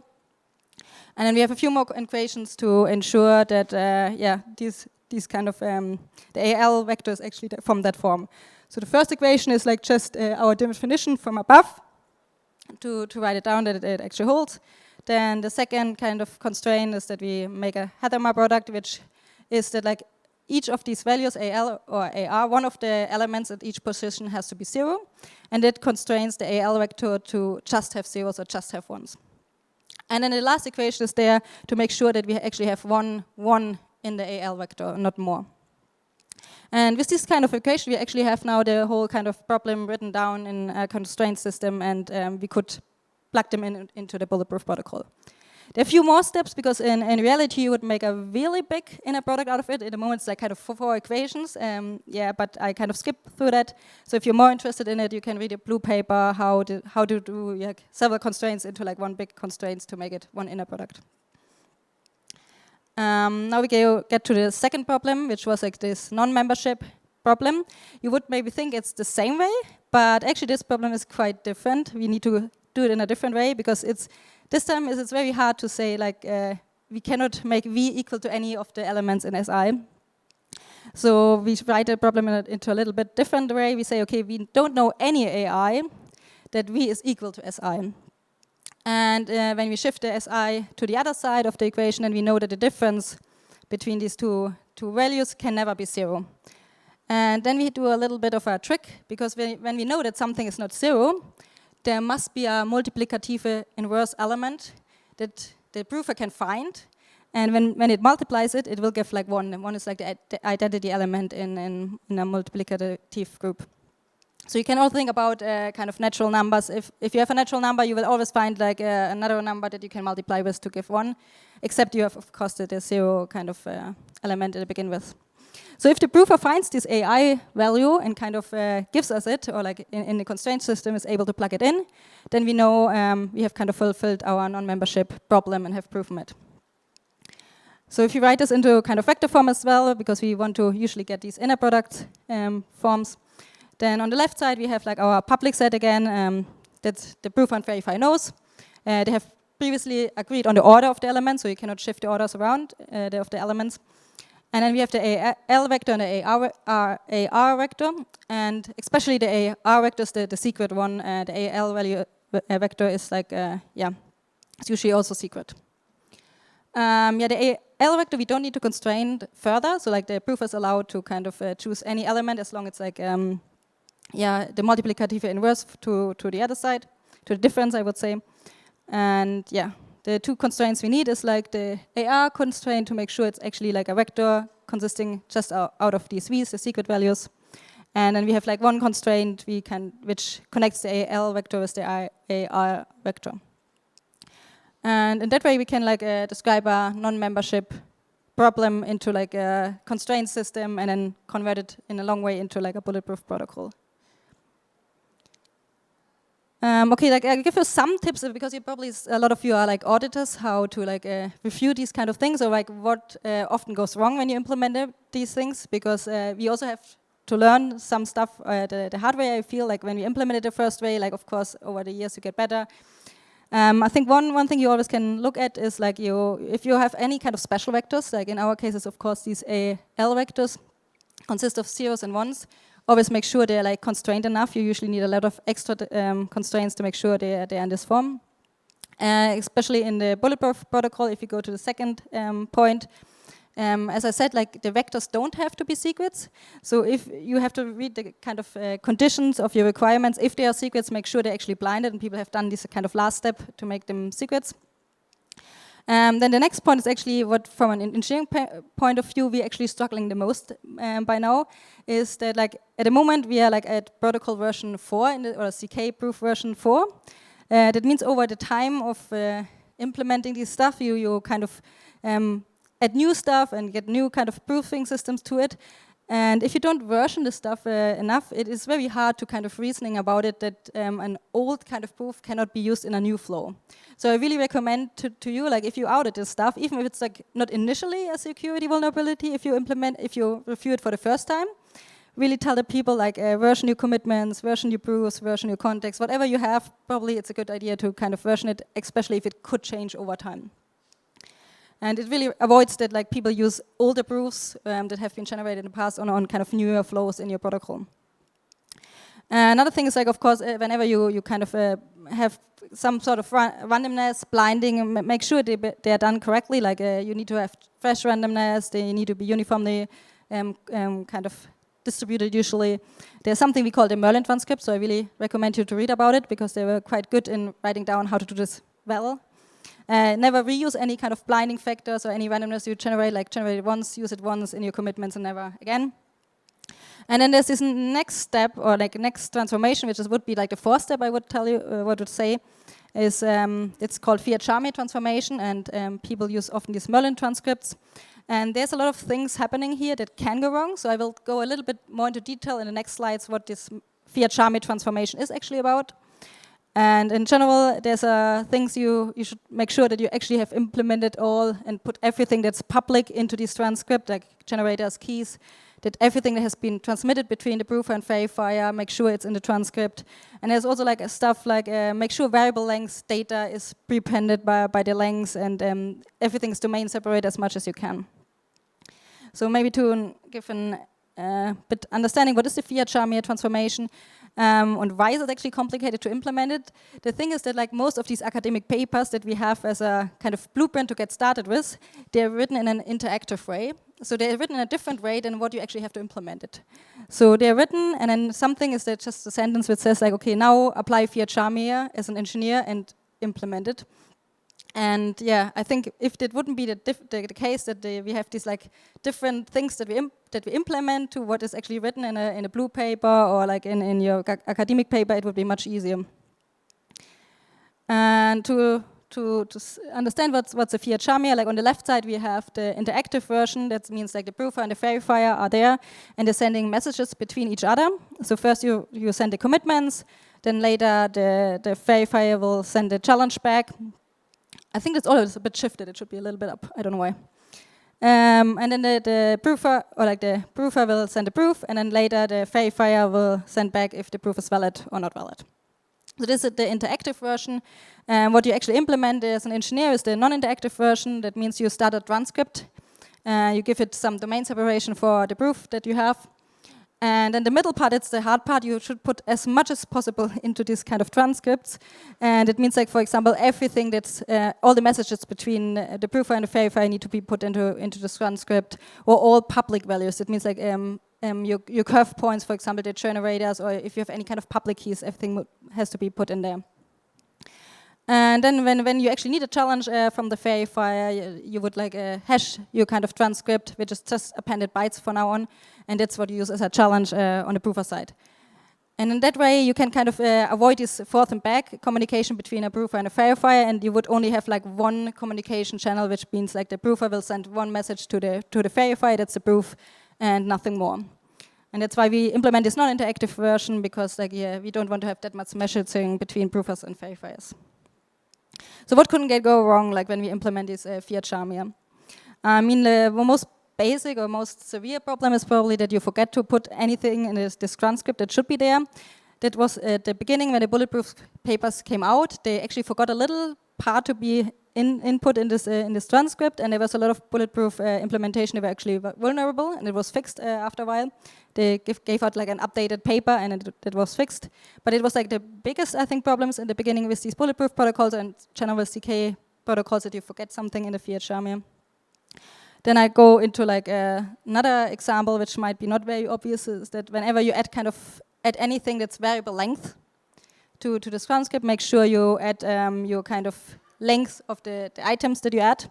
So I give you here an example. You'll be adding strings. If you just add AA, BB, they will be like generating the same hash than if you like just add A and then another string with A, BB. So make sure you add your like length beforehand, and there can be no like hash collision when you actually generate the challenges. The other thing is like just make sure you add enough domain separation, enough labels to it that kind of allows you to change things later in the protocol, or make sure that like a previous label or thing you have added doesn't like overlap with another kind of value you add later. So I also recommend you to look at the domains and labels a lot. And in general, like whenever you have to implement it, like please read the Merlin transcripts. They have some write-up, which is quite nice. Yeah, that's me. I hope you got something out of how to review zero-knowledge protocols and bulletproofs. So any questions from your side? Okay. Any questions for Doris? Yeah. You have mic. Yeah. So I see some similarities with Merkle trees, where you can prove existence of some element into the set. I was wondering, in what cases it's better to use bulletproofs as opposed to Merkle trees? Yeah, I don't know if you were here at the beginning. Like there was one slide where I tried to give an overview. Yeah, when to use which kind of protocol. Yeah, so it really depends on the size of the set. If you have very large set, you have to use trees. And if you have kind of a medium-sized set, then I think you can use bulletproof protocols. So in our case, we use it for the countries and for the nationalities of the passport information. So it's like max 200 countries, I would say. So our set is like that size. Okay. Any other questions? Yeah. your slide says it's best for the cases where you have max 200. Could you a bit elaborate on the difficulty? Is it prover side? Is it a verifier side? The complexity of it? Why 200? I mean, that's not a hard limit. I just say for our use case it's 200, but yeah, I don't actually know exactly like where like we haven't done any kind of simulation where we say like how far we should go with these kind of bulletproofs and when we should stop the size. But it would be actually quite interesting to get some benchmarking. See like at one point we really say the bulletproof protocol shouldn't be used anymore.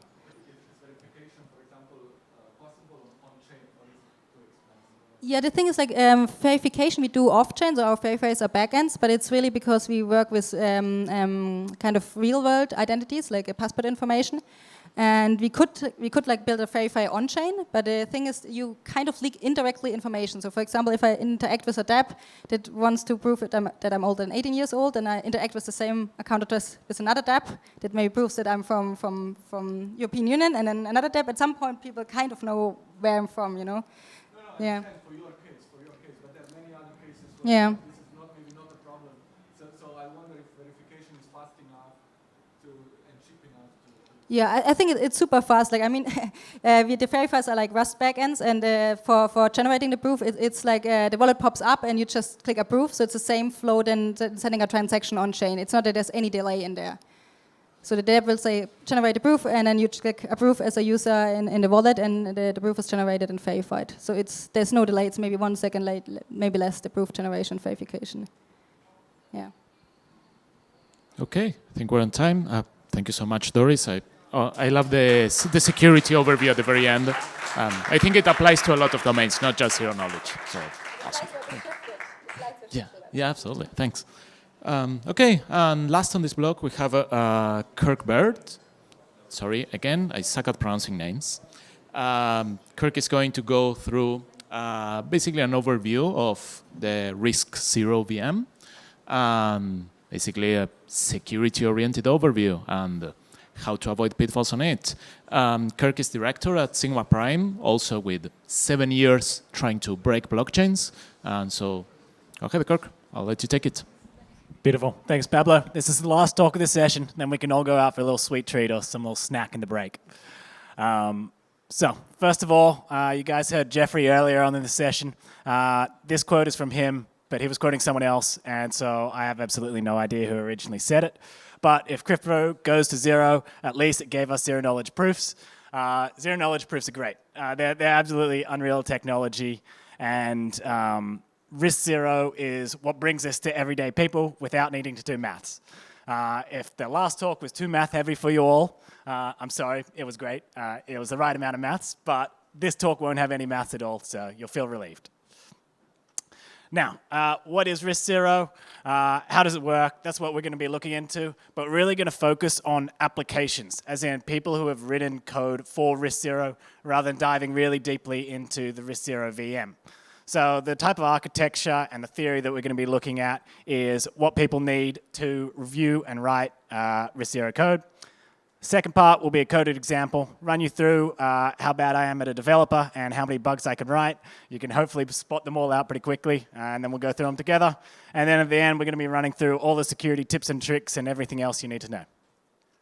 So, theory, basic Risk Zero architecture. What are we actually doing? The virtual machines, any sort of ZK virtual machine, is going to be proving that a certain part of execution happens. And think of it as a smart contract, which is going to be a really good analogy through this thing. You can prove that the smart contract executed, and there's an added benefit that any of the function parameters, the inputs, can be private and can be hidden. Why is this so good? The biggest why is actually the compression.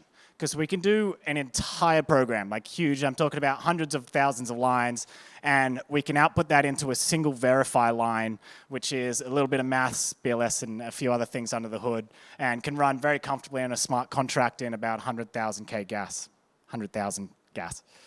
Nice. So, how do we actually do this? What you got to do, you write code, and the best thing about Risk Zero, it's in Rust. We all know and love Rust. Well, most of us do. It's an excellent smart contracting language. And what else you could do is you can compile it into VM code. They use ELF and RISC-V for this.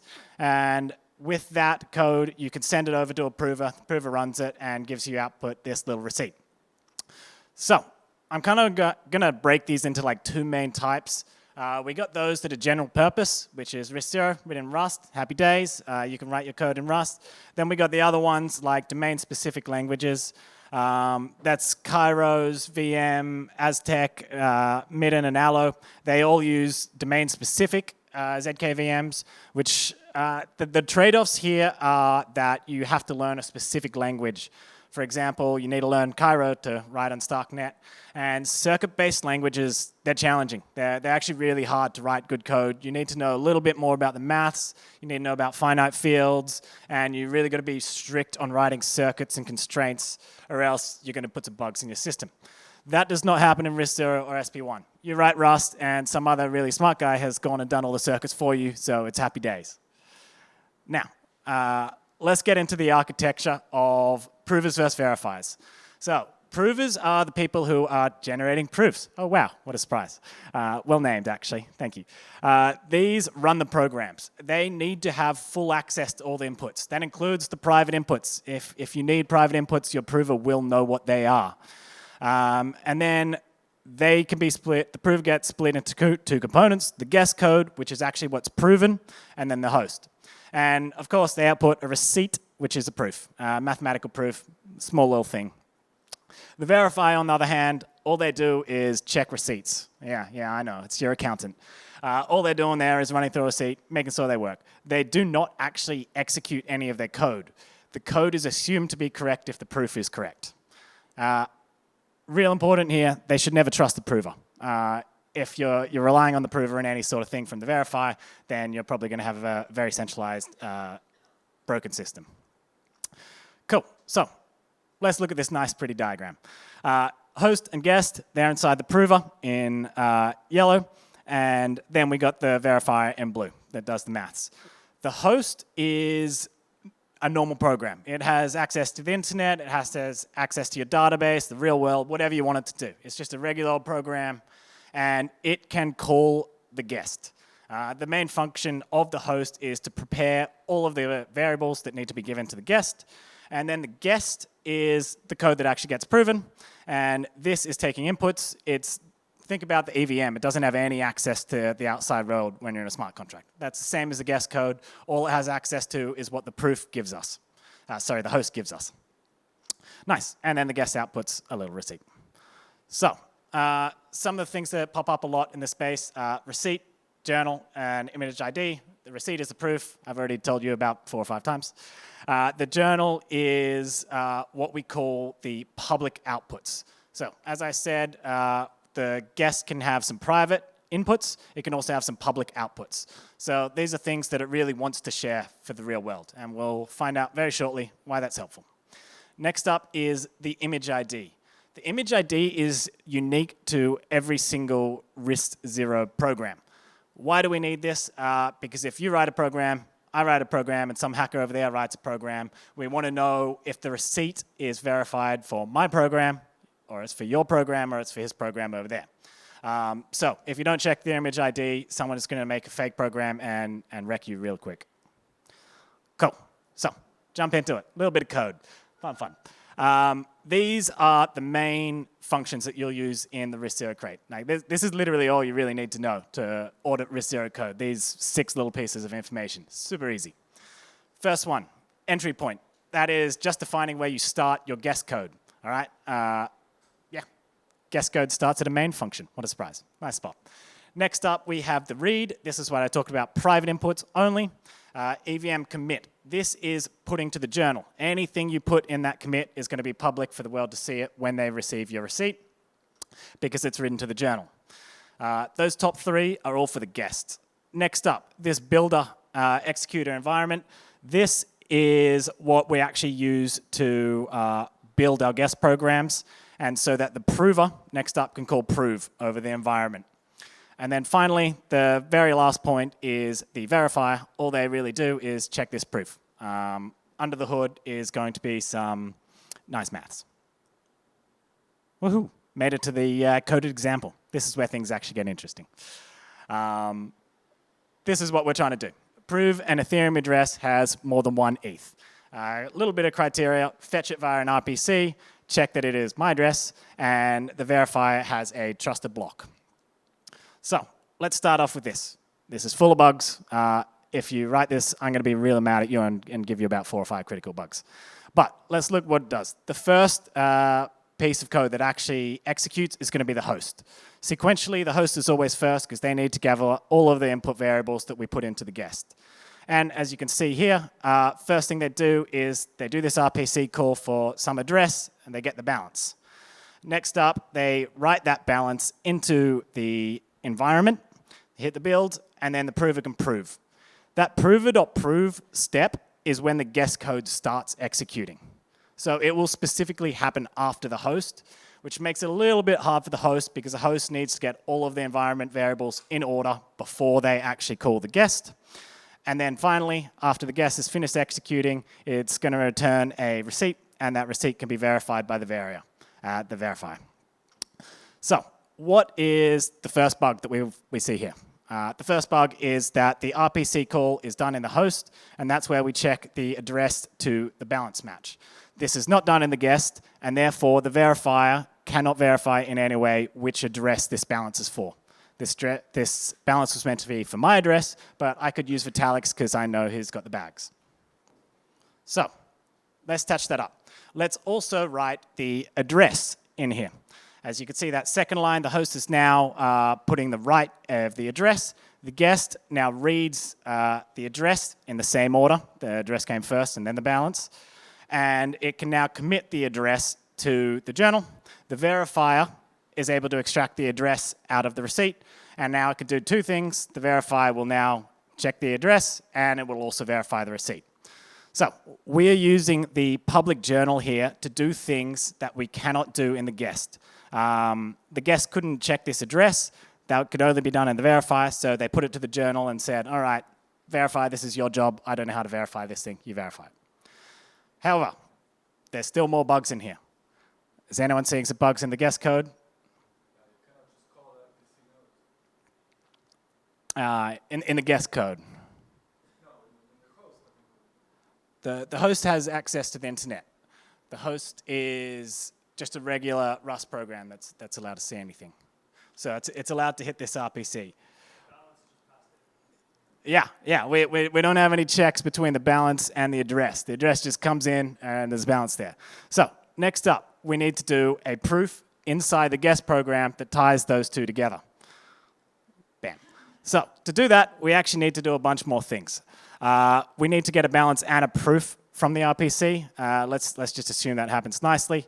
And then we need to pass all those things into the guests. To do a proof, you need quite a few things. You need the balance, you need the address, you need the block hash, and you need some sparse Merkle tree proof. If you've ever looked into Ethereum and how to prove an account's balance before, it's just basically a giant Merkle tree. A little bit more complicated, but really not that much. So inside the guest, again, we read everything in the same order because or else our program won't work. And then we do verify account proof. We do that whole Merkle tree. And now we have very happily tied the address to the balance. So those 2 are tied together. Happy days. We can commit the address. And now the verifier is like, OK, thank you. That address does have that balance. We're all good. Now, this is looking pretty tidy code at this stage. However, there's still one very subtle bug. The subtle bug is that block hash. We have absolutely no way to tell if that block hash is real. The host could have lied and just put some arbitrary block hash from Eth Classic, any other chain they wanted to, and this proof would have gone through and be like, yeah, that's what the account balance is for this block hash. So what we need to do, bam, is actually commit that block hash at the end of the guest, because this is something that the guest cannot easily verify. How does a guest, which is just a small little smart contract, know if a block hash is valid? It's the tip of the chain, it's the canonical chain, it hasn't been forked. These things are all extremely complicated to do, but for a verifier, maybe they could do them quite easily with a light client proof, something like that, finality proof, something along those lines. Happy days, the verifier's done this. And now we have the most secure ever balance check. And so, to highlight what the benefits actually are. As you can see, this guest code takes in a lot of inputs, and it also does a very big account proof, which is going to be a whole Merkle proof. And the verifier, on the other hand, is just, like 4 lines and some little BLS logic in there. That's the compression. That's the main reason that we use on-chain proofs, is because you're able to take a really big guest code and put it into a tiny little line in the verifier. So if you think about it in the context of an L2, ZK rollups. ZK rollups, the actual node implementation is massive, hundreds of thousands of lines. Their guest code would be absurdly big. However, on-chain, they can just have a verifier. There's just a handful of lines that does that. So this is the main gains that we get to see. The other gains are if you want to optionally hide something like, I don't know, the claim balance amount or something like that, you can have some private inputs as well. Cool. Last section. Almost time for a sweet treat. All right. So the host, rehashing, untrusted by everyone else. No one should trust the host. It must put everything in the same order. It reads it. The main security bugs that we're going to see in the host are chain halts. It's going to be DOS vectors. There's going to be things like panics, error handling, what happens if the guest code is fail, writing things to the guest in the wrong order, which is just going to cause everything to fail and revert, hopefully. And then in the guest code, it's really about input validation here. I've called it under constraint circuits. That's a little bit of a bastardization, I'm sorry. It's just input validation. Any input that's not happening in the guest code must happen in the verifier, or it doesn't happen at all. Write anything to the public journal that you can't verify so the verifier can do it. The verifier has 3 important things. It must read the receipt, it must validate the journal entries, and it must check the image ID. It verifies anything the guest can't. So if I go back to this line, you could see that in the receipt.verify, there's balance ID. This is the image ID. I've set it as a constant, as you could tell by the big writing, and it's fixed. If that image ID was passed in by an attacker, they could actually make a proof for any program at all. So it's really important to do a lot of verification of your image ID, and so it should be what you need it to be. All right, tips and tricks. Guest code is where most of the big, scary, critical vulnerabilities you're going to find. Guest code is where the juicy things are, because that's what the maths is actually covering. And in RISC-0, it is a 32-bit OS. And don't forget, if you're in Rust, everything is going to wrap by default arithmetically when you have that. So you really got to look out for 32-bit. 32 bits is only 4 billion, by the way, 2 to the 32. It's tiny. You can brute force that. You can do anything you want to it. Turn on overflow checks equals true on your cargo.toml, because panicking in the guest code is happy days. I'm not sure if many of you have looked at Solana or near. Similar principle. Panicking is a valid form of error handling only in the guest. If your host panics, well, you're going to get a chain halt. Next up is library dependencies. If you're in a guest code, as we said, you don't have access to a lot of things. That includes randomness, files, all of that things. And although you might not have written it yourself, if you use a third-party dependency, they probably have. And that includes things like threading. A lot of cryptographic libraries use threading to make the cryptography runs faster. And if you don't realize they're threading, you're going to get probably compile time errors when you try and compile your guest code, and you'll be like, why is this library not working? Oh, sad face. Cool. Resource exhaustion. The prover is running the guest code. The prover is, a lot of the times, not going to be you. There's going to be some beefy machine.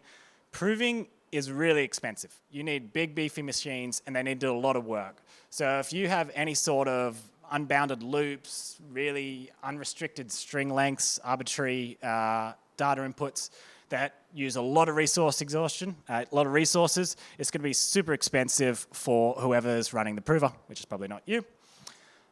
Unconstrained circuits, we've already talked on this. This is input validation. Make sure you do everything, and then, again, anything that can't be validated inside the guest code, we send to the verifier. All right, this is your checklist. This has pretty much everything you need to know to review a RISC-0 piece of code application. Start out at the top, critical logic, all inside the guest code. We've covered this. All inputs validated inside the guest code or written to the journal. No private information written to the journal. Don't want to leak secrets. 32 bits, never forget 32 bits. Computer's expensive from user input. The verifier has those 3 main points. We talked about them recently. And finally, the host must write to things in the same order as the guest. I'm going to highlight this one for you. Right here, we have 4 pieces of information that we're writing, but if you have, say, 100,000 lines of code, how do you actually get your host to write all 100,000 plus input variables in the same order that the guest's going to read them? In Rust, you're going to do this by generics. The best way to do this is to have one generic, and you actually run the host code exactly the same as the guest code, but the host code generic will write things into the environment variable, and the guest code will read from the environment variable. So it's like a little bit of a switch that happens at build time, and that's pretty much the only way you can do it for large projects. Cool. All right. Handle the case when the prover fails. When the prover fails, you're going to get an error in your host code, which is running the prover. That's fine. We can handle the error case. Errors for a whole bunch of reasons, but you don't want to panic. DOS vectors, error handling, redundancy, and proofs are inherently replayable. That means one proof, if it's valid once, it's going to be valid forever. There's no nonce checks or anything like that. That's all up to the verifier to handle if they want to do replay protection. Cool. There are some good resources. If you want to see these slides, there's Google Docs. Some other sources, there's a blog that I've written not too long ago on SP1. It essentially covers a lot of the similar things from RISC-0, but it's on SP1. Next up is the Rare Skills Bootcamp. If you heard Jeffrey talking earlier, it was at the start of this session. He's a great educator in the space. He runs a boot camp on all of Zero Knowledge. It's an excellent entry point. There's also a ZK book if you don't want to sign up for a boot camp and you'd rather do it in your own time. The book is free as well. Lovely. Siphon Updraft courses. They've got some great Zero Knowledge stuff in there. Lastly, if you want to hit me up on Twitter, I'll probably respond to you. Probably. Go. Thank you, Kirk.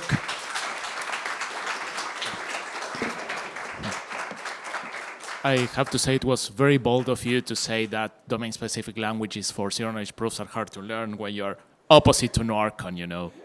But it's okay. Your slides game was very good. I'm willing to let it slide. Any final questions around here? We're a bit past time. Okay, one question. Let's go. With image ID, is that a hash or is there some central registry of image IDs? It's deterministic based on your code, very similar to a hash. So if you change any of your code, your image ID changes. Sort of a verification key for the circuit. Okay, cool.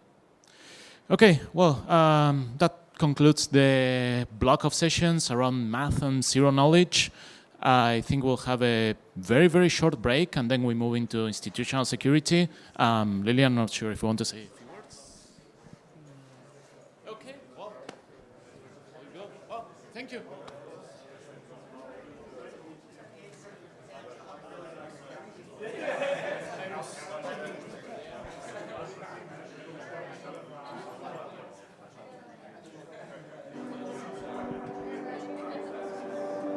And before we get started, we'll just talk a little bit about ourselves. I'm Julia with Zero Shadow. Zero Shadow does security prevention and incident response. So we're trying to be your security partner for the entire life cycle.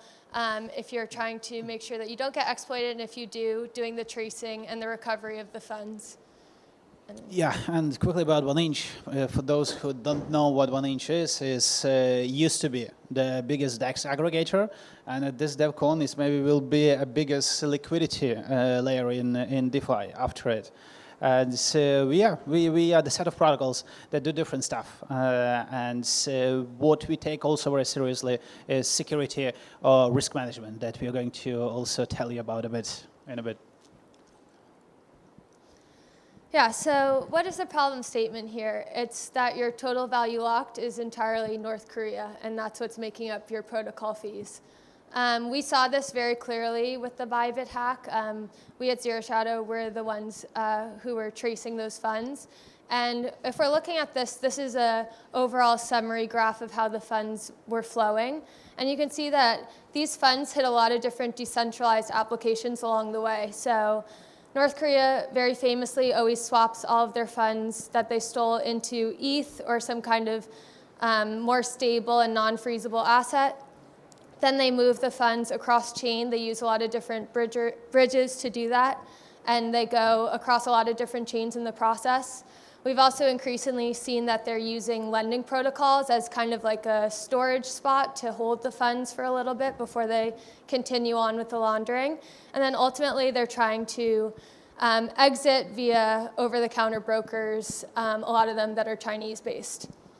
So along this way, this is a little bit of an ideological position, but there are a lot of applications that we're interacting with in this process, and we're talking to them about what they're seeing on their side in terms of these stolen funds moving, and also if they have any way to intercept these funds or at least dissuade this activity from happening.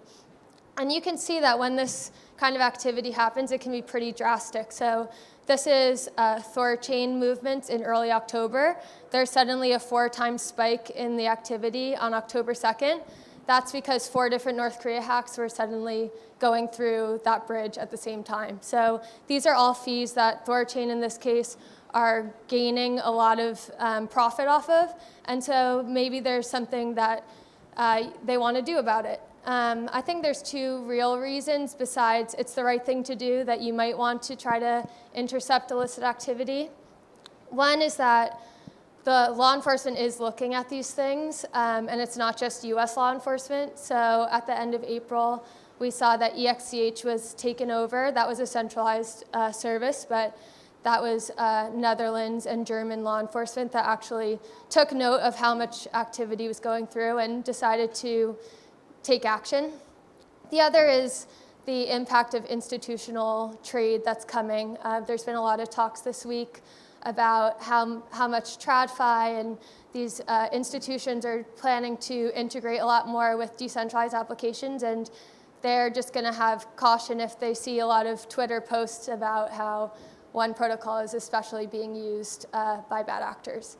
So if you're in that position where you say, yeah, I do want to try to do something and take action against being used for illicit activity, then you might hit some kind of design barriers that are impacting your ability to actually implement these kind of changes. And there's a few that we see come up again and again when we're talking to services about if they're able to do anything.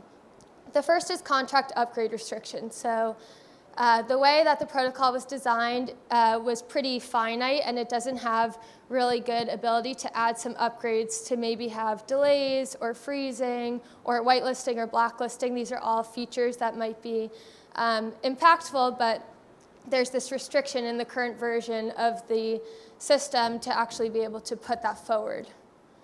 The second is composability considerations, and definitely there's certain parts of your ecosystem that might be better used for actually trying to stop illicit activity than others. If your token is being traded across all these different decentralized exchanges and cross-chains, maybe that's going to be very complicated to try to freeze funds, for example. But if you have a bad actor depositing directly into your lending pool, that might be a better scenario where you can actually try to take action. And so thinking about those kind of more specific use cases where there might be a real change.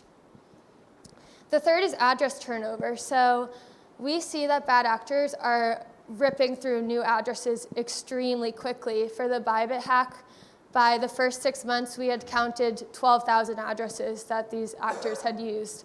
And so if you're just using some kind of general know your customer, know your transaction kind of platform and just trying to receive blacklists, or even via word of mouth, via someone in a Telegram chat with you saying block this address, you're just always going to end up falling behind because the turnover is so quick.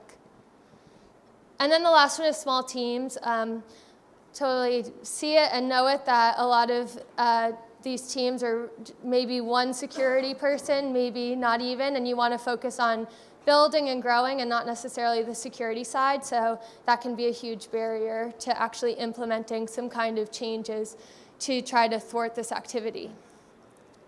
But we have some baseline recommendations that we've seen are working and want these to be at least good takeaways, and we can start a conversation if you want to think about what else you can do more specifically. So the first is delay functionality. This is really, really impactful that you don't have to take custody of any funds, but you can just add some kind of considerations for making it harder and having more friction to actually move this illicit activity forward. So some of the delay functionality you could think of is by volume. How many of your users are trading $100,000 at a time versus $1,000 at a time? How many of them are doing that multiple times in a row? Because we'll see 5 bridges in a row, they're each 500K. That might not be your typical user that's doing that, so you can start to make some special considerations there. You can also think about just having a time delay. Maybe it just takes a few more hours to do certain activity, and that's giving you more time to think about causing friction and making them maybe move to something else and away from your protocol. Also, address needs a nonce higher than 0. This is a huge one, and this is going back to the fresh addresses that we were talking about. If you have an address where it's only received funds and it's never sent anything before, you can consider having some kind of additional checks that you do before that address is going to interact with your protocol. And again, I think this is one where if you review your system and look at how many fresh addresses are potentially illicit versus normal users who just continue to reuse their addresses, you'll notice this kind of trend. Token risk categorization. This is the idea that if you know that a token with a blacklisted token is being used, you can just kind of exclude it from your data set. Live blacklist. This is the idea, which Oris will talk more about how you can make much more comprehensive and dynamic blacklists that go beyond just an address list and have a much more real-time look at what bad activity might be touching your protocol. It's kind of like an Oracle in a way where it's constantly live updating and you have that feed that's integrating directly into your systems. And then the last one, front-back controls. The idea here is that you might have multiple layers where there are integrations with your protocol, and you want to make sure that you're accounting for those, and you have risk controls at each of those layers. So it's not just the website, it's not just maybe the contract itself, but it's everything in between. So one case study here, this is also from Bybit with Mantle. This was at the very beginning of the Bybit hack. We saw that Mantle was able to save 15,000 CMETH from being taken by the North Koreans. And in this case, that was at the time, that was about $40 million. So how did they do this? First of all, they had a delay window. So they didn't let the funds move right away. They had in place that they could not freeze those funds necessarily, but at least stop the activity and have some time to take a breath and think about, well, what are we doing here and what do we want to do next? Then they actually blacklisted the exploiter address, and then they had the ability to actually move those funds to a recovery address. And so the controversy here is that this is centralized activity. This is not fully decentralized, and I completely see that. I think also it was interesting to see the community response to this action, because there weren't a lot of people saying in a very ideological way, oh, we should never do this, we should let them take the money. There was a lot of, I understand in this situation why this needed to be done, or I understand that we want to help in a security sense. So I think that the ethos is kind of showing that there is some degree that if you can do something, that maybe you should do something. I think the balancer exploit has also shown that in the response that people had to different layer 2 actions. And I can pick it up from here, yeah, for a while. So yeah, for what Yulia mentioned, that one of the last things that Yulia mentioned was very relevant to me is the front and back end controls. What we do at 1inch, we categorize security to 3 layers: to the front end, to the protocol, and to the back end controls. Not all the DeFis has probably back ends. Who doesn't want to have like back end controls? But we have actually, because of main thing security. And what we do, sometimes we have a lot of security triggers on the front ends, which even the side topic of conversation. On the protocol level, I think we are all, as an industry, is not really the rest to have some ML controls on a protocol level, layer, even if there was like a lot of controls. But on the backend level, we advance a lot. on how we controlling the identifying and screening of the bad actors in the space. And this is what we are building at 1inch, mainly the backend for screening, controls, and identifying of bad actors. And we do that not just on the bad actors that been identified by Etherscan or someone else last week, last day, last hour, last minute in the space. What we do, we try to build the profiles around addresses, clustering addresses, and prevent the bad actor before becoming the bad actor on chain. And so this is thanks a lot to Zero Shadow. Zero Shadow doing amazing job in terms of security and identifying patterns, identifying wallets, identifying a different group of bad actors in the space, and supplying us this data. We actually created even the direct supply of data from Zero Shadow to the 1inch backend, and they have full access to the 1inch block lists. But what we do, like what the most probably biggest thing we are building right now is 1inch, that improving the security space in DeFi is clustering of different patterns in the space with also the help of inner works. So what does it mean? It means that based on the log data we are receiving from interacting with our interface, we can cluster different bad actors wallets to under one category of bad actors for different type of profiles. And by that we can say and report properly then on those actors, say who they are, and then report if needed. So what I'm trying to say that it's not the control we probably used to have with such toolings like chain analysis, Terra Labs, Elliptic. What we try to do, we try to understand why this wallet was blacklisted and what is this wallet, not like relying only on the data that someone supplied to us, and do that on the smart data, fingerprints. Yes, thank you. So, and also to do that successfully, this is what actually we come up and do with Zero Shadow. We're preparing the playbooks for that. And because we don't think that some probably discussions are happening in each country to regulate DeFi, to put it under KYC, to make the gatekeeping window for DeFi protocols. But we think that probably one of the at least ways to go would be to create the patterns on what to do on the DeFi protocol to make it better secure. And one of the playbooks is what Julia already mentioned, token risks. Yeah, working with different type of tokens different type of risks that identify different type of tokens to not let user use it. Transaction simulation. This is what we do for the 1inch wallet users. The playbooks we are creating, I don't know if you saw that, but you can Google that. We have 1inch security white paper, and we are releasing new version 2. This is actually the playbooks controls. We have it 1inch, and we kind of sharing with the community to work on the same. And post-incident flows. This is probably one of the most important, is that when you have the playbooks, you of course follow them, but you cannot bulletproof yourself from bad actors using you. So what we do is after we identify any anomalies, any bad actors patterns using 1inch protocols, is to isolate trades that we profited out of the user as the protocol, as a company. Sometimes it's swap surplus, as we don't have trading fees at 1inch. And it's only company funds, it's not user funds, because we are not custodial. And then do some review and reporting with those funds. Can you yeah.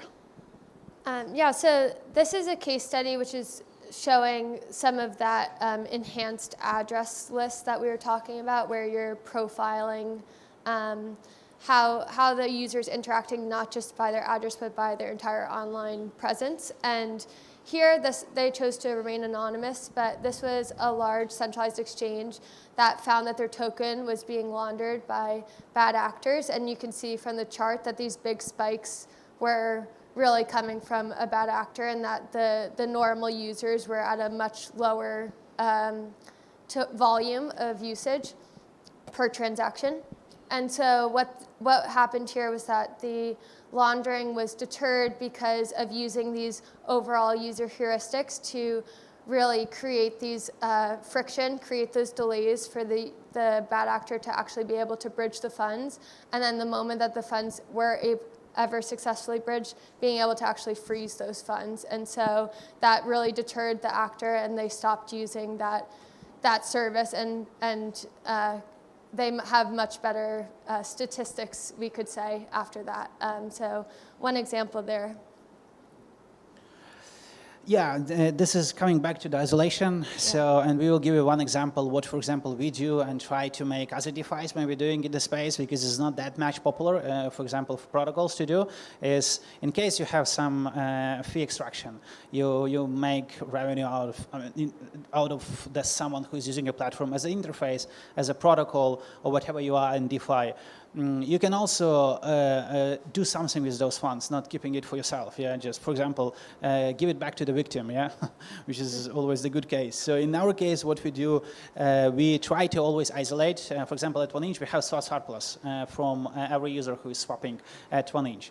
And when we identify that this is a swap surplus from the bad actor's wallet, we isolate, and with the help of Zero Shadow, we also try to identify the victims and give it back based on the court order, green light from the law enforcement in case we're coordinating with them. Or actually, this is something that Zero Shadow is pushing with also Security Alliance and CL 911s, is the coalition of different partners where you can identify each other before sharing, for example, the fees you're isolating, in case one of the partner is the victim of the hack. And yeah, so what I'm trying to say that this is the hygiene we do for at 1inch for the app, and we try to also give the same hints to our partners in DeFi to do kind of the same. Yeah. And this is actually the case that we did once time with the 1inch. For those who don't know, we have two kind of swap systems at 1inch. One is aggregation. We aggregate among like all the available liquidity in the space, MMs and PMMs. And one is intent-based. So intent-based is just maker and intaker. Yeah, so we have resolvers who is providing liquidity in the 1inch fusion. We call it intent-based space. So that's why you see a resolver is usually a third-party actor, like, I don't know, Wintermute, Cumberland, and so on. So what happens, the bad actor, before it was identified by anyone as a bad actor, entered the 1inch DApp space, settled made a limit order. Limit order was settled with one of the 1inch resolvers, and 1inch resolver make huge amount of fees out of this settlement. They arbitraged. So what we did, we just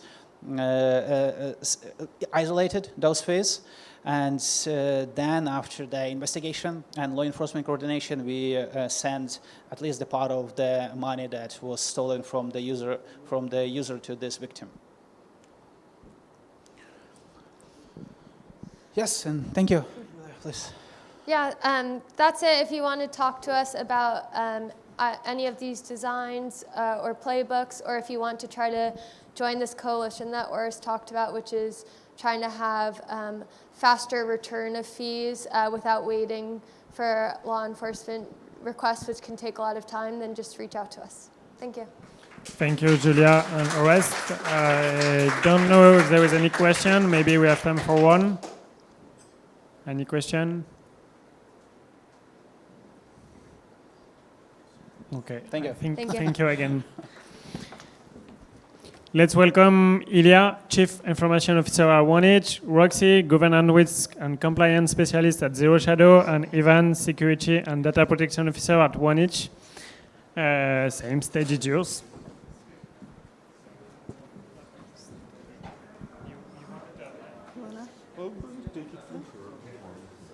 Are you sure? Yeah. Okay. Do you want to stand on top? I think just stand. Come. Is it working?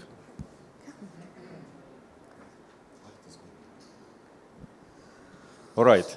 Hello, everyone. Glad to be here. So today we will present lessons which we learned after passing through certifications ISO and SOC 2. But first of all, let me represent myself. I am Ilya, Chief Information Officer from 1inch. And we have also Ivan, our security and data protection officer. And also we have a Roxy, a specialist from Zero Shadow. Okay, as you can see, that's the second presentation in a row where Zero Shadow and 1inch partnering. All right, so let me start from a quick question for the audience. Do you have, if you see some words which you don't understand what really means, please raise your hand. Okay, which one? What's that word? Okay, continuity. Anyone else? I saw one more hand over there. No?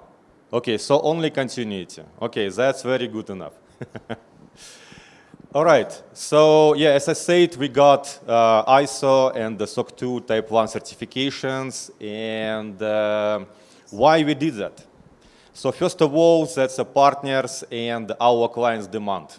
Pretty much obvious. We are going to traditional finance, and that's why we need to be prepared. We need to have badges which will show our security posture, and so on and so forth.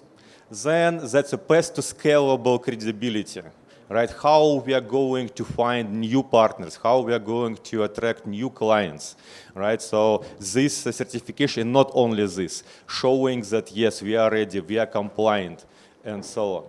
And last one but not least, our original idea was pretty ambitious and enthusiastic. That do this stuff right. In terms that not only have a check marks that, oh, we are compatible, we are compliant, right? But also have that really in our company. Have everything what's being kind of pushed in ISO and SOC 2 into DNA of our company.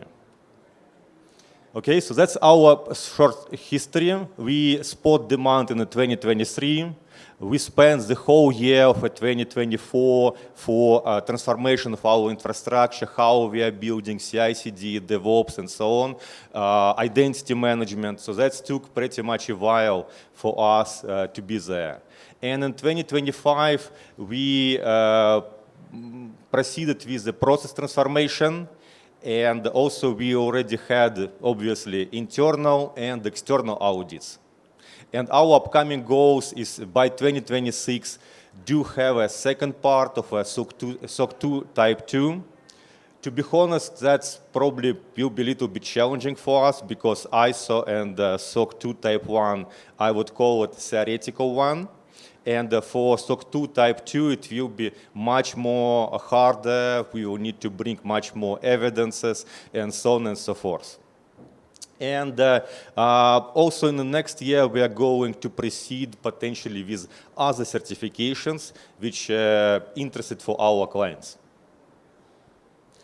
All right, so who was doing our internal audit and external audit? So first of all, thank you to Zero Shadow. Right, they not only did our internal audit, but also they helped to find a very good external auditor, Prison Security.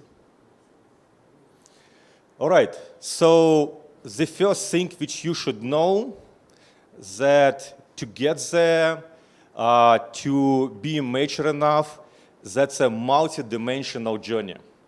Okay, so that's not only check marks. You should be mature enough on all listed directions, right? So you should, for example, work on the ownership. At the beginning, when everything startup like, everyone owns everything, right? But once you grow, there should be clear vision who is accountable for what. Documentation, the same. When you start, documentation in people mind. And probably just a little bit in the code. But once you grow, you need to onboard more people. You need to be sure that everything is documented correctly, that everything consistent with each other. So you should become mature enough to, from documentation perspective, grow from a tribal knowledge to formal and easily to automated knowledge. Next one, of course, that's the processes. Right? At the beginning, It's ad hoc processes. Somebody just pushing somebody else, hey, go and do something. And there is no processes at all. No processes. And once you go, you should understand what's repeatable things you are doing from everyday life and make sure that these things becoming your process, that you understand how it works, that you can bring more people into your team and they can do from day one, okay, probably day two, what's needed, what's requested from them. Next one, that's the tools. Your tools should also become mature enough, right? At the beginning, every developer might use whatever he wants, right? And once you grow, it's becoming a problem, right? Because how you will transfer from one developer to another developer, how other person will understand that, how to, let's say, connect dots with each other. So you should also work on a proper tool set for your company, and sometimes even kill particular tools which are not being used. For example, in our company, we killed Notion in favor of Confluence. And work on your innovation, how you do innovation. Right? At the beginning, that's something, cool idea came to the mind, and overnight I wrote the code, right? But in reality, in a business-oriented company, right, idea should go through some validation, should go through some ideation, right? And you might have a subject matter experts involved and so on and so forth. So you should also work on how you innovate to make that sustainable. All right, so quick check. On the left side, you can see some phrases of hackers, right? Please count +1 if you feel that you're more on the left side, right? So for example, if you believe that it works, ship it more closer to you right now, that's +1 for you, okay? If you believe that everyone contributes closer to you, another +1. Okay, so next one, documentation slows us down. Access is temporary. I will clean it up later. Telegram message equals approval. Telegram or Slack or whatever.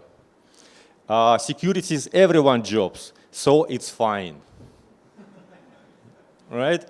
Now let's count. Who has 6 score? 6. Okay, no one. 5. Wow, I'm impressed. Okay, 4. I'm also impressed. 3. Okay, probably 1 person. Okay, 2. All right, and 1. Good. Okay, so everyone else, I assume, just too shy enough, right? Just don't want to acknowledge that, yes, it's indeed 6. All right.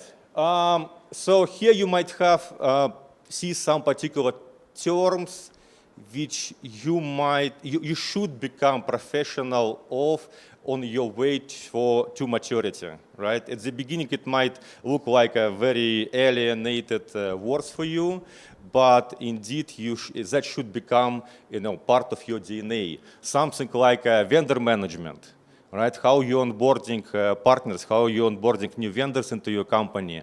Data protection and privacy, very serious thing once you have billions and billions of dollars going through your startup and you indeed working with people data, right? Security incident response plan. The same, right? It's better to be prepared ahead of a time while doing that on a hawk. Then, I don't know, risk assessment, risk management, right? The same type of policy acknowledgement, and so on and so forth. So we went through all these things, and on the path to maturity, it's necessary to learn all of that. All right. So as you might, lesson number 1, as you probably already understand, that the key point for maturity, that's a culture, right? Culture is very, very important. Once you grow, you will feel it on your fingers, what that really means. But what also means that culture defined by your founders, right, and early employees. And once you grow, changing a culture becoming exponentially harder. So please pay attention to that. And if you feel that your company is growing and something not going right, it's probably due that change that, fix that right now rather than fix it later. Later it will be much more harder. Right? So key point here is that leadership defines culture, and you should do understand what your actually culture means. It might be, I don't know, as in our case, we still doing hackathons. Okay, we have per year around 8 hackathons, but we put a corresponding processes around that to do that in the right way, in a manageable way. All right, next one, very, very important. That's the ownership must be explicit, not implied. Right? When you start, everyone responsible. But once you grow, it means that nobody is responsible. Nobody, everybody kind of mentally pointing out to another person, oh, that's that guy responsible. But no, you should be pretty much clear who is responsible for what. Who is doing CI/CD, who is doing code testing, and so on and so forth.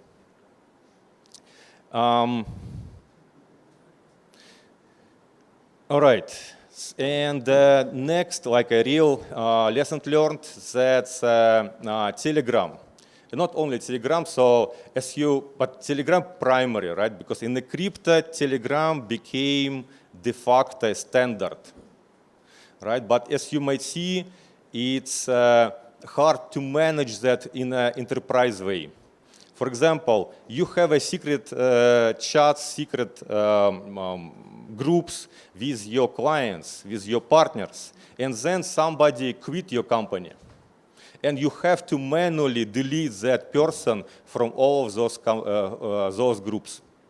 And the same with onboarding, right? Somebody coming in, how to bring that person into all these Telegram groups. So we, together with Synapse, build Telegram bot, which made us compatible with identity management.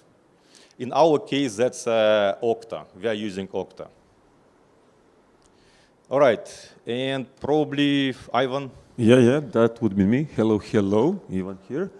So I'm going to talk about policies, but not configuration policies, but the documents that we usually go next, yes to all, apply all, goodbye, and haven't read them at all. So it was a bit different because in order to do them, you need to have highest management buy-in from them to read the policy owners to understand them, to know what they're putting inside, and then. But let's first talk about the policies. So it's actually a document, high-level document, where we actually say what do we want to do and why do we want to do whatever we want to do. And now, once we have that... Can I jump in quickly? Please. So policies is like a smart contracts, but for your company. Okay. Good. Yes. So we need to have policies in place. We need to align with the policies, and not only if we don't have them documented and followed, it actually means we don't have even the structure within the company. Next slide, please. And not only the policies, but we also need to have additional documents, which are guidelines, procedure that says who does what and in which way. So these are also the really important thing that we need to have it, because we need to write it down and we need to document it. And the thing is, where we think we had advantage on compared to other companies is that we had a knowledge management team. So knowledge management team was able to gather all of this information, gather all of this data that we have, and manage it properly, so it was much easier and faster for us to move during the certification itself. So how did we actually did it? So we mapped the current state, then we educated the people, raised awareness, what do we need, what they actually need to do. Of course, there is a pushback always. Why do I need to do the papers? I like to do what I'm doing. I don't want to do that. But okay, at the end, with the buy-in from the highest management, this was overridden at the end. And so we had a knowledge management team who supported in all of this. We enforced it. And right now, we are going to the SOC 2 Type 2, where all of this is continuously documented. I think that's it. Okay. Sorry, Rox is next. Sorry, Rox. Thank you, everyone. All right, compliance accelerates maturity when done right. Very bold statement. The first thing we need to understand is, what is compliance? Compliance is the adherence to laws, regulations, your contractual obligations to your clients or as a service provider. The second step is to understand what compliancy is applicable to me, from jurisdictional regulations to jurisdictional legislations and to obviously your contractual obligations.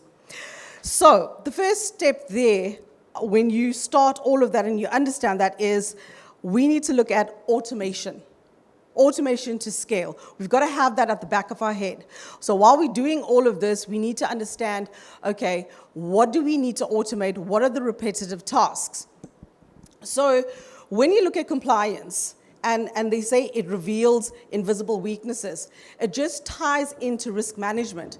Because when you know what your compliancy applicability is, then you set parameters. And when you set parameters, you are able to identify the risks associated, or the, as they say here, the failures before they actually happen. The second part is, and this is a myth buster. So when I go into a lot of companies, I ask them, who's in charge or who's responsible for security? And the question that or the feedback that I get is the head of security, or the CIO, or the CISO. But that is not correct. So, security is a shared responsibility. So we do it, it's an inclusive, it's an inclusive game changer, basically, in the company. So every single person in that company basically contributes to security. And then we talk about build continuous accountability. So it takes you from reactive to proactive. So now you're not firefighting, you're fireproofing, because you're able to identify risks before they happen. You are able to identify incidents before they occur. And that is what compliancy is, and that's how it accelerates your maturity. Next slide, Elia. Right. The auditor is not your enemy. So I use many caps, and one is an auditor's cap, and I'm hopefully not a scary looking person. So what the auditor does is it takes your intent, which is your policies, and the controls that you've implemented. So basically what you've operationalized. And we as auditors validate that your controls are what they are. So when it says that they validate what actually works, it takes your existing controls that you've implemented that's on paper and looks at it in a practical environment. So they say accelerate maturity by forcing clarity, accountability, and continuous improvement across teams. It just means that now everybody's accountable. We've got responsible people in each area. So it is I would say a family-orientated mission in terms of compliancy. And that ties into your governance, risk, and compliance. Thank you. All right, probably I will skip a little bit payoff just in sake of a time. But yeah, we are maturing more and more, and hopefully from year to year it will become. So what's key takeaways? First of all, compliance is not bureaucracy, right? If you think that it's bureaucracy, that means that, yeah, you should take a look more closely. culture shift is the hardest. I hope that we explained that that's really culture, that's a key point there. And then DeFi actually compatible with enterprise standards. They not contradict, they are compatible, right? And that, from our perspective, lead to sustainable innovation. All right, any questions?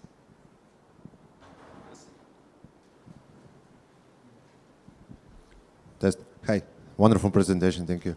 You mentioned you're moving from Notion to Atlassian as an example of different software. I will call them like Web2 in this example. What would be the examples of Web3 softwares that you had to move in order to comply with this sort of standards? Sorry, what? What sort of software in Web3? So like the CI/CD processes or monitoring infrastructure, do you have examples of Web3 tools that you had to move in order to achieve this kind of standards? From Web3, to be honest, I don't remember that we removed something, but we are very, very picky to onboard new. Oris, do you remember somebody? Hypernative. Oh, yes, okay. Yeah, thank you. One more question. So what kind of advantages does it really give you to go through all this painful stress it is to get to be compliant? And if you enjoy that, are you going to the maximum pain and getting DORA as well? DORA compliance. Yeah. Yes, a very good topic, DORA. Yes, that is something in the future, but not at the moment in terms of what the applicability is in the market. In terms of continual improvement and what we do, yes, they do enjoy it. The company has, 1inch has embraced compliancy. It's not a one and done. It's continual improvement. We've transferred business knowledge across to the whole team, so it's everybody getting involved in it. So yeah, I think you guys are enjoying the journey. I do. Thank you. Yeah, thank you. Any other questions? One more.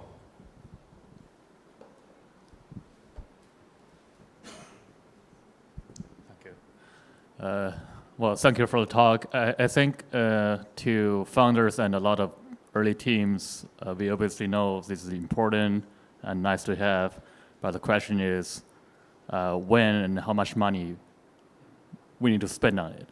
And especially if clients are not asking for it, partner are not asking for it, and government is not asking for it, then how much money do we spend on this and why and when? Yeah, absolutely. You want to make it again? So it's not about, you can't just put a number on it. Your auditor's cost to get you validated, yes, there's a set cost, but when it comes to implementation, it depends on the size of your organization, the complexity of your platforms, the people, the processes, the technology. The so maturity. It's all dependent, yes, on your maturity posture. So at Zero Shadow, we meet you at your current state, and we take you from there. We don't just say it's a blank slate or we use a paintbrush across every client. It's dependent on the client's organization. So if you want to, just come and chat to us. Yeah, just to add, if you're interested in numbers, so if you want just to have a check market, ISO and SOC 2, yes, you can do it like really, really cheap. But that will bring you like literally nothing. It will give you just these badges. And every next, let's say, audit, major audit, can reveal that it's that's just how to say, just a picture, okay? So in our particular case, let's say if you would want just check marks, it's small amount, but we spent, I would say, pretty much big amount of money, like a 6-figure. For adapting, for bringing required systems, to bringing required integrations, to bring required companies as partners, and so on and so forth. So that's again, that depends on your appetite. Actually, you can spend all your money for certification, and you can always upgrade your certification. You can spend all of your profit, and you can still find a few more holes that you can fill. So the budget is not there. It's important that you mature, so you have a team that knows what it's doing, that is patching what needs to be patched, that is compliant, and that's it, basically. Thank you. Thank you very much. I think we have a really thank you. Short break, and then we will start with the lightning session. Thank you very much. Thanks.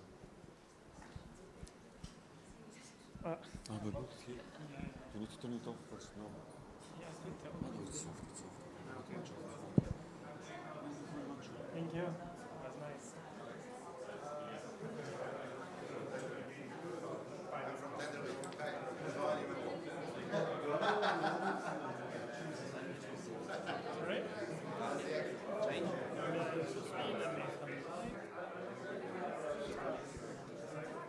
Thank you.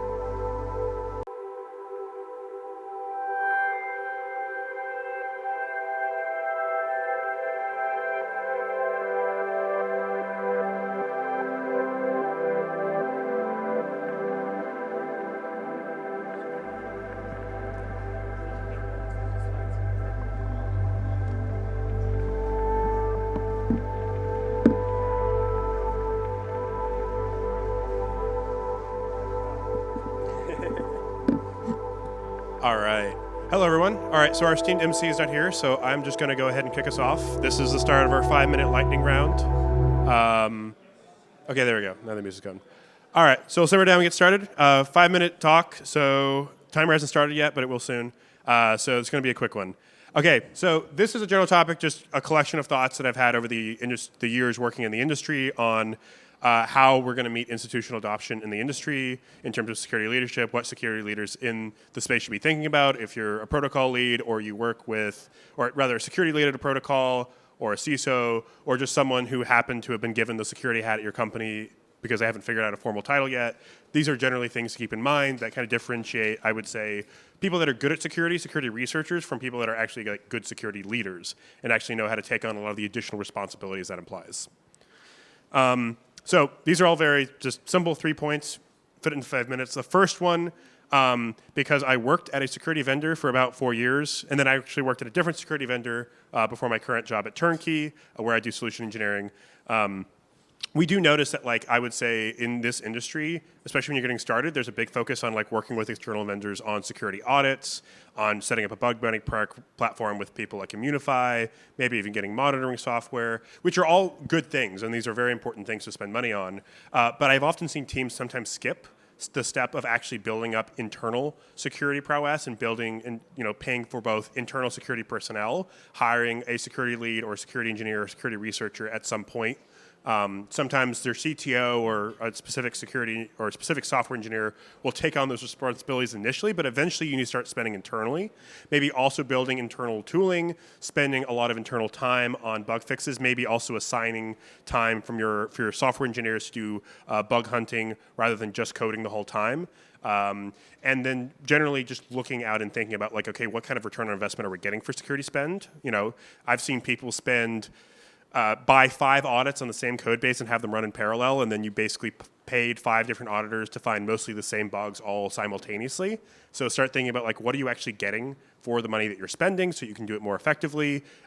Maybe start to evaluate some of your auditors against one another if they are looking at similar scopes. Think about who's most effective. I think what's really effective is starting out with some very cheap security research auditors that you have a very productive relationship with to find a lot of early security issues in your code base, as well as working with your internal security team, and then bring in a really brand name security firm like OpenZeppelin, like Trail of Bits, Spearbit, others, to actually do your final audit, who can hopefully find the very obscure stuff that your original team could not find, because a lot of the very simple stuff has already been found and it's not going to detract and distract them. Second, I think what differentiates good security leads is that you're not just focused on your internal security, you're actually having external conversations. You're talking to your customers, you're talking to the people that are integrating with you, you're talking to ecosystems. If you're deploying on a chain, you're talking to other people building on that same chain. If you're going multi-chain, you're talking to node operators, bridge operators. Ideally, you are even communicating with security ecosystems such as SEAL 911, BSSC, Web 2, and Web 3 security groups, and learning about active threat landscapes. And I think the most important aspect of this is that you know who to reach out to in high-risk situations where you're okay, we got to there's some funds that have been stolen. We need to move quickly to see if we can freeze them. We need to contact Zero Shadow. We need to contact SEAL. We need to contact these exchanges, these bridge operators. If you have those pre-existing relationships, or you have a relationship with someone who at least knows how to reach out to them and is trusted, you're not going through an email or a form. You're directly contacting someone you have a prior work relationship with. That is going to greatly accelerate your speed in being able to resolve an incident. So I think this really differentiates a good security researcher who can sit in a cubicle or in just anywhere in the world and find bugs, but if you can't actually reach out and find the people that are going to help resolve those bugs, that's not going to necessarily make you a good security leader. A good security leader is someone that can actually go out and communicate with these people and establish these relationships. And then the third thing is when it comes to actually showcasing security, and this is probably the most important part for institutional adoption, is that you're showing substance and not just security theater. Now, security theater maybe works for initial conversations. You can say, hey, we got these certifications, we've gotten all these audits, et cetera. That doesn't mean your current security state is good. Someone can do an audit of your code base a year ago. That doesn't mean today's code base is actually going to be safe. But if you're showing hey, this is the deployment process that we do, this is the way that we have separated our access control, you can speak to it intelligently beyond just maybe ranting off what ISO 27001 is telling you should do or WebSock should do, which are still good certifications to have, don't get me wrong, but can you actually establish what your security practices look like? Can you maybe even give advice to the integration partners you're working with and actually tell them what their security model should consider, where you fit in their security model? And then can you align those controls, do monitoring, and actually maybe showcase things, have an incident page. And then of course, if you have to find yourself in an incident, you can actually communicate that effectively and talk to a lot of different teams, have very detailed postmortems, have very detailed communications with all the teams that depend on you, and showcase that even in a case where your security might have failed in some sense, you show a very robust process in how you deal with incidents. So the final quote I'll leave you with is institutions don't just adopt technology, they work with leadership they can trust. Most security leaders out there in Web 2, they don't know how to evaluate good security in Web 3. But if you sit down in front of them and you speak intelligently about your security model, even if they don't understand all of it, if they understand that you take your job seriously and that you think about a wide array of threats and that you're protecting against them, that will go a very long way. They will say, maybe I don't understand the technology enough to trust it, but I trust you because you're building the technology and you're securing it. So keep that in mind. All right, and welcome, Rajiv.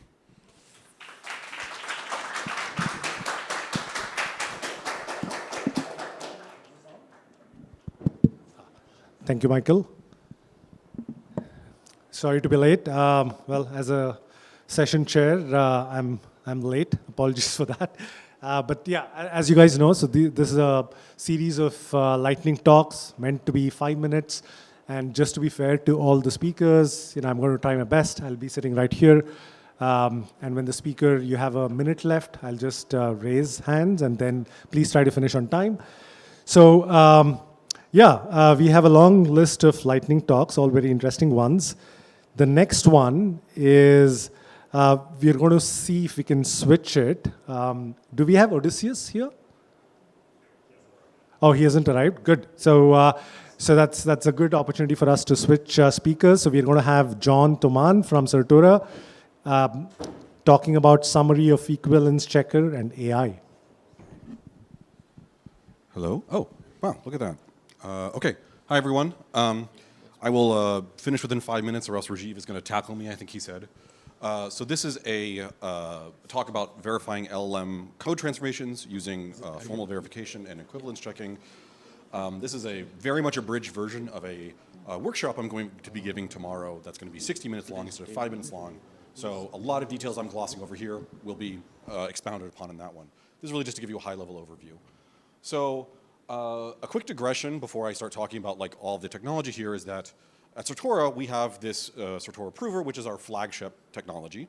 And it allows us to verify smart contracts and Solidity, but crucially, it relies on static analyses of storage, of memory, and it uses this to optimize representations and all of that. And so a frequently abused feature of Solidity is inline assembly. And this is frequently causing us issues with these analyses. Our analyses work on most bytecode, but if you do something particularly egregious or tricky, we end up not working so well. And so to give you an example of what I'm talking about, this is an example from Solidity. It's heavily optimized, it's cache efficient, it is overriding the free pointer in ways that no one, they really shouldn't be. And it's extremely galaxy brain. From the name Safe Transfer From, we have some idea about what it's doing, but really understanding this is hard. And I'm not trying to pick on Solidity in particular. This code is actually quite brilliant, but it is representative of a lot of different DeFi code these days. It actually kills these static analyses, like I said, and also it's not hard, it's not super easy to audit either. So that's the motivation. Can we automatically generate equivalent implementations for auditing, code review, analysis, whatever? So there are two parts of this, automatically generate and equivalent. And I'm going to focus on this first part here, automatically generate. And because it's the year of our Lord 2025, this is going to be AI powered, right? So we take some complex code, feed it into some LLM, and say, please rewrite this. Please make sure it's right. And out comes some nice higher level Solidity code that's easy to audit, analyze, whatever. So is it this simple? Look at our nice little system diagram. Is it really this simple? Well, again, when it comes to AI powered, you of course get AI powered mistakes. So this is actually a rewrite between the original Safe Transfer From and a rewrite that was proposed by Claude.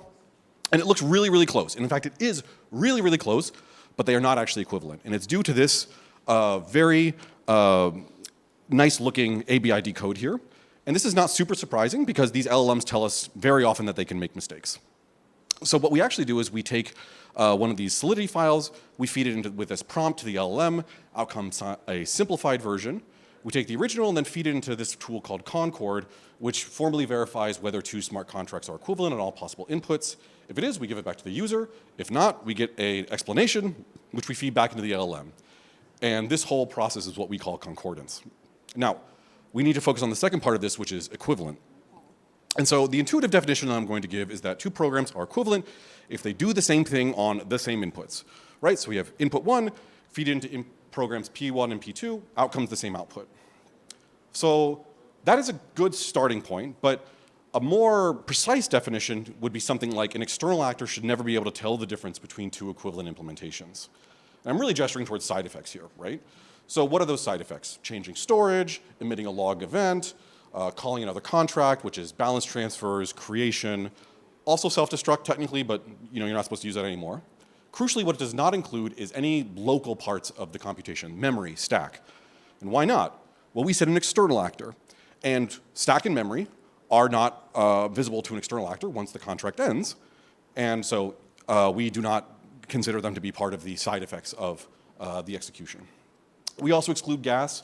It's very important, but if we insisted on equivalent gas, we would essentially be insisting on equivalent implementations.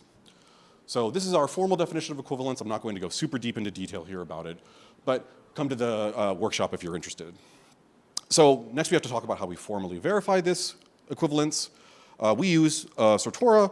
We need to express equivalence as a mathematical formula that can then be checked by the prover's symbolic reasoning. Roughly, we encode equivalence as equality of side effects and equality of return, and then we verify this with the Certora prover.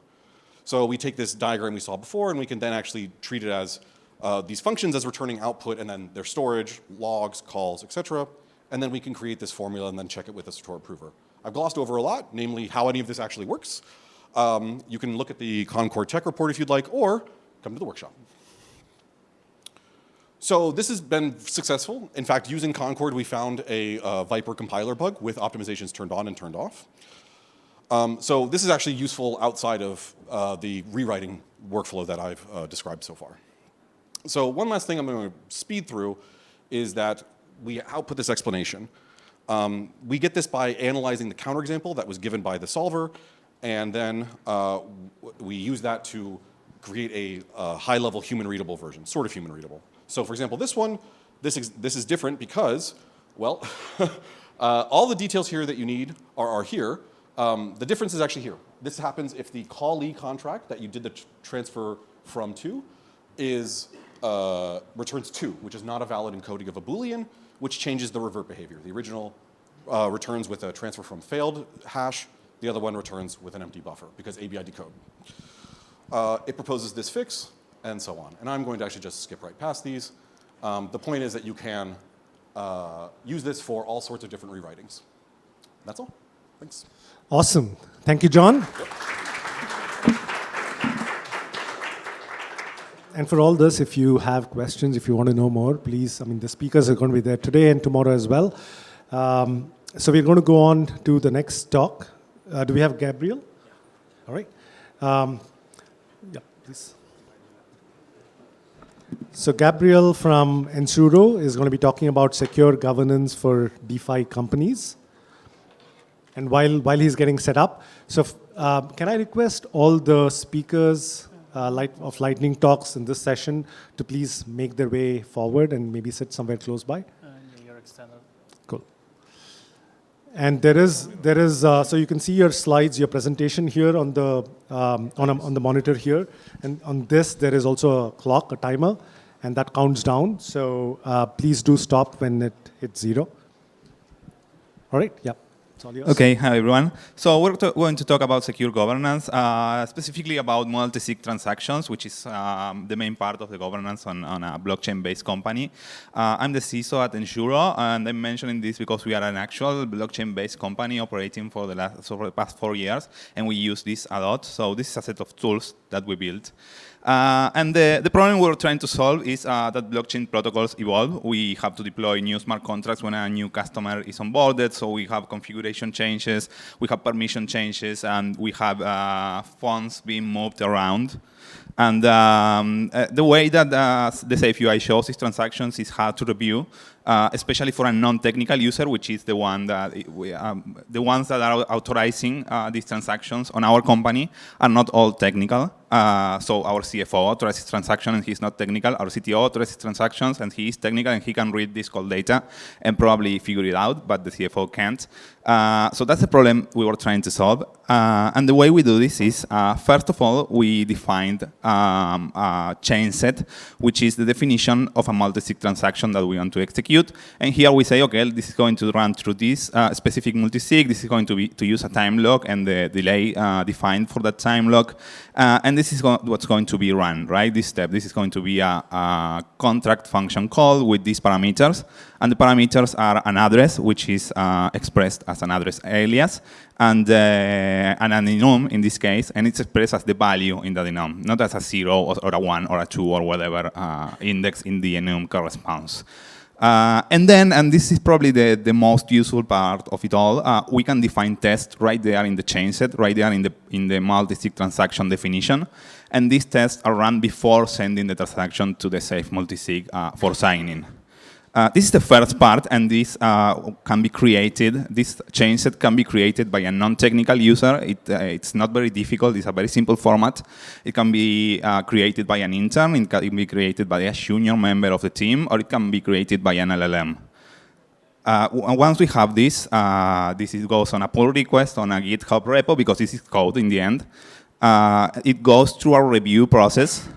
Once it's approved, there's a workflow in a GitHub Actions, in our case, that creates the safe multi-sig proposal.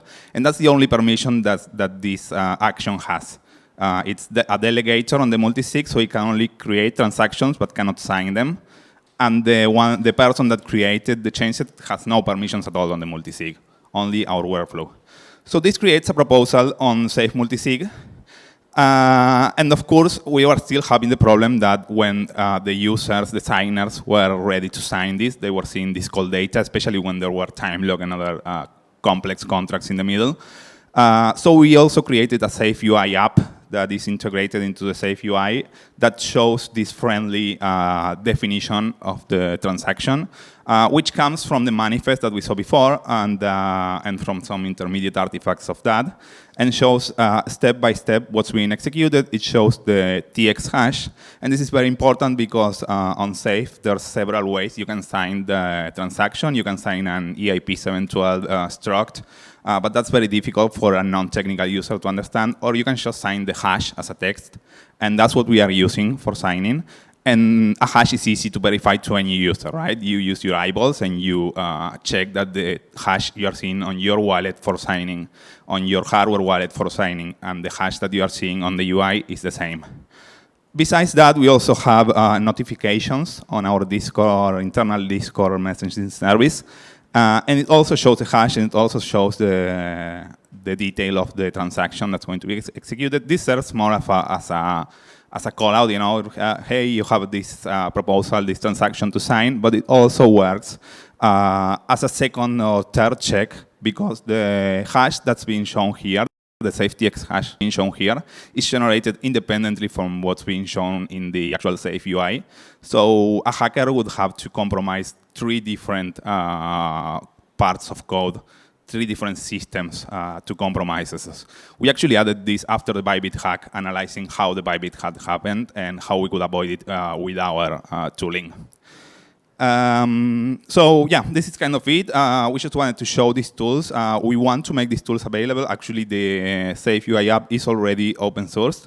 And the rest of the tools for creating the transactions and running the test and all of that, we can make them open if anyone is interested. We just need to put in some work to extract it from, from our system and open source it. And then as next steps, we are planning on adding in-browser verifications or even running the test right in the browser. So if you trust the app, you trust what you are seeing here. And then you can deploy the app on IPFS or some static hosting, and you can trust it that it doesn't change.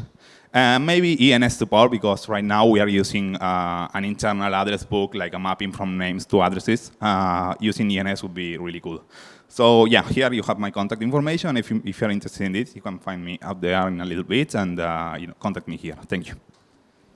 Cool stuff. Thank you. Our next speaker is Benjamin from Veridice, who's going to be talking about statically safe, proving security with semantic queries.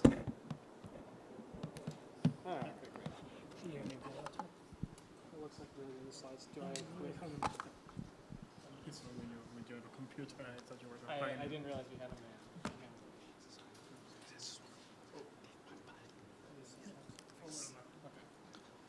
there. Okay, thanks everybody.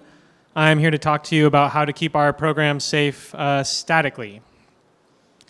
So if anyone here has performed an audit or reviewed code for bugs, they may be familiar with the rather draining experience of the increasing cognitive load that happens as you identify more and more potential issues in your code. And what I mean by cognitive load here is that as you think about more and more potential attack vectors and more potential problems which might lead to a hack, the number of ways in which these potential problems can manifest and the number of things that you need to check grows much more quickly than the number of problems that you identify. So these are all kind of example questions we might ask when we are auditing a program. For example, if we have a lending protocol, we might wonder, is a health check always called before money is withdrawn? Or if we're interacting with some address in some internal function, we want to be sure that we always know that address has been validated at some point to be something in the protocol and not something that could lead to us getting exploited by a reentrancy. And this leads to a kind of loop that we wind up having to deal with for each function, for each property that we are concerned about, for each of those functions, for each call site of that function. Is it possible that the inputs are going to violate this property? This is going to require eventually just meticulous note-keeping, tracking, being very careful that can transform kind of the fun, creative aspect of bug finding into something that is stressful and even error-prone. And when we approach meticulous problems, we often ask ourselves, can I just have a computer do this for me?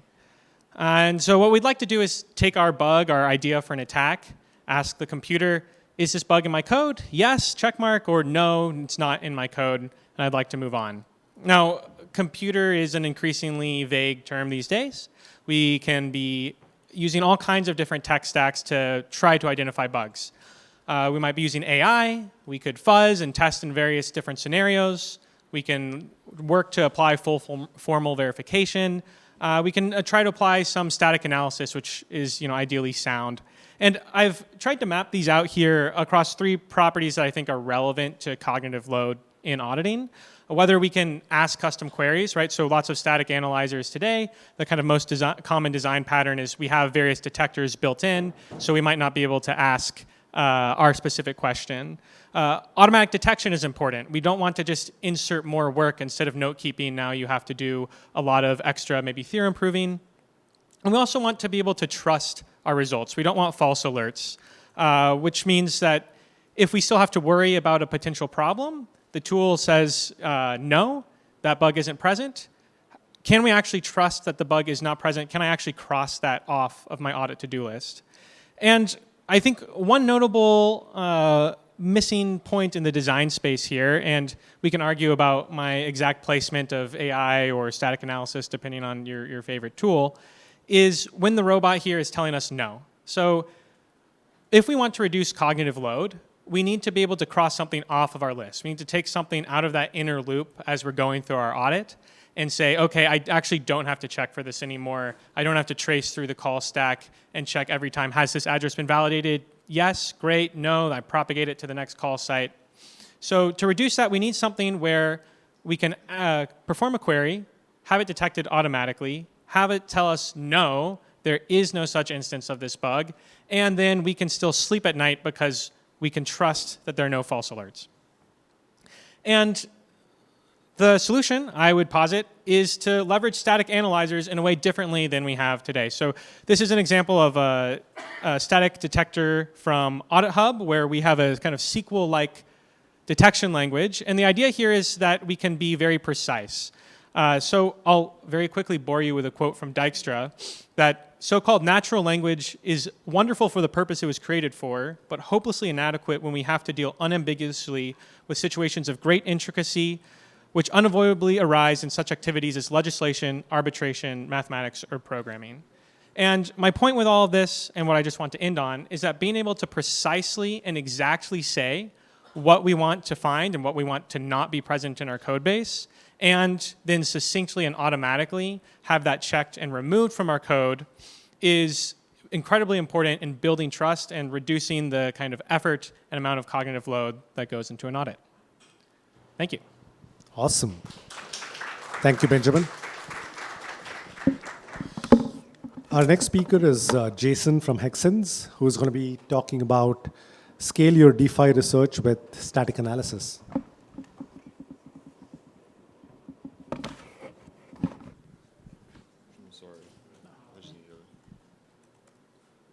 HDMI or USB-C? Let's do HDMI. Okay. Ready to go? It's on the other side.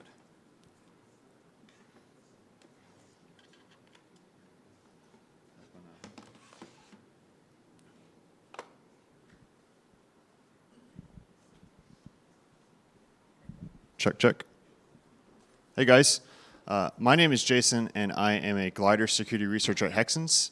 Today we're going to talk about scaling with static code analysis tools. So in security research, we focus on 3 different modalities. One is bug bounty programs, 2 is private audits, and the 3rd is audit contests. In each of these categories, researchers are going to review a limited scope of smart contracts to identify as many vulnerabilities as they can. In this research, it's quite excellent for identifying vulnerabilities on a project level. However, it is ineffective, and I would argue not scalable when we want to identify vulnerabilities on a blockchain level. So we have a problem, which is how do we identify vulnerabilities that just not exist in a project, but also elsewhere on chain. I believe that static code analysis can help us bridge this gap. I would argue that this is a fourth modality of instead of thinking about audit research on a project base, we think about it on a chain base. So what is static code analysis? To sum up, it is the process of querying source code, in our case, smart contracts, to look for code patterns, in our case, vulnerabilities. And the way we do this is we write a query, typically depending on the tool that you use, that could be Rust or Python, and this query identifies code patterns. It's programmatic, so we don't have to do any manual work besides writing the query. And it's also scalable because we could run this query as many times as we want for however long we want. There's currently in the ecosystem a list of available tools. There's Adaran, there's Slither, and the one I work on a daily basis, Glider. And this talk will be covering focused on Glider. So with static code analysis tools, we have available to us a library. Library functions that we could use to query for all sorts of things. We could look for functions defined in a contract. We could look for if a contract has been inherited by another contract. We could look for state variables. We could check for global variables. We could look for local variables. We could see where these variables flow to, which is called data flow analysis. It's extremely helpful for many vulnerabilities. And in particular with Glider, we could actually run a query against the entire chain of every verified contract. And we have that in our database. And you can run that as many times as you like, updating the query whenever you want for new contracts that are deployed on at any time. So what I want to show next is a demo of a Glider query that looks for a very famous and old vulnerability called Uniswap v2 spot price manipulation using the getAmountsOut function. This function obviously returns a price that is then used in a swap. And so normally in traditional research, we would have to go line by line and review and look for this function. Then we'd have to trace where this return value of getAmountsOut flows to. This requires significant effort, time, and energy on our part. We have to find the contracts that support this, that call this, that have this sort of code pattern. But with Glider, we will be able to look for this automatically. So in this video, we're going to show, this is the Glider IDE. And right up here, we have our Glider query, which is going to look for instructions. You could think of instructions as a line of code that looks for a instruction that calls getAmountsOut. And then we're going to do something called, as I mentioned before, data flow analysis, where we're going to trace where that value, that return value from getAmountsOut flows to, and we're going to check to see if it goes into this swap function. I'm going to go ahead and play the video, and we're going to run it against the Glider IDE, and it's going to scan. In this case, I have limited the results to a single infected vulnerable contract that was found 2 weeks ago. As old as this is, this bug still exists. So here we could see that the contract was found and that getAmountsOut flows to the swap function. Here's all the links. We also have a Glider contest ongoing for static code analysis queries. Submit your query and get paid. It's sponsored by Ethereum Foundation. And if you guys want to let me talk, just ask questions, I'll be here. Thanks, guys. Awesome. Thank you, Jason. Yeah, please go and check out all the tools that are being shown. So for the next talk is by Guillermo from Trail of Bits, who is going to be talking about mutation testing with Slither, new way to find high severity issues. Yes, I think it's.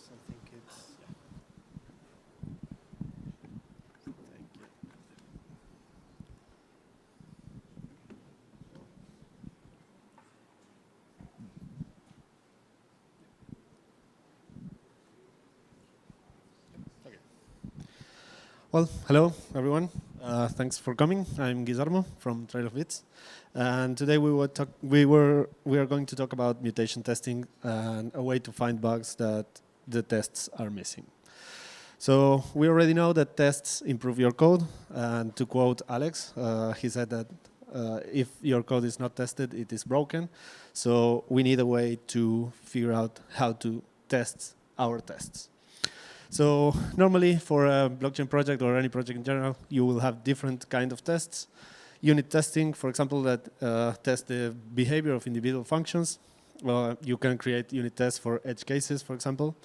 Then you have the next step is integration testing, where you start testing how the different contracts or the different functions interact between themselves and how the whole system works. You can create user flows, administrative flows, or whatever. We also recommend that projects that have some kind of arithmetic or rounding error, that are prone to rounding errors, also implement fuzz testing to ensure that you detect those kind of issues. But the big question here is, when you have your test suite implemented, how do you measure how effective the test suite is to catch bugs in the real life? So one answer to this would probably be coverage. Is it a useful metric to know how much your tests are covering your code base? But the thing is that coverage doesn't really explain or doesn't really show you what bugs are being missed in your code base. So for that, we will be talking about mutation testing. First, a brief description of what mutation testing is. So basically, in a normal project, you have your code base, you have your test suite, and when you run, all the tests pass, and that's the minimum expected for a project to be safe. In the case of mutation testing, we are going to introduce mutations to the code base, and those mutations can be small bugs that are introduced purposefully, like on purpose, to change the code base and see if your test suite actually detects the change and make the test fail. Those mutations could be comment out a line, replace operators like assignment operators, arithmetic operators, or whatever. Replace conditionals inside the if condition or for loops, for example. There are a series of many different mutators that you can introduce. So for each change that you make to the code base, you basically generate a new mutant, and you run the test suite against that mutated code base. Of course, we can have two possible outcomes. If the tests fail, then your test suite is actually detecting that bug, and everything is okay. That modification, that mutant was caught by the test suite, and you are safe from that particular mutation. The alternative is that the test pass, and now you have a problem because you modified your code base and your tests still pass. So that's when you have to start investigating and see why the test passed. This is a very time-consuming process. As you know, mutations are introduced one by one. Each file and each line of each file will have to be mutated. So the idea is to automate this and not do it manually, of course. So for that, we have Slither. Slither has a tool that's called Slither Mutate. And it's meant to be easy to use, and it's supposed to be used by every project that has tests.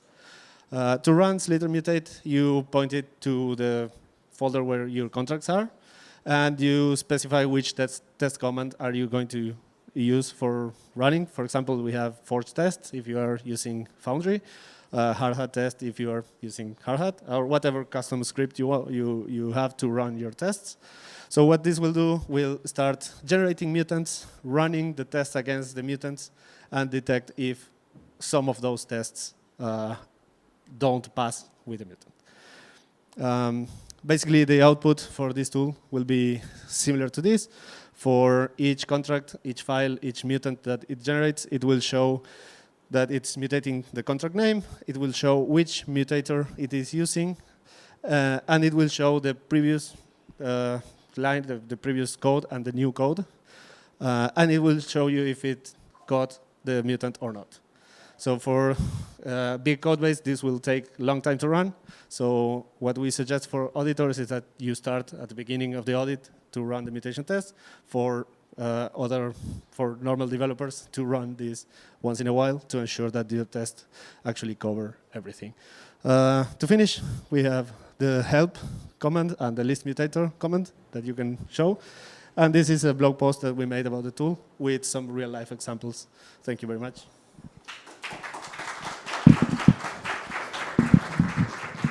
Awesome, thank you. The next talk is going to be from Mark from Chain Security, and he's going to be talking about try, catch, and Solidity reviewed. Try to catch this.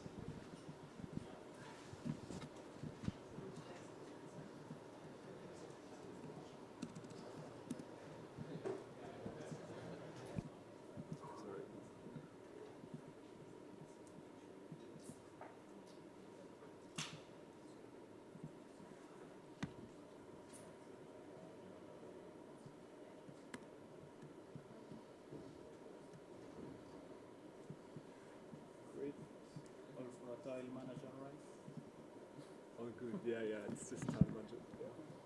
I will do.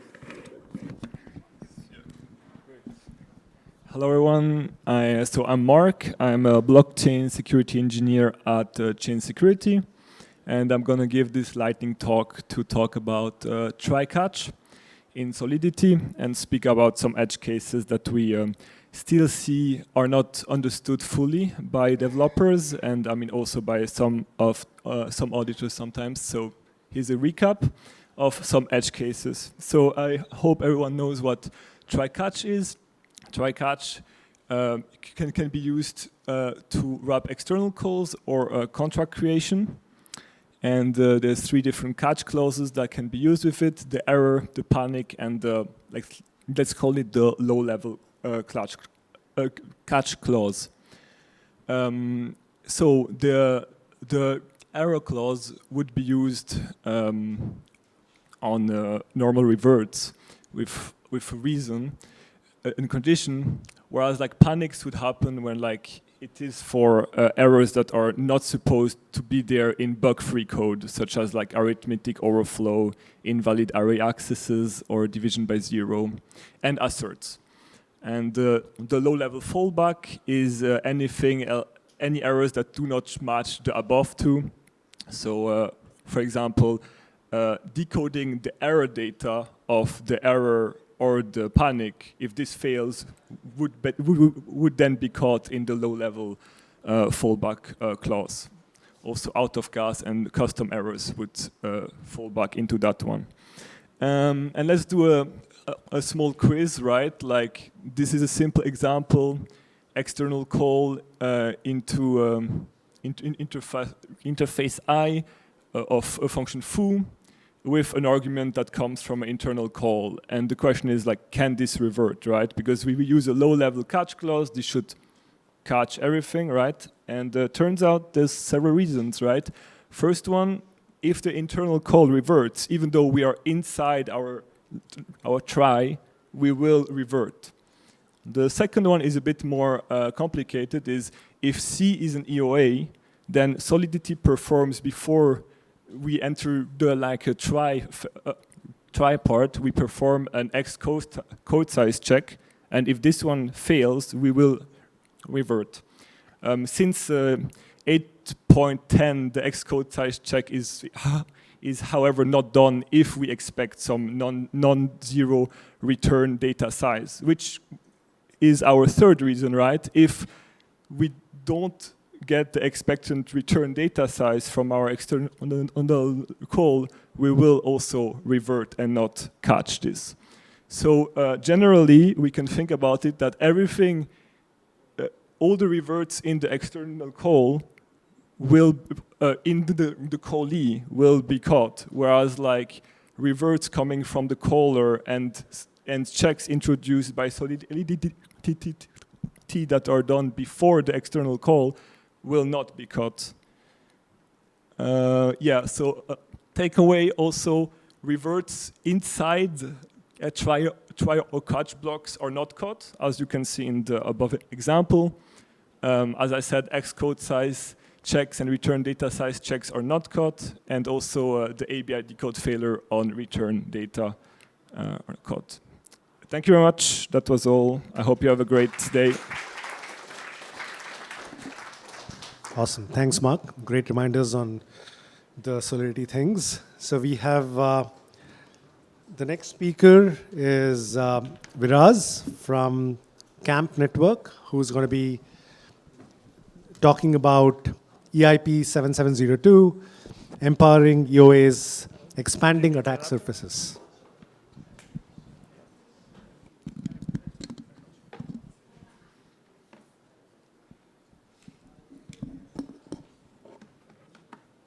And you need to allow then entire screen. Entire screen. And I move it. Hey, hi guys, my name is Viraz. I'm a senior smart contract engineer at Camp Network. And today I'm going to be discussing extensively about EIP 7702. How has it empowered EOAs, and how has it sort of also expanded attack services on the other side of things. So we just start off with a recap of what we've seen in the space in the last few years. So attack abstraction was introduced to simplify UX for crypto for different types of users, whether retail or other DGen users, so that we could get rid of the approved transactions when dealing with ERC20 tokens or things around like paying gas in different tokens, etc., gasless transactions, and there are the list goes on in terms of how we could made the UX more much better than it was before. And we chronologically we started off with these three different EIPs and ERC standards that we've been sort of seeing in the space. So we started off with EIP 3074, which introduced two opcodes, auth and auth crawl, and that allowed full control, like a user to give full authority to the smart contract, to do the executions on its behalf. And then there were obviously some security concerns with it, because you were relying completely on the on the contract, and if a malicious contract or things like that happen, then your your wallet gets wiped out instantly. Then we had ERC 4337, which involved off-chain and on-chain components with user ops and a bundler to basically prepare the transactions using the user ops structs. And then an entry point contract where you would send the user op structure, the structured transaction, and the entry point would basically execute it on behalf of the user. And lastly, which is which is the most important one, is EIP 7702, which is which we are using right now, which came with the Petra upgrade. And the idea behind that was introducing a new transaction type where you would allow EOAs to attach a new delegator, and that would do transactions on your behalf on a transactional basis. And so it improved upon what 3074 came up with. Now we talk about the attack vectors and the adoption that EIP 7702 has seen. So in this chart, you've seen this is the first attack vector, which is pretty common, which is, again, which I spoke about in the previous slide, around just delegating to a malicious contract, which can still happen because for example, a layman user or a retail user sometimes doesn't verify the delegator that that you are basically giving control to, and in one click, if you don't do your checks and verifications in that sense, like decoding call data and things like that, so you can just delegate to a malicious delegator and your entire wallet gets wiped out in one click.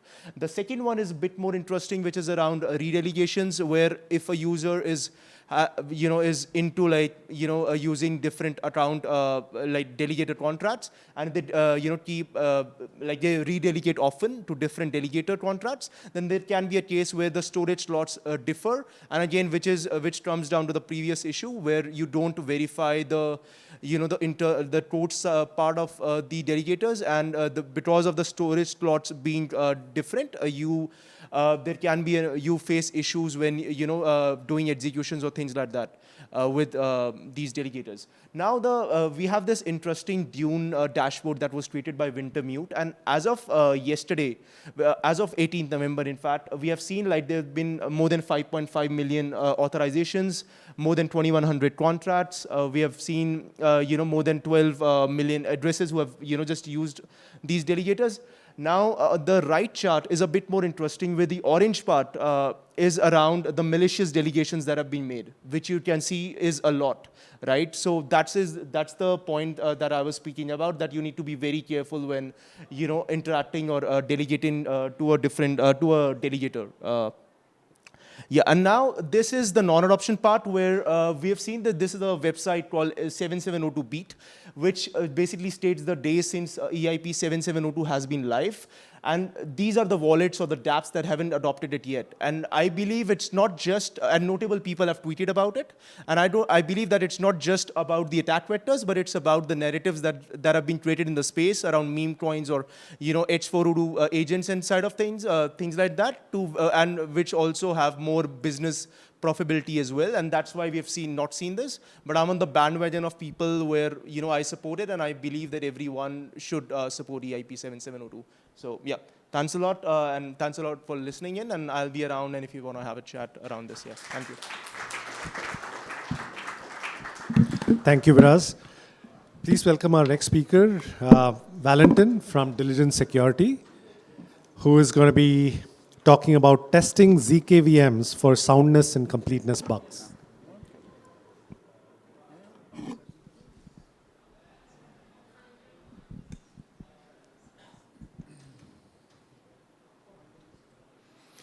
All right. Yeah. Hi. This is joint work with my colleagues Christoph and Maria from TU Wien. So why should we fuzz ZKVMs? Well, there's two main reasons. One of them is that they're incredibly complex. There's a lot of optimizations people are implementing to get them to be even faster. And that, of course, has a possibility to introduce bugs. And, of course, they will also become very critical in the near future for the correctness and security of upcoming blockchains, including the Ethereum L1. So there are two main bugs. The most critical bugs are soundness and completeness bugs. And the soundness bugs, in simple terms, is essentially when a ZKVM accepts an invalid execution. And the completeness bugs are essentially kind of a dual where a ZKVM would reject a valid execution. And as you can imagine, both of these bugs are critical, and they could result in catastrophic financial and reputational damage for the teams building the ZKVMs, but also anybody that's building on top of them, right? In this talk, I'll give a quick overview of how we use fuzzing to detect those.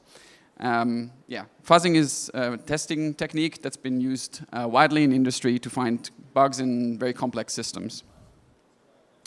So Argus is the first fuzzer that allows you to detect soundness and completeness bugs in ZKVMs.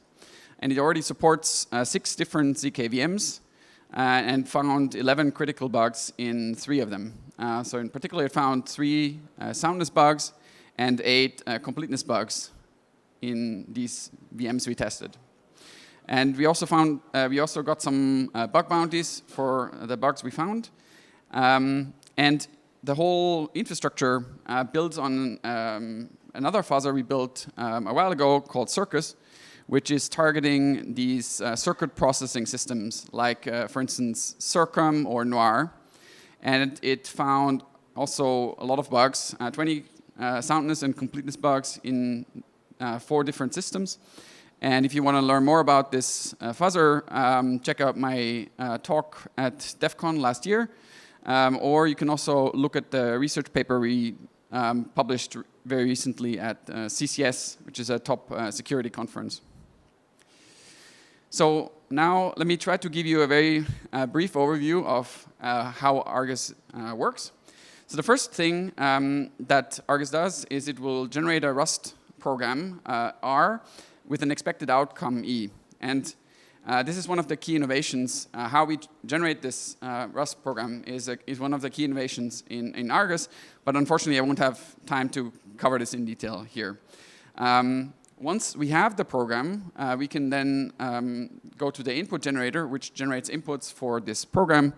And with these two, we can then actually run the program on the ZKVM.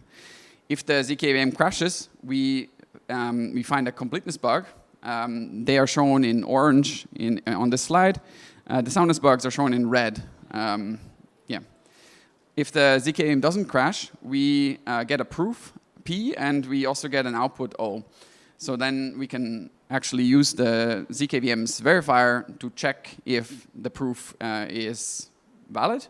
If the verifier crashes, or if it rejects the proof that was just generated, then that would again be a completeness bug. If the prover accepts the proof, if the verifier accepts the proof, and the output is different from the one that we expect, then that constitutes a soundness bug.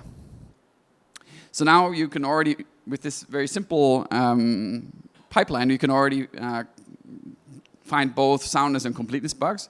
But essentially, we went one step further by introducing so-called adversarial ZKVM. So this is the second key innovation in Argus. Basically, we took existing ZKVMs and kind of patched it to introduce some subtle faults during the execution that will allow us to generate invalid proofs.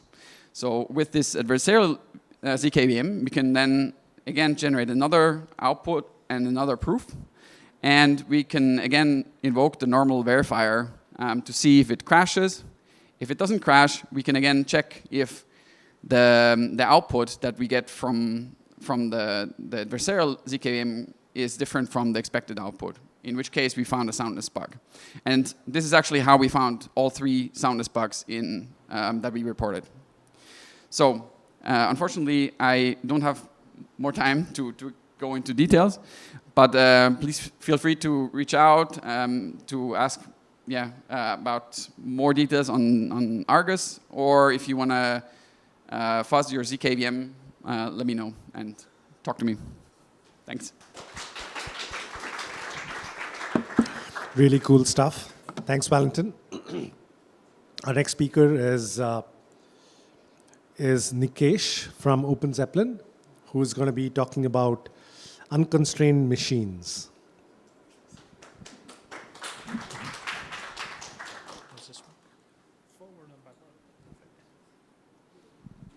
Okay, I'm going to talk about our security review of ZISC. So, the agenda is what is ZISC, some security properties, some vulnerabilities we found, some thoughts on tooling.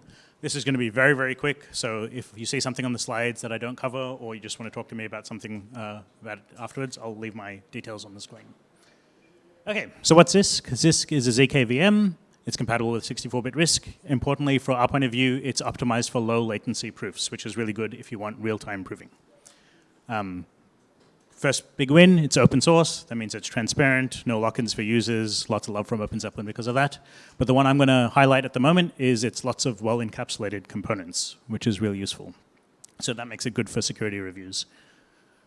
Quick anatomy of a ZISC program. So if you start with some program counter at the start, and then you execute a bunch of instructions and you get to the end, then you have a valid ZISC program. So to make sure we're executing the correct instructions, there's a ROM component, that's a whole separate circuit, and its job is to make sure that every instruction we execute was preloaded as part of the valid instruction.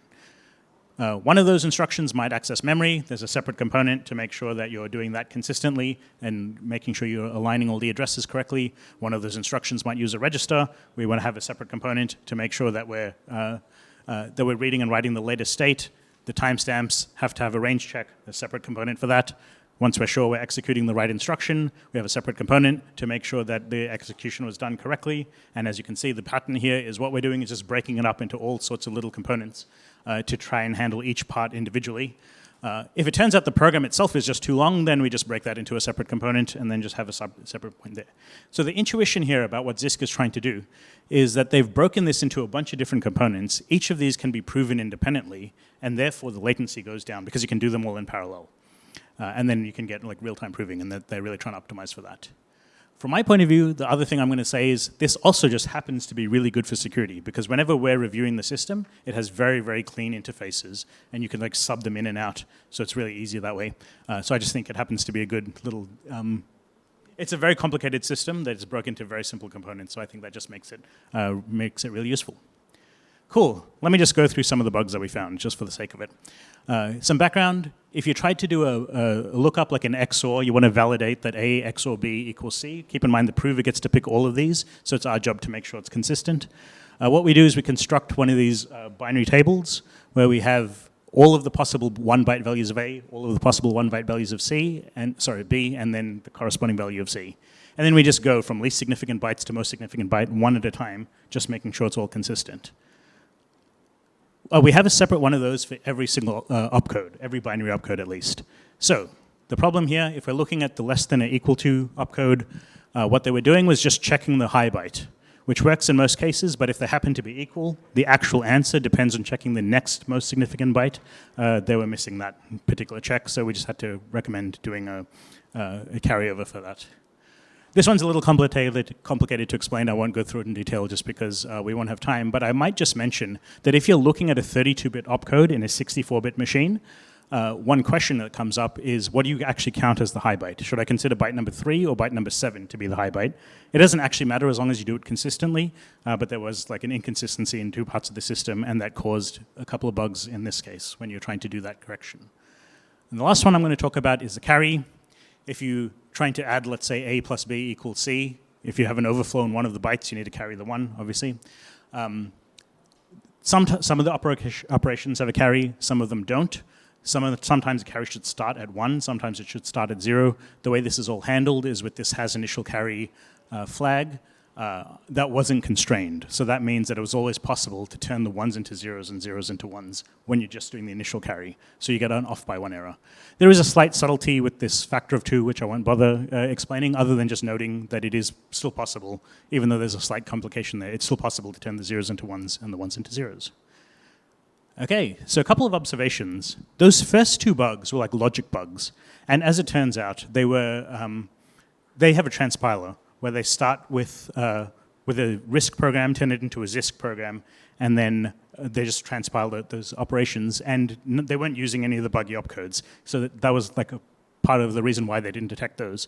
Those are the kinds of things you detect with the test suite.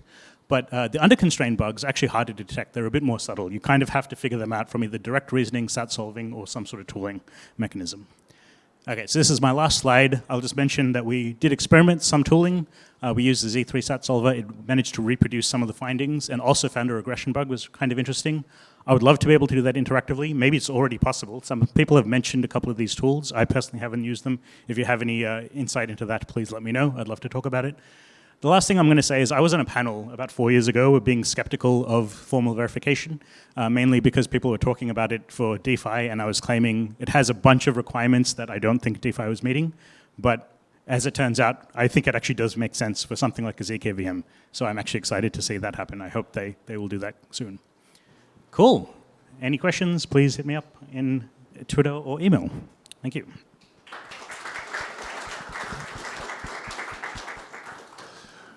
Great. Thanks to all the speakers of the lightning session. That's the end of this session, and we go on to the next one, which is about vulnerabilities. So please stick around for that one.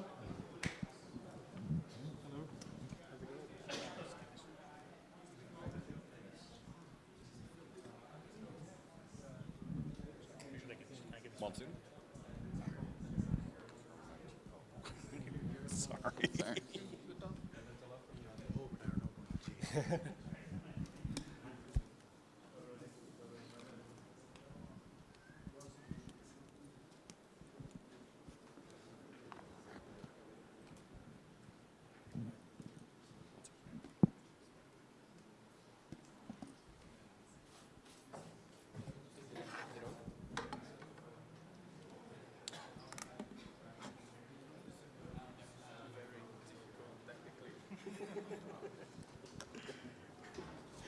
Hello, everyone. For the next talk, we'll have OX Monsoon talking about adversarial ERC 4626, how vault share manipulation still bypasses listing screens in 2025. Very interesting talk. Welcome. Hello, thanks. Hi, I'm a security researcher at OpenZeppelin, and I'm going to talk about vault share manipulation and in ERC 4626 vaults. Well, this vulnerability has existed for a long time. We've probably known about it for like 4 years since the vaults were first proposed. And we've seen a lot of hacks because of this in the past. And somehow they have gone down in number, but they haven't been completely eradicated yet. And so this presentation is about the hacks that still happened this year and what we can learn from them and prevent them from happening in the future. All right, so let's talk about the vault. So ERC 4626 was proposed like 4 years ago in 2021. Did the screen go blank? Okay, it's fine. Okay, it went blank again. I should probably not step on the wire, I'm sorry. So yeah, they were proposed 4 years ago.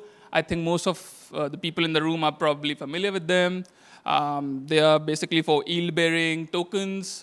You could deposit assets. Those assets are put to use in some other protocol. They earn yield, and for that, you're given like share tokens, which you can always redeem for the underlying assets. And they are, okay. I think, all right, it's back again. So it's a very widely adopted standard in DeFi now. Can you please see what's happening? I don't know. What's causing the issue now?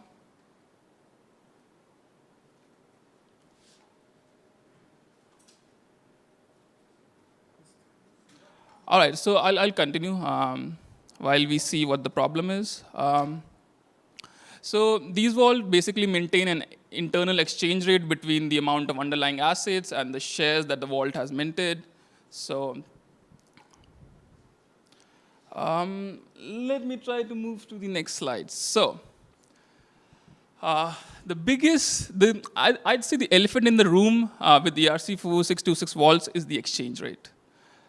Because this exchange rate, how it's calculated, usually depends like, it's what usually on, it's the thing on which basically it depends whether the vault is secure or not and whether the integrations in other protocols are secure or not. Any protocol that uses these vault tokens may be at risk if the exchange rate can be manipulated. So, should I continue or should I stop? I should go? Okay, all right.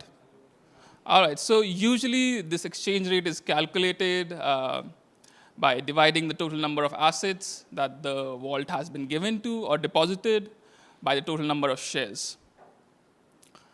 But there are two ways to actually get the assets into the vault. One is by using the deposit or mint functions. The other, you can just donate assets to the vault by using like an ERC20 transfer. So that can increase the exchange rate artificially, and which may not be good for integrating protocols. So integrating protocols usually to get to see like how much the shares are worth, call the convert to assets function. They supply a number of shares to the function, and that gives you the number of assets. So imagine, let's say a lending protocol is using wrapped staked ETH, and it wants to know like how much is a wrapped staked ETH worth in staked ETH. So they can just call the convert to asset functions, and then they'll get the amount of staked ETH. Then they can use, let's say, a Chainlink Oracle that supplies them the price of staked ETH to USD, and then they can basically use the functions of the lending protocol, determine how much collateral, how much health factor, and whatever else is required. So Does this mean that using ERC4626 vaults in your protocols means that you're wrecked? Not necessarily. So let's see what it really depends on. So I'd say there are a few preconditions for any kind of hack in integrating protocols to happen.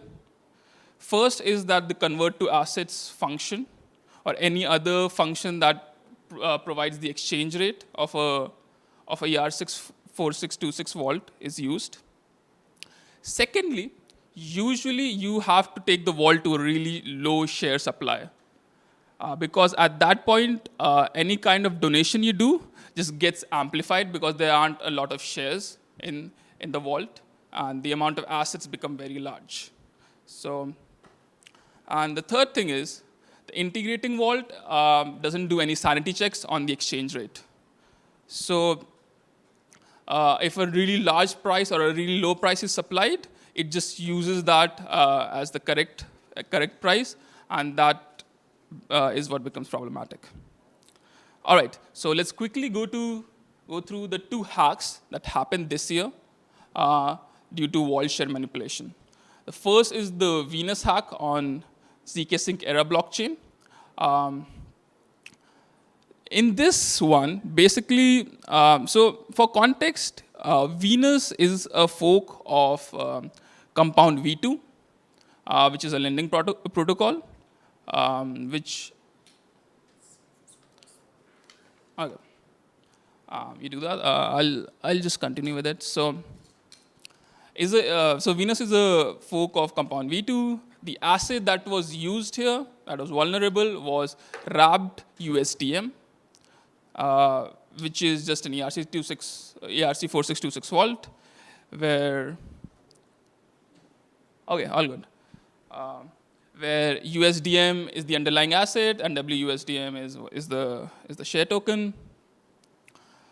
So in this case, the vault offered no protection against donations, and the exchange rate, the convert to assets function was used for the exchange rate in Venus. And it was combined with the Chainlink Oracle, which provided USDM price in USD. All right. So the attacker first took a flash loan of a lot of ETH, and then they opened 2 types of position. First, they deposited ETH and borrowed all the WUSDM from the market. And then they opened another position where they deposited some amount of WUSDM. So they had from another account. So they had 2 positions. One in which they borrowed WUSDM, and one in which they lent WUSDM. Then they took the remaining WUSDM, redeemed it for USDM. So that took the vault supply very low. And then they donated the redeemed USDM to inflate the exchange rate from 1.07 to 1.7. So after this, they were able to liquidate the position in which they borrowed WUSDM.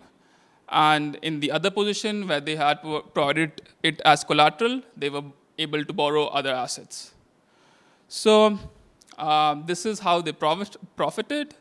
And then there were other things because the vault had a really high exchange rate. Then they were also able to use that to arbitrage over some AMMs where they bought WUSDM, redeemed it, and then dumped the USDM. So this is a flowchart on how it happened. If you see on point number 2 right here, where the price is returned, that is 1.7 USDM. That's the problem. It should have been 1.07. And that is what ended in the hack. The second example is the resupplyify hack. In this, resupplyify is a CDP vault that issues a token against collateral. And the asset is the asset that was used as collateral, which was ERC4626 vault, which was empty. Now, this must ring some bells if there are any security researchers here, due to the first deposit bug that everyone is familiar with, but this is not what happened here. Anyway, so it was an empty vault, and the convert to assets function was used again. So Resupplyify listed CRV USD, if that's the I think that's the name of the vault token, as collateral, and it was an empty vault. So what the hacker did was they donated about 2,000 E18 worth of tokens to the vault, and then they called deposit function and minted one way of shares, and they took the exchange rate to 2E18. And because the exchange rate was so much, so another thing is the exchange rate was very high now at this point, and the vault was empty.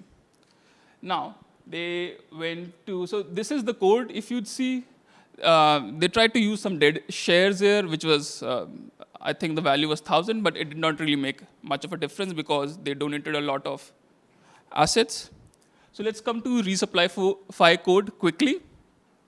So if you'd see, the price was fetched using the convert to assets function by passing in 1E18. 18 was the number of decimals.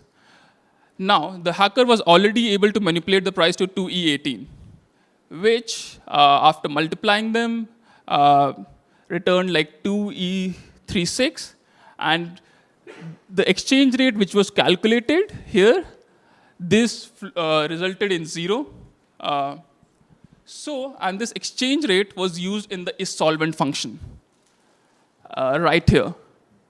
So the LTV became 0 of the hacker, and this check passed, and so they could supply any small amount of collateral, and they were able to mint till the maximum supply for the collateral, which was like 10 million USD. So this is how the hack happened, also due to vault share manipulation. So yeah. So what was missed in the listing checks of these collateral assets? Well, they just checked if there was a price oracle, and which was there, but it was exploitable. They checked whether there was deep DEX liquidity, but that didn't really matter. And there was no check how much initial liquidity there was, or how much the price per share can grow in any fixed amount of time. So all these checks were lacking, and they had like no supply and debt caps. And in the case of Resupplyify, there was a debt cap, but it was really high for an empty vault. So what did we learn from both these hacks? So there are two parts of it. Like for vault creators who are creating the ERC 4626 vaults, and then therefore learnings for integrators. So for vault creators, Euler actually wrote a really phenomenal blog on this last year, which is called like Exchange Rate Manipulations in ERC 4626. So please go through it. I'll cover some of the points in very brief detail. So first, you could just use an initial deposit, where if you're listing a vault, or if you're deploying a vault, just call it deposit or mint function, and make sure you have some initial liquidity. So a lot of first deposit bugs and vault share manipulation cannot happen due to low supply of shares. You could also use virtual deposit, where instead of depositing something, just you add a certain amount to the total assets. Let's say whenever you're calculating the exchange rate, you add like 1,000 or 1E6 to the total assets. That also helps a lot. It wouldn't actually prevent it, but it's still a good measure. You could do internal asset balance tracking. So instead of calling the balance of function, you track the amounts of balance that keeps on increasing whenever deposit or mint happens, or whenever the total assets grow due to wherever you've invested it. You could also average the share price. So instead of the share price increasing at once, whenever an increase happens, it's averaged out through a few hours. That would also make it more difficult to manipulate the share price. And you could also track the exchange rates explicitly.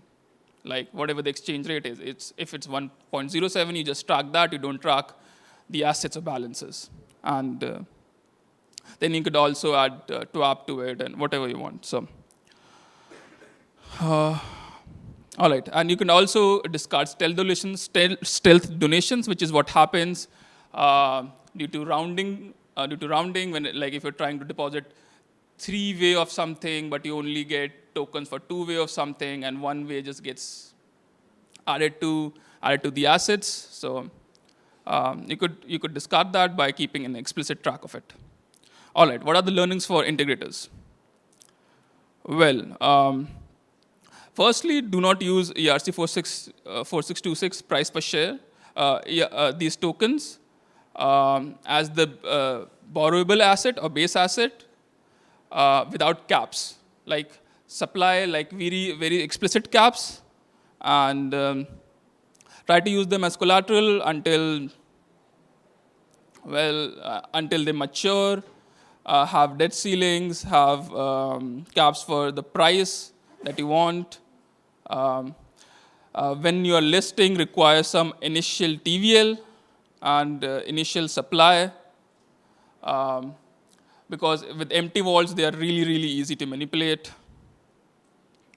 And another thing you could do is, as the integrator, you could provide some liquidity to the vault itself, and you can burn that or put that into your treasury, so you're always sure that the share amount or the total supply cannot go down by a lot, like in dangerous territories, because you also hold some shares. Another really good defense is to use a correlated asset price oracle, where you supply how much you expect the vault price to grow, and it keeps a track of it, and every time the price is, the convert to assets function is called. In this case, it's latest round data, but it could just be convert to assets. It just tracks how much time has passed and how much the yearly growth we expect, and it doesn't let the price to grow more than that, because if the max ratio is less than the current ratio, it just swaps it around. So, all right, let's move quickly. Could also use quill switches. Like this is like a monitoring recommendation. If the price per share has moved by a lot, or the liquidity shrinks by a lot, you could just pause the market. There's another thing you could do before calling the convert to assets function. You can check the total supply of the vault, and you can have a threshold. And if the total supply is below the threshold, you can just revert and wait till the time the vault has more shares. You can use market price oracles if they're present. With pull oracles, it's really easier to get price for a whole lot of newer or tail-end assets but it's not always possible. And most importantly, have a listing checklist. This is for all the integrators and curators. Everyone have a listing checklist. Have certain things that you check for every asset. You list as a collateral, or you make a market for a base asset. Have it out. Have check all of these things, because so this is an example. We built this listing checklist for Compound when we used to work with Compound DAO, and you could take this for inspiration, and so this is something that we explicitly checked every time when we were listing an asset on Compound, whether like if a vault token is used, whether its share price is manipulable or not. So don't depend on audits. So don't say that this token has already been audited, so we don't need to see it. So every time what we used to do, even if it had audits, we always tried to see if in some way we can manipulate the share price by donating, by still donating, by doing all sorts of things, by taking a flash loan out of the vault. So you just need to be very vigilant. And yeah, so ERC 4626 is not broken, but integrations are. And if you integrate these tokens well, and if they're made well, even if they aren't, like even if their share price is a bit manipulable, there are there are a lot of defenses that you can use. So yeah, that's about it, ma'am. All right, does anyone have any question? I think we have time for one. No? I do have a question. Yeah. How do you ensure over time that the share rate is not inflated? Because usually inflation happens right when a vault is deployed, when it has 0 shares. But what if everyone withdraws all of their funds and it becomes empty again in the future? Have you thought about that? Right. So if I go back, so if you, as a vault deployer, use some initial deposit, right? So you can always make sure that it never goes back to 0, right? And that solves the problem. All right. Thank you, guys. That's it. That's my time.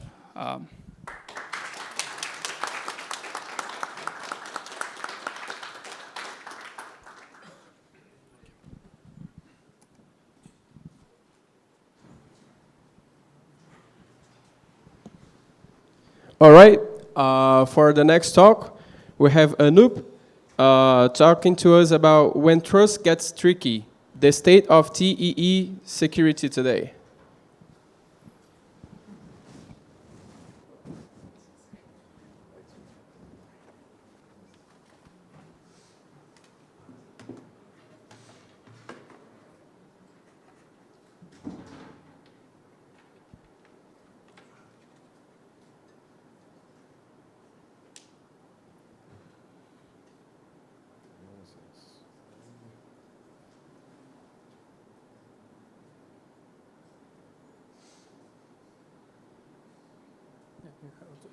Mirror this one. Yeah. There you go.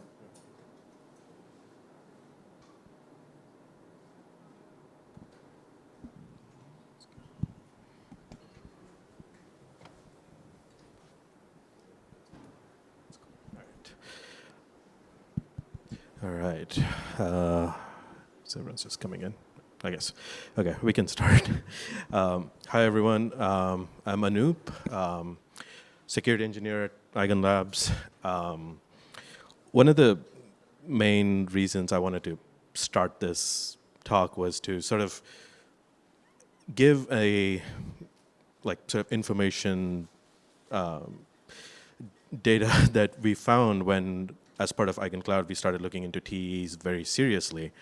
And there's a lot of information out there. There's a lot of very interesting, conflicting talks and predispositions about the hardware and what does it mean. So I wanted to sort of explain this in a way that either security folks or app developers would sort of need to take things into consideration when you wanted to deploy your app on a TE and on any of the offerings that you might have been hearing throughout the conference here.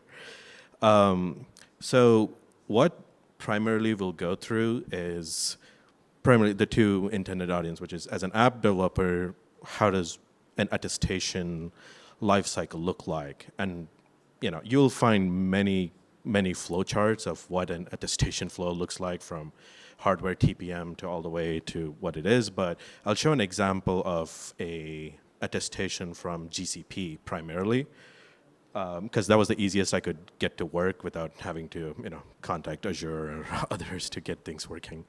The other one is at the end, I'll sort of go through how do you realistically sort of understand a TE's trust model and assumptions, and so that translates as a security person, if you're looking at it like, oh, I can attack something like this, versus an app developer like, okay, I can take this much trust away by deploying it on a TE, but I do have to consider these other mechanisms as well. So quick intro. This does not do TEs justice, but I'll just do a quick intro. Trusted execution environments. You can think of it like extensions / a protected region from the processor and whose whole job is to provide confidentiality, integrity, and one of the most important parts, the attestation. So confidentiality, only the code inside the TEE can read the TEE's memory. Neither the hypervisor or, if you know about the ring trust model, ring 0, ring 1, ring 2, even the hypervisor who would be involved in scheduling your VM and other things would not be able to read once it started, and that's the model that they want to go for. Integrity, again, nothing outside some other process, even the CPU hypervisor and the other things cannot modify this, like only within the TE, and that's what they hope. Attestation, this is where app developers and everyone else comes into play, which is you can get to attest very specific and interesting things about your app, the environment you're in, the firmware you want to comply, the many other interesting parts. You'll see an example.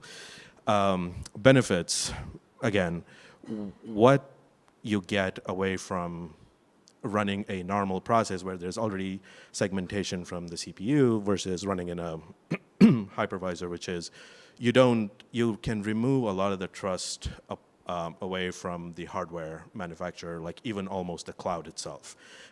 There's a paper demystifying TDX by IBM Research where they try to take the trust away from, say, GCP, like Google Cloud itself, to sort of help people understand, like, just with pure Intel, you're able to verify a lot of the things.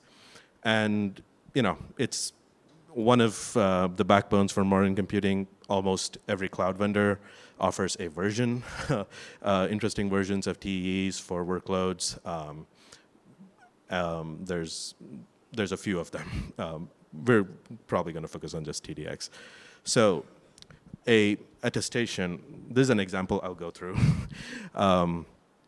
So 3 main stages you can think of. So measurement, the actual attestation, and the verification. So measurement is when your TE starts up, you have a lot of data points that the CPU measures, like what's the software, what's the firmware, what are you running inside, what's your Docker, what's your environment variables, and a lot of other things that you can also specify to attest or to measure. So measure is just recording, like you record this in a giant JSON structure, that's what you'll probably mostly see. And they hash it, SHA compute hash, and somebody will sign it, and the usual stuff. The measurement is primarily to make sure that what is running inside a TE is what I measured, and that is one of the core important parts. The CPU measurement and other stuff, it measures like the trusted computing base, what firmware version am I running, what is the software version of the GCP's orchestration layer itself, et cetera, et cetera. So once you have the structure, someone worthy enough, or the trusted computing base in this case, needs to sort of sign it. So there is a key that is, when the hardware is generated, like by Intel or AMD, it is burned into the hardware layer and rooted in the CPU, and that signs off. And you might be thinking, oh, if anything can generate a quote, can it sign off, I can spoof it. It's not. This is a rabbit hole if you want to dive into.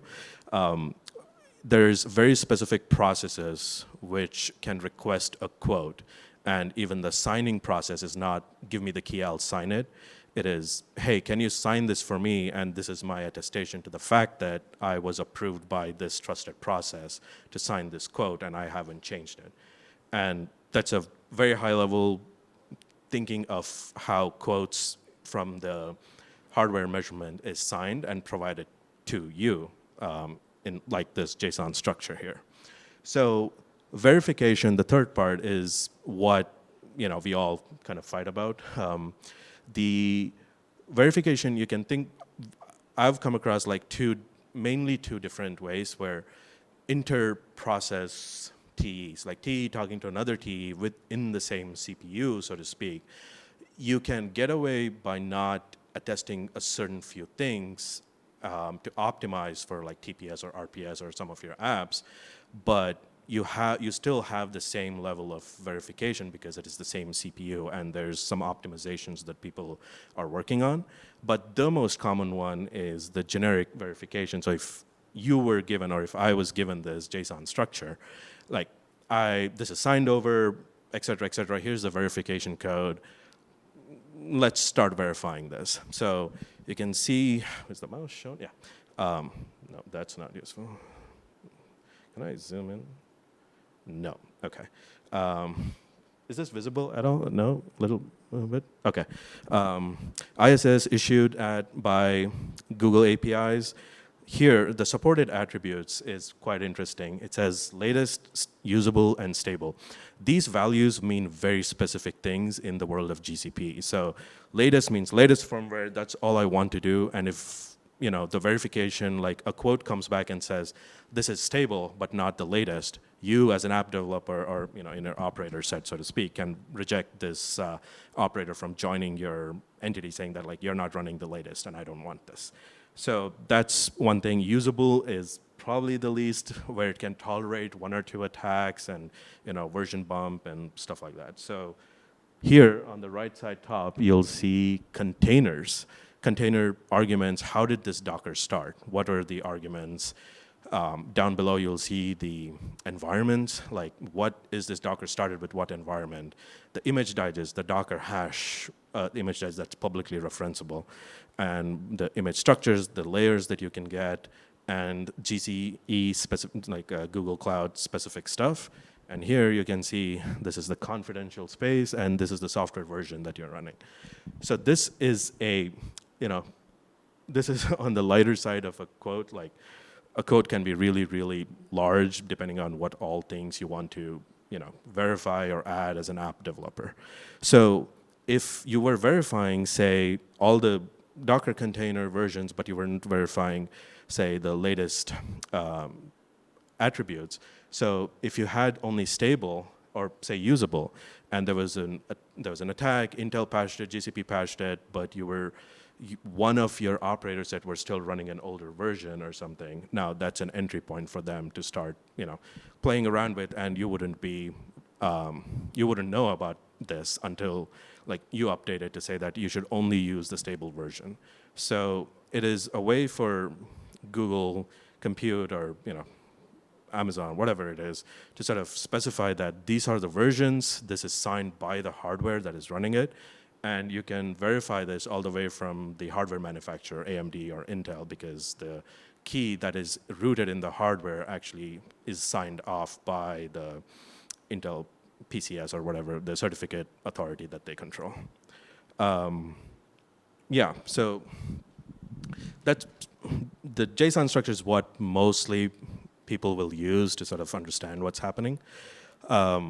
The attacks, this is the most recent one that took Twitter by storm, and a lot of people screaming, and it was fun to think about this. So I'm not going to go into DRAM, interposer, and RAM speeds and stuff, but two of the main things that people were fighting about were physical access. So one of the things that is a debated topic, and Intel has taken a very interesting position on this, is physical attack is, according to Intel, not in their threat model, which is interesting. But you need physical access. So if you need to walk into a data center with all the the measurements and things to sort of get at the chassis that controls your CPU to try to put all these things there to measure. So physical access is one of the attack vectors, threat models to actually see, like, there are side channels, of course, but the main one is the physical access, and the other part is the components required to perform this attack was just a couple $100, and this wasn't custom sourced or anything. This was off the top, like I think they bought it on eBay or something. So they were able to perform or extract like close to keys and other things, and almost started spoofing, or probably spoofed, for $500, couple plus dollars, and a physical access to this.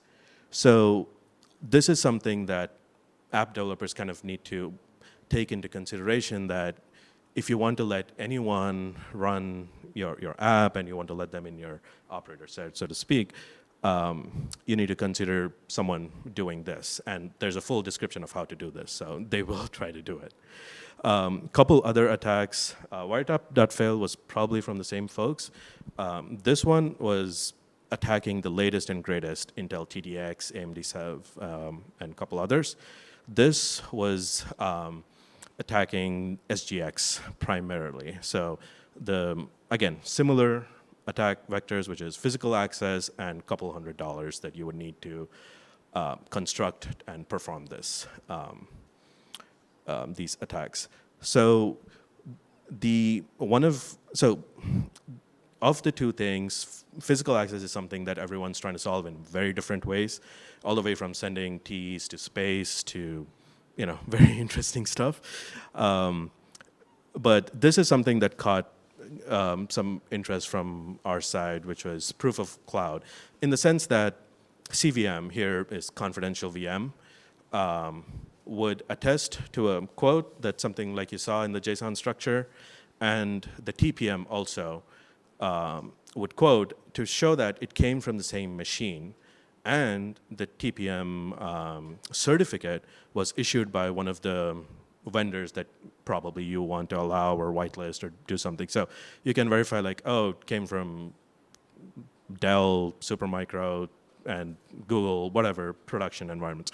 So you can, and they also go to like, data center location and things like that, but it's a very interesting way to say that anyone can join, but you will have to run it in a specific cloud, sort of a statement.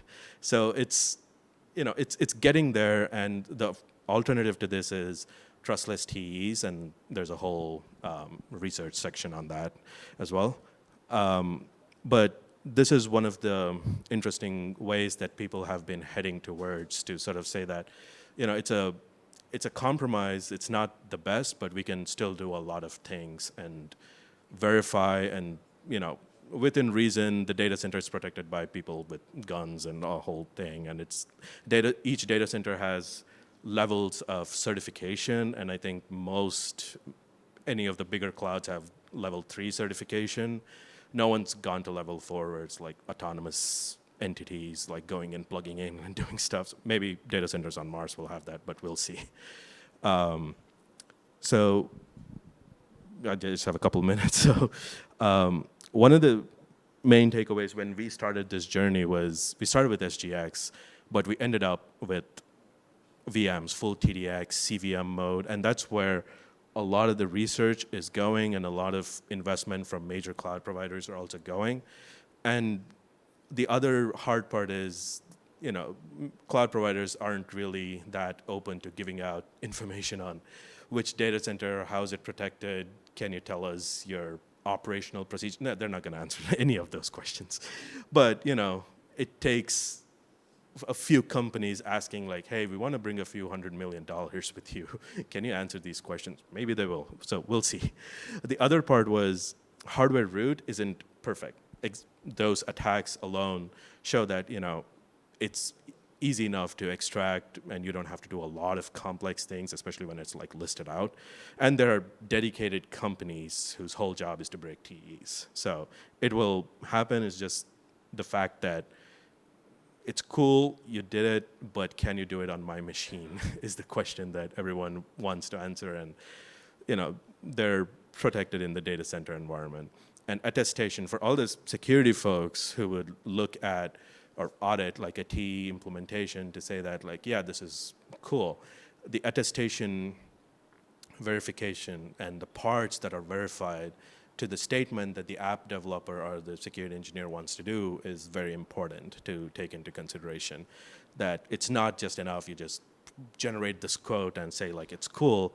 You need to make sure that you're verifying the right parts and actions are being taken on chain, off chain, whatever the app wants to do to have your TE-based app function properly. Those are some of the references. feel free. And there's been a good amount, the last one, there's been a good amount of effort put into different layers of how an app developer would need to take a TE-based app security consideration and the guarantees that it would make.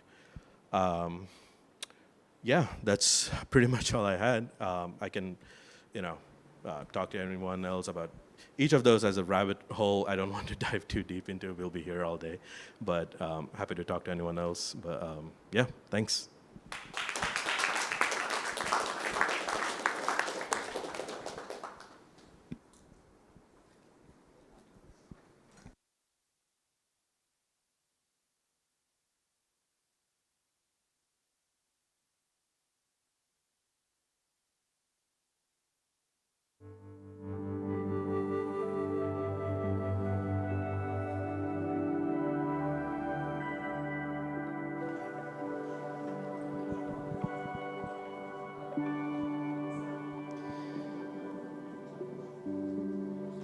All right. For the next talk, we have Sang Yang talking about insecurity through obscurity, veiled vulnerabilities in closed source contracts. Welcome.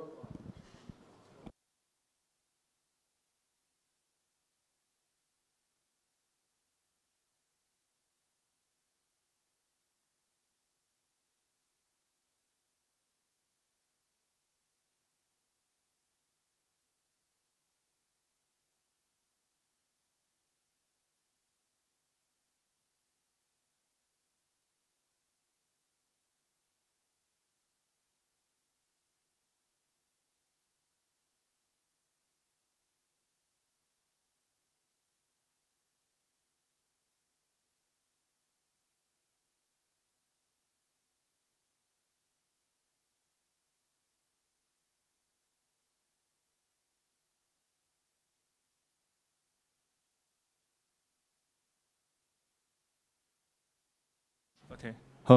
Yeah. Hello, everyone. I'm Sen Yang, a PhD student at Yale University, advised by Professor Fan Zhang. So my research interests include DeFi security, consensus security, and many design for decentralized ecosystem. And today, I'm very happy to share about recent study in DeFi security. So this is joint work with Taihua, Avail, and Fan. Yeah. So I believe everyone here is very familiar with the blockchain. So for blockchain, we have layer 1, like Ethereum, Binance, Solana. We also have layer 2, like Arbitrum and the Base.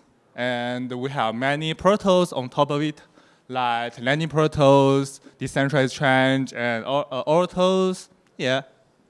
So with this protocols, we have an ecosystem where users, they can perform activities on top of it. So this is called the DeFi ecosystem, and users can have their DeFi activity on these blockchains. And this creates a new class of perfect sitting behavior called MVV, where the transaction ordering matters. Yeah. And a new player come in. So they seed the perfect transaction opportunity from the mempool or from the blockchain state and try to capture the opportunity through their own chain smart contract. So those players are known as MV searchers. Yeah. So their contracts are known as MV bots. Yeah.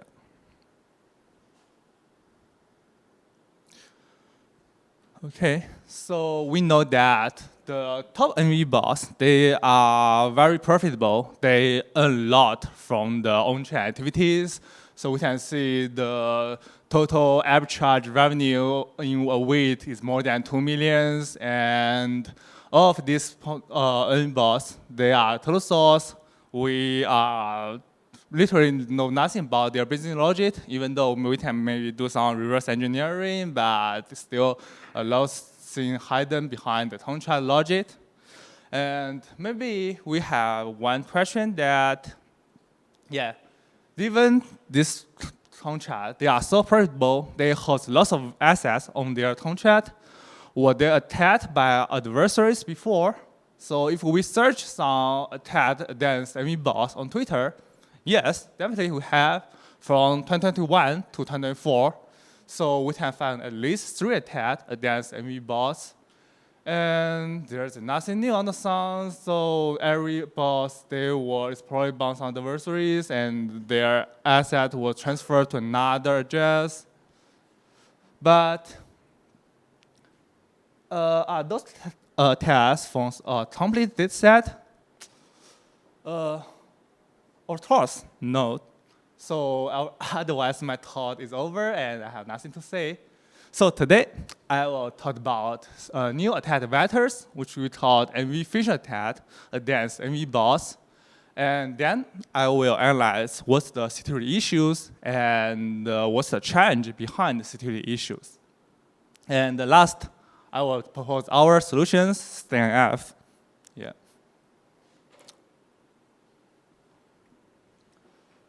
So first, let me explain the idea of MV phishing attacks.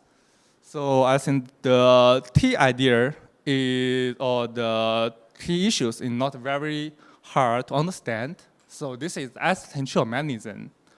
So we know that the computation on blockchain is very expensive. So which means if you want to do a readers permission chat, it's also very expensive on blockchain. Look at this example. So this is a reader chat against whether a transaction tool is from a Uniswap V3 pool. It will cost about 450 DAS. But if we do something else, we already chat whether the transaction orange is from a specific address. It's only consume about 8 DAS. So as a profit-driven contract or the players, they may consider maybe I can sell my DAS and maybe use the transaction.orange one. So should I use that, or will it cause some potential issues? Yes. So when we try to use transaction.orange as existential pattern, everyone will try to bypass these existential patterns. So the idea of MV phishing attack is that how can we be part of the MV supply chain? Yeah. So when a searcher tries to extract MV from their tomchat, so the MV supply chain will include many other tomchats like ERC20 tomchat or the swap pool tomchat. So this tomchat is involved in the same transactions, which means if these tomchats are malicious, they already bypass the existential mechanism. So the next question is that, how can we be part of the MV supply chain? Yeah. So here, I want to first share some data with you. We analyzed the transaction on Ethereum from July 2021 to April 2025. So we identified at least 104 attacks against MV bots. Yeah. So the total loss is 2.76 million in total. And the one single largest attack that cost around $600,000 in total. And our further analysis showed that this attack even includes 3 variants. Yeah. So then I will show different MV phishing attack strategies. And first, so we will analyze the attack strategy, but most important, don't practice attack strategy in practice. And not guarantee you will win or lose or any legal issues. So the first, I think, is totem-based MV phishing attack. This is the, I believe, most traditional one since 2021. So the idea is very easy. The left side is attacker's workflow. So as an attacker, I first deploy a malicious token, which have a backdoor within the token. And then I create a pool for the malicious token. So it can be any standard pool like Uniswap V2 or V3. And then the most important step, I create an MV opportunity. So for example, a swap that significantly changed the pool price. So the MV searcher, they will identify this MV opportunity. And they believe, so here is the opportunity for upcharge, so I can do that. The searchers, they try to extract the MV. They will invoke the MV bot. The MV bot will try to interact with the ERC20 token. So when the ERC20 token is invoked, then the backdoor is triggered. So at that same time, the transaction, the asset control mechanism is already bypassed. So the malicious token, they can explore the vulnerability within the MV bot contract. For example, the arbitrage tool within the MV bot contract, as this contract may need to allow to any swap to finish their DeFi activity. Yeah. Then the next one, so the searcher now, they are smart. They will check whether the ERC20 token is standard or not. So in this attack, now the attacker, they doesn't deploy a malicious token. Instead, they use a malicious pool. So in this case, they can use any other standard ERC20 tokens, but they trade their own pools and similarly trade MV opportunities for the searchers. And searchers, they are very happy. They only check whether the token is good or not, and they start upcharge. Then the backdoor within the pool is triggered. Yeah. Similarly, the MV bot will be exploited if there is a vulnerability. Yeah. And the last one I think is most interesting. And in this case, the attackers, they use standard ERC20 tokens and even standard pools, but they found another possible malicious address that based on the new MV refund systems. So the MV refund system that brought from me will request that the searcher, if they extract MV from their system, they need to refund a specific address within the same transaction. So the searchers, they may check whether the pool or the token are legal or standard, but they may forget that the refund address could be a malicious contract address. So they just do the upcharge, and in the last step, they refund the address, some ETH to the refund address.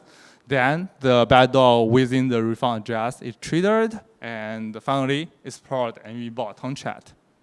Yeah. So now we know the fact that MV bots, they keep suffering losses. The question is that why do they not use tools to secure their contracts?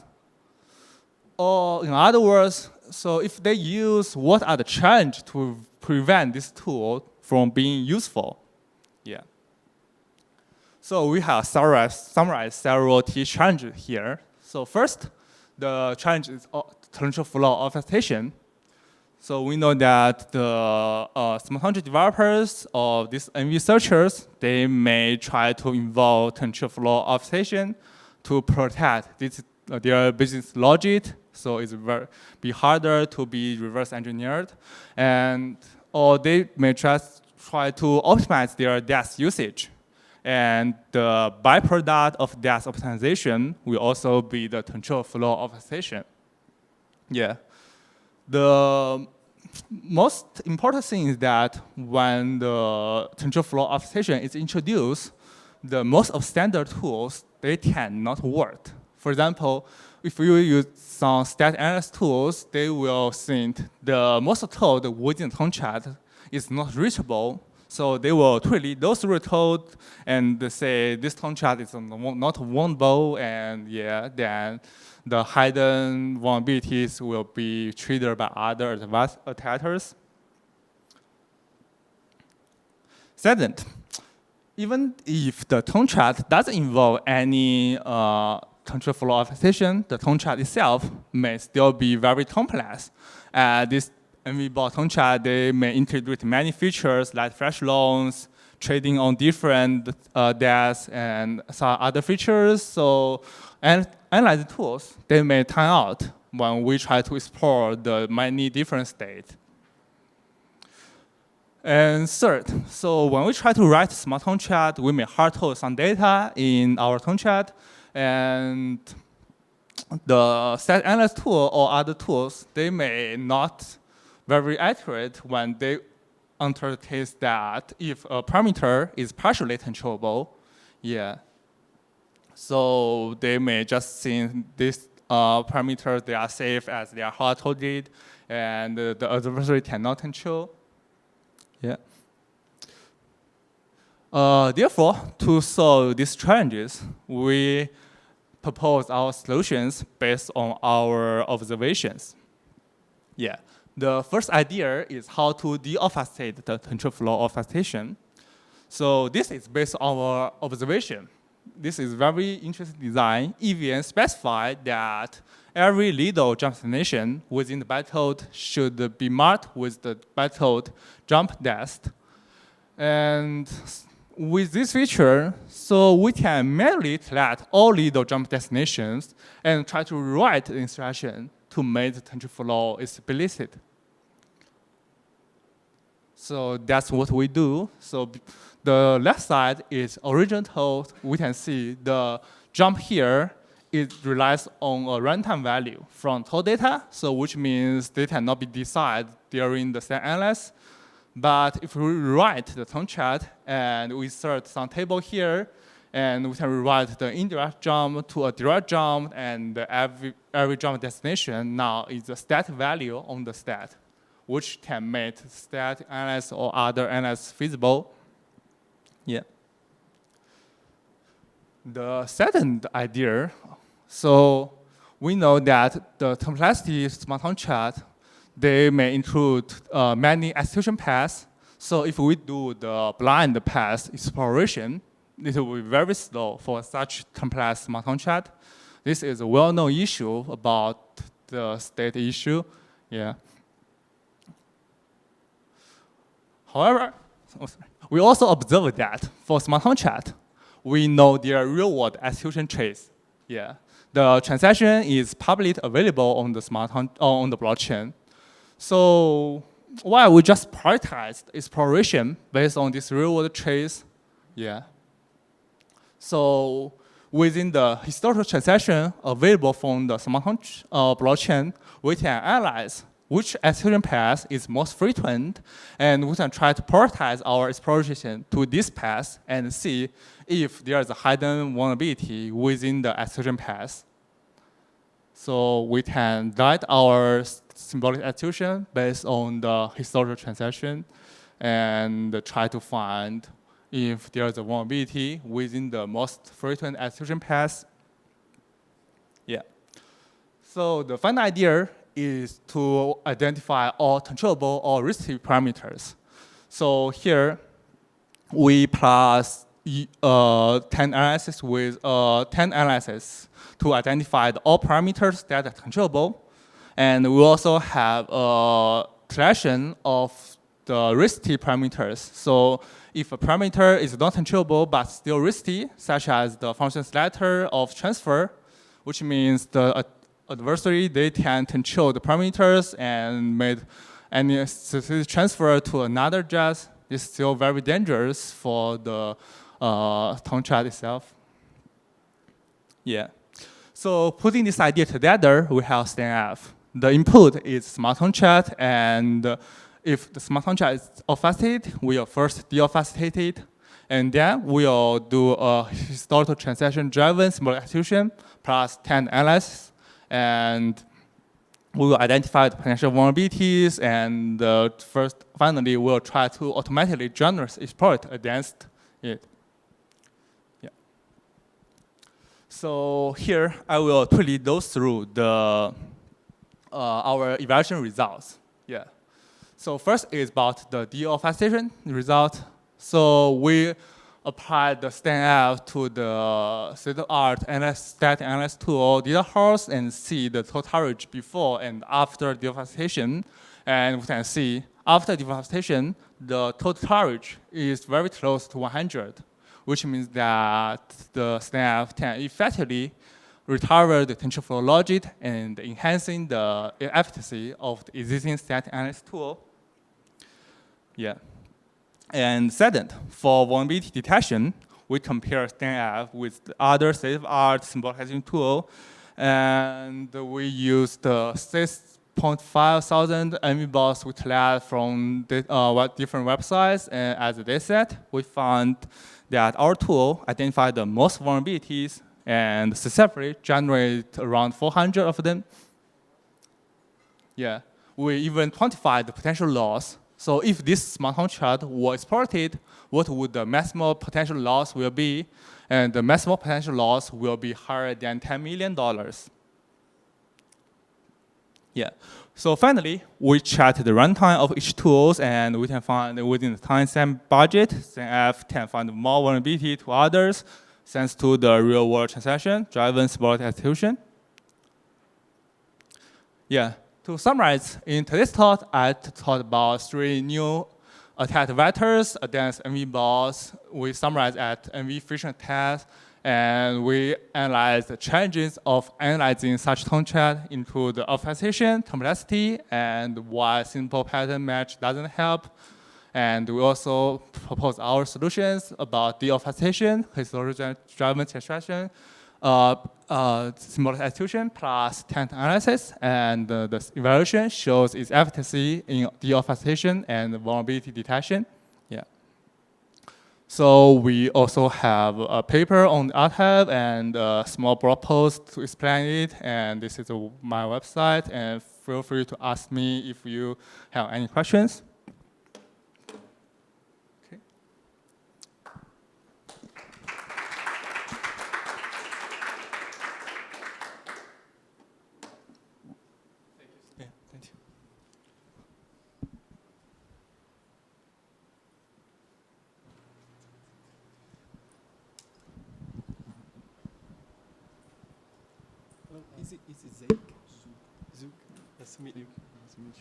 All right.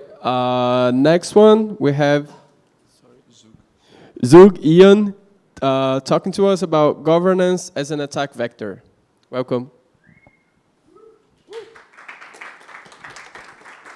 Okay, so hello, everyone. Well, I'm Zug. I'm head of research at Blockful. We look at governance security.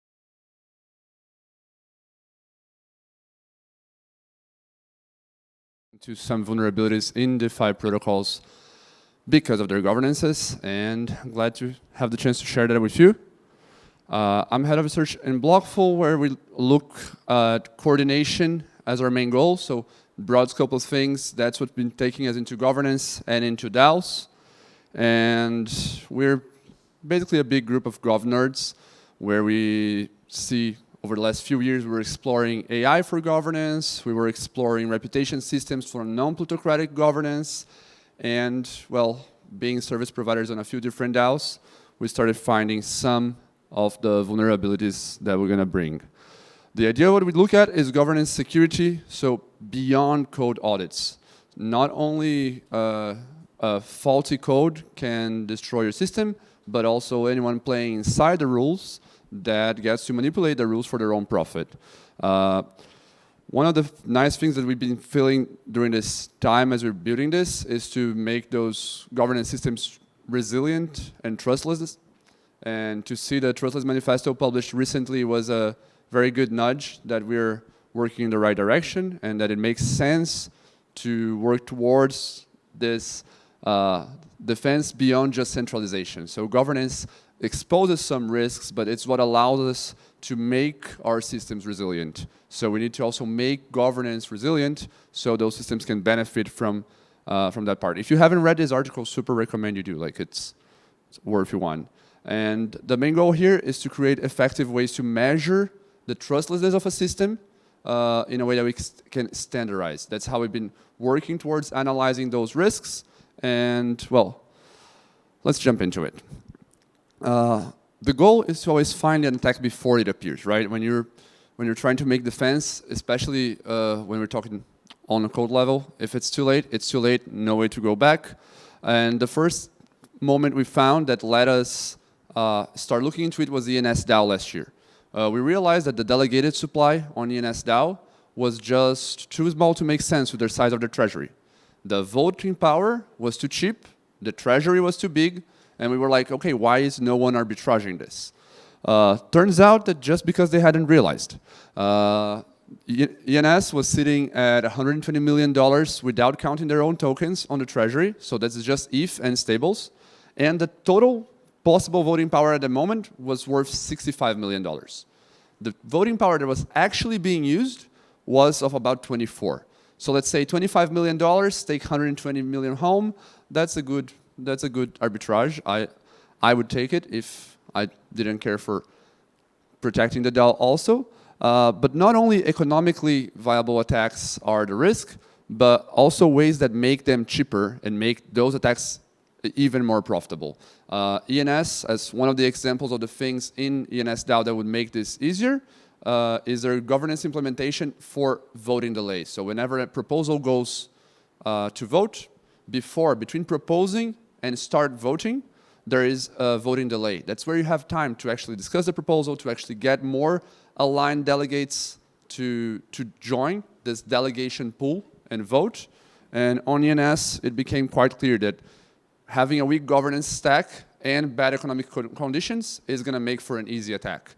So we need to look at the weak governance stack, because bad economic conditions just go up and down. We're all in crypto for a while. We know that the bear market just comes tomorrow or next month, and suddenly all your token prices are down, and your stables on the treasury remain the same. Suddenly the arbitrage is worth it. Basically, at this point, we keep monitoring ENS DAO. There's still a very good arbitrage to make, but now with a stack that has a security council in place, a vetoing body composed of different entities that can look at a proposal and say, this is a drain. We're not playing this game. This proposal doesn't go through. So it would just be a waste of cash to try to arbitrage that. There's also a full case of how we solved this, if anyone is interested to look at this one. But this is old news, right? Like DAOs have problems, people don't vote, treasuries get robbed, yeah? But this is how we say things when we're in a normalcy bias perspective, right? Like, oh, it's not going to happen in my DAO. It's not on the stacks that I use. We're just too big to fail. We're safe. And, well, we all know how this goes on that story. But on DAO so far, this has led to some problems. And currently, it's on DeFi DAOs also starting to show up. As we're analyzing. I bet it's been there for a while, but no one has been really looking too much into governance security. So over Ethereum's time life, we have about $500 million stolen directly inside the rules of a DAO, either by getting the DAOs to buy back your tokens or just transfer the treasury to me. Different strategies, same result. DAO loses money, open source stops getting funded, DeFi pools and incentives get drained, and someone gets really rich hidden somewhere in the world. But in the last 12 months, as we started looking into this, we've already solved the ENS case with the $150 million total loss that we could have had there, and have, over the last year since then, identified something that is even more worrisome for us, that is attacks on protocols, vulnerabilities on protocols that actually control true governance user funds, right? Like have access to change oracles, to move... Not nice things to see while you're researching, and we found up to $4 billion so far at the highest point of the curve for beautiful bull market. It was at a $4 billion exposure total, which is not money we want to lose from our users. Looking at all these attacks, we identified patterns. We're trying to work those in standards. So this is also an invitation for all security nerds to reach out, join. We're talking with the EF on how to push this further, and one of the requirements is for us to work with a broader amount of teams. We cannot be creating standards by ourselves because we might be blindsided in some point. So everyone who wants to look into how do we standardize governance security through we're governance nerds, we need more security nerd perspective in some of our flaws here. it's very welcome to join. But what we came up to with this was a framework for analysis and defense. Based on 4 different verticals, we're looking at economic conditions, token distribution, governance implementation, and activity. Economic conditions is basically, is it profitable, right? Does it cost more than it has in the treasury? Then I'm not going to do it. That goes to also token distribution, that is understanding if the power can even be acquired, like, oh, it costs 10 million to rob 150, but the liquidity is 1 million. So then you have to slowly compound your attack until you're ready, and that's what we want to identify before it happens. The governance implementation, so things that could make it much easier. So can your governor contract be spammed? Can I make 10,000 proposals on mainnet, and now I have to vote for one for it to pass, and delegates have to vote no on 10,000, and let's see how that goes for you to defend. And governance activity. So not only are those tokens available to defend, but are they actually paying attention? Are the investors in the US allowed to cast their votes, or are they going to have regulatory trouble and let the DAO go down just not to get this trouble? So all of those things matter when we're measuring how we defend those treasuries. Oops, this is repeated. And the challenge here is not only to solve this, because solving this is easy. Put it on a foundation. Let them call the shots. Now they can just veto everything. But you lose a lot of the things that make it worth it doing, right? You lose trustlessness, you lose resiliency. Now you're bound to the laws of the country where the foundation sits. You're bound to incompetence in a centralized entity or corruption, whatever. You all know why we do things in a decentralized manner. And we believe that getting holders to take part is the way here. When we say holders, we're not talking like millions of people in retail. We're talking understanding alignment with stakeholders and investors that if you are holding millions of dollars on a DAO token, that governance is what keeps your assets safe. So, okay, you want to put at the liquidity provider 60% of what you have, but leave 40% at a delegate you see alignment with. Find a security team and hire them to represent you, or get that that voting power you have being useful for the security of the DAO, not just to make a small LP fee that's not really going to move your needle. The thing is, a few in the DAOs today can already make decisions alone. Both ENS and Uniswap need not many delegates of the top ranking to pass things. And right now we're just lucky that those are not abusing their powers. Some of those are centralized exchanges. Some of those are early investors or early contributors. But, well, it's still just lucky that they don't change alignments, that they don't move for their own benefit instead of the collective. Beyond that, a lot of power sits on centralized exchanges, and that's how most of the attacks we've mapped came to be.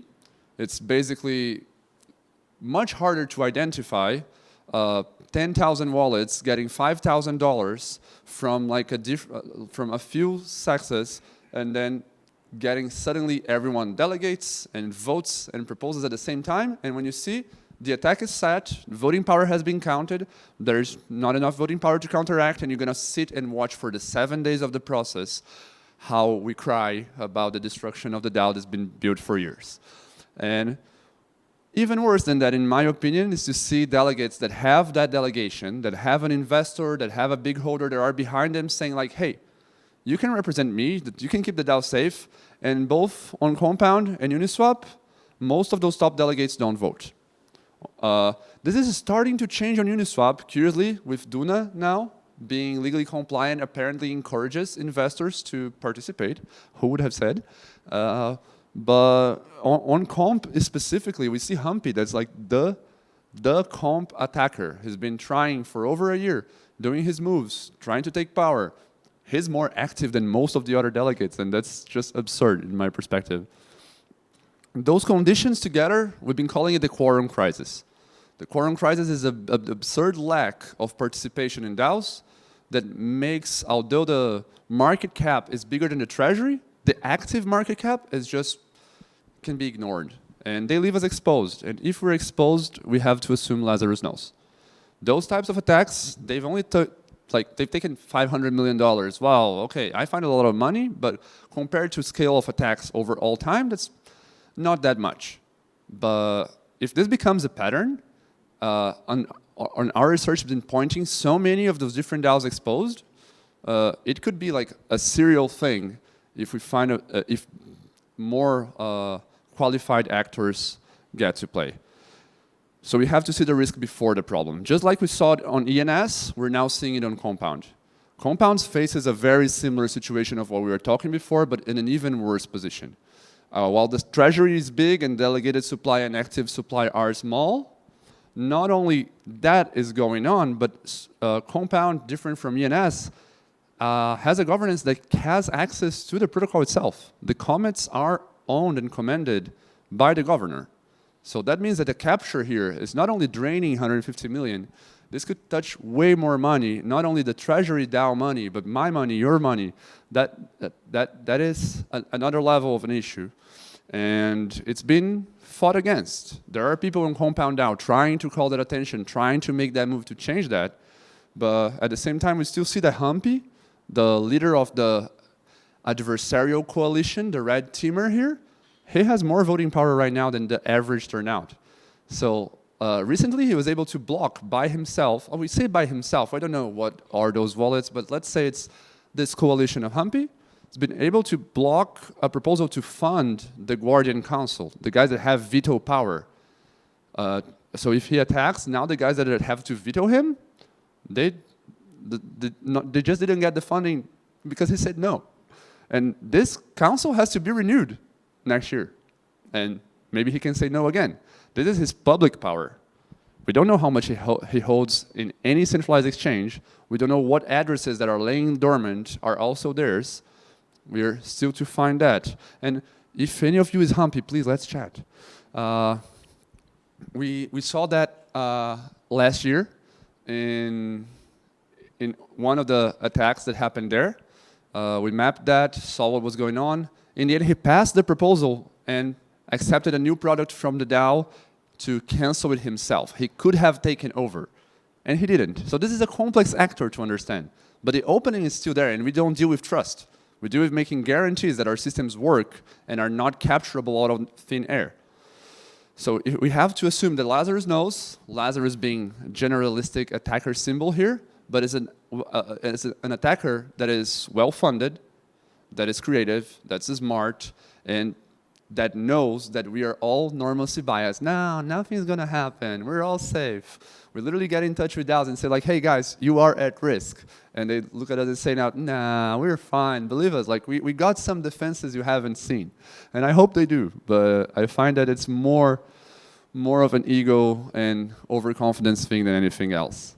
The thing is, it's not only getting that 51% supply. There's many other ways to make it cheaper. So even if you're at 1-to-1, well, let me drain it, lose money out of the drain compared to my costs, but then I'll short the drop and I'll have borrowed something. Like, you can start compiling mechanisms and even like in an unfavorable condition, still profit on top of an attack like this. And if we assume that Lazarus knows, it means that we have to know too. And knowing ahead of time is what we've been trying to make possible. We've been trying to put up solutions with some of the DAOs that we are working with. This work has been mostly funded by Uniswap Foundation and ENS DAO to try to start making ways for people to know. Those things I'm going to show are all public and free to use. If you're interested in keeping an eye on that, feel free to go for it. The first one is a system to evaluate economic and systemic risks. So we have security stage as risk areas, and we're mapping that on a dashboard that we're indexing the data ourselves so we don't have to trust anyone on the way. Oopsie, this is buggy. Notification system, so you can keep track of different changes in voting power, keeping track of your delegate if they're not voting, because we see that delegates that are inactive are one of the main issues, but also the people that keep their delegation with people who are inactive. So just making sure people know when they can change it. And designing new incentive systems so we can bring holders to care on governance again, to delegate again. We know it's kind of unfair to ask people to say like, hey, leave your money here, not making any profit, so we can keep this thing safe. So there are ways that should be explored around how we can incentivize this type of action. Basically, it's dangerous out there in governance. The idea is to make this anti-capture framework so we can all apply it on different spaces. Again, this is an invitation to join and collaborate. We're really looking forward to expand this now beyond the models we look. We want to be able to look at Lido, Aave, and Sky, that are the 3 main ones that we are not being able to cover because of the changes of models. We want to make something that is standardized and can be replicated. So it's taking our time to get to there, but we're already mapping Compound and Uniswap mostly, and TVL. Those are the ones that matter the most that we're looking. Basically, yeah, we're looking at a few DAOs in a few different ways with the goal of making it legible and making things that you need to look in a contract easier to see and track, and finding the risks before they're critical, saying like how, for example, if there's a big change on how the money from the supply on centralized exchanges drops a lot and delegated supply goes up fast, that is a good signal. You should pay attention to what the fuck's happening. That's it. Governance was never easy. And quoting from the Trustless Manifesto, we choose to build trustless systems even when it's harder. We hope other people do too. And that's it. Thank you for your attention.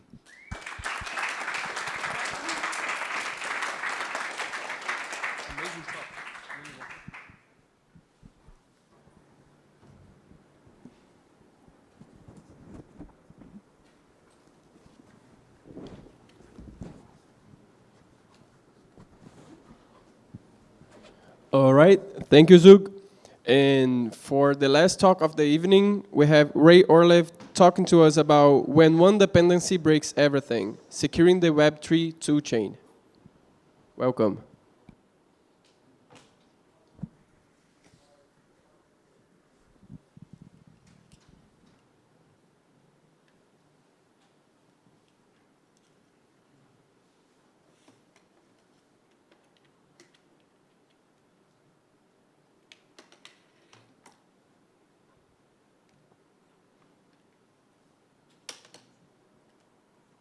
Something else? I'm going to click it.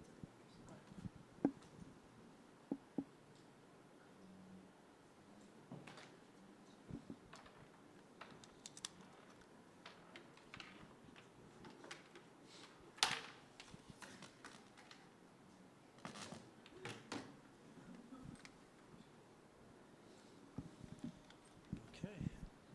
Just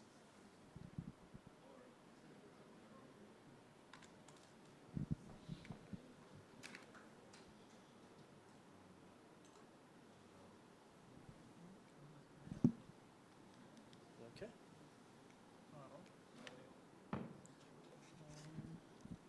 Do you know how I switch it to presentation mode? Yeah. I have an HDMI on the other side. I don't know if you can deal with the table then. You can put it on the floor. Yeah, or sideways.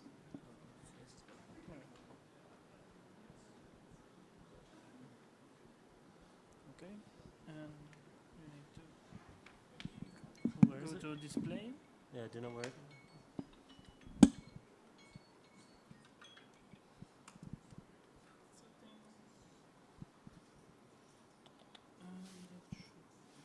I also shared the link if you want on your computer, it's fine.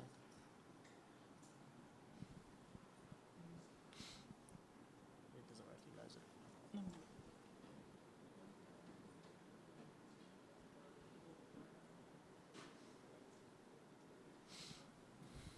It should appear right there, right? Yeah. Do you have another computer? I sent the link in advance. We do have your presentation already. Yeah, that'll be fine. Okay. You can play this so I can.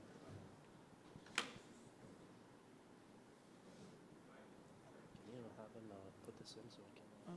Yes, you also have this one if you want. Sure. It's already work. I don't know if your pointer will work all that distance. And between that, this goes forward, this goes back. Perfect. Oh, and does it laser? It's very weak for some reason. Okay. I'll do my own timer.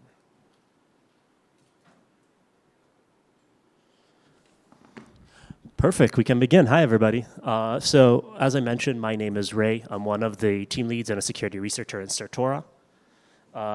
Today we're going to talk about when one dependency breaks everything. Basically, I'll show some examples, real-world examples, things that we found in the wild, things that we saw other researchers find, where your system, no matter how well audited, how well secured, you invested a lot of resources to make sure that it's perfect. But because you're relying on some assumptions and relying on some other code that you haven't developed and audited yourself, you introduce weak points to your system.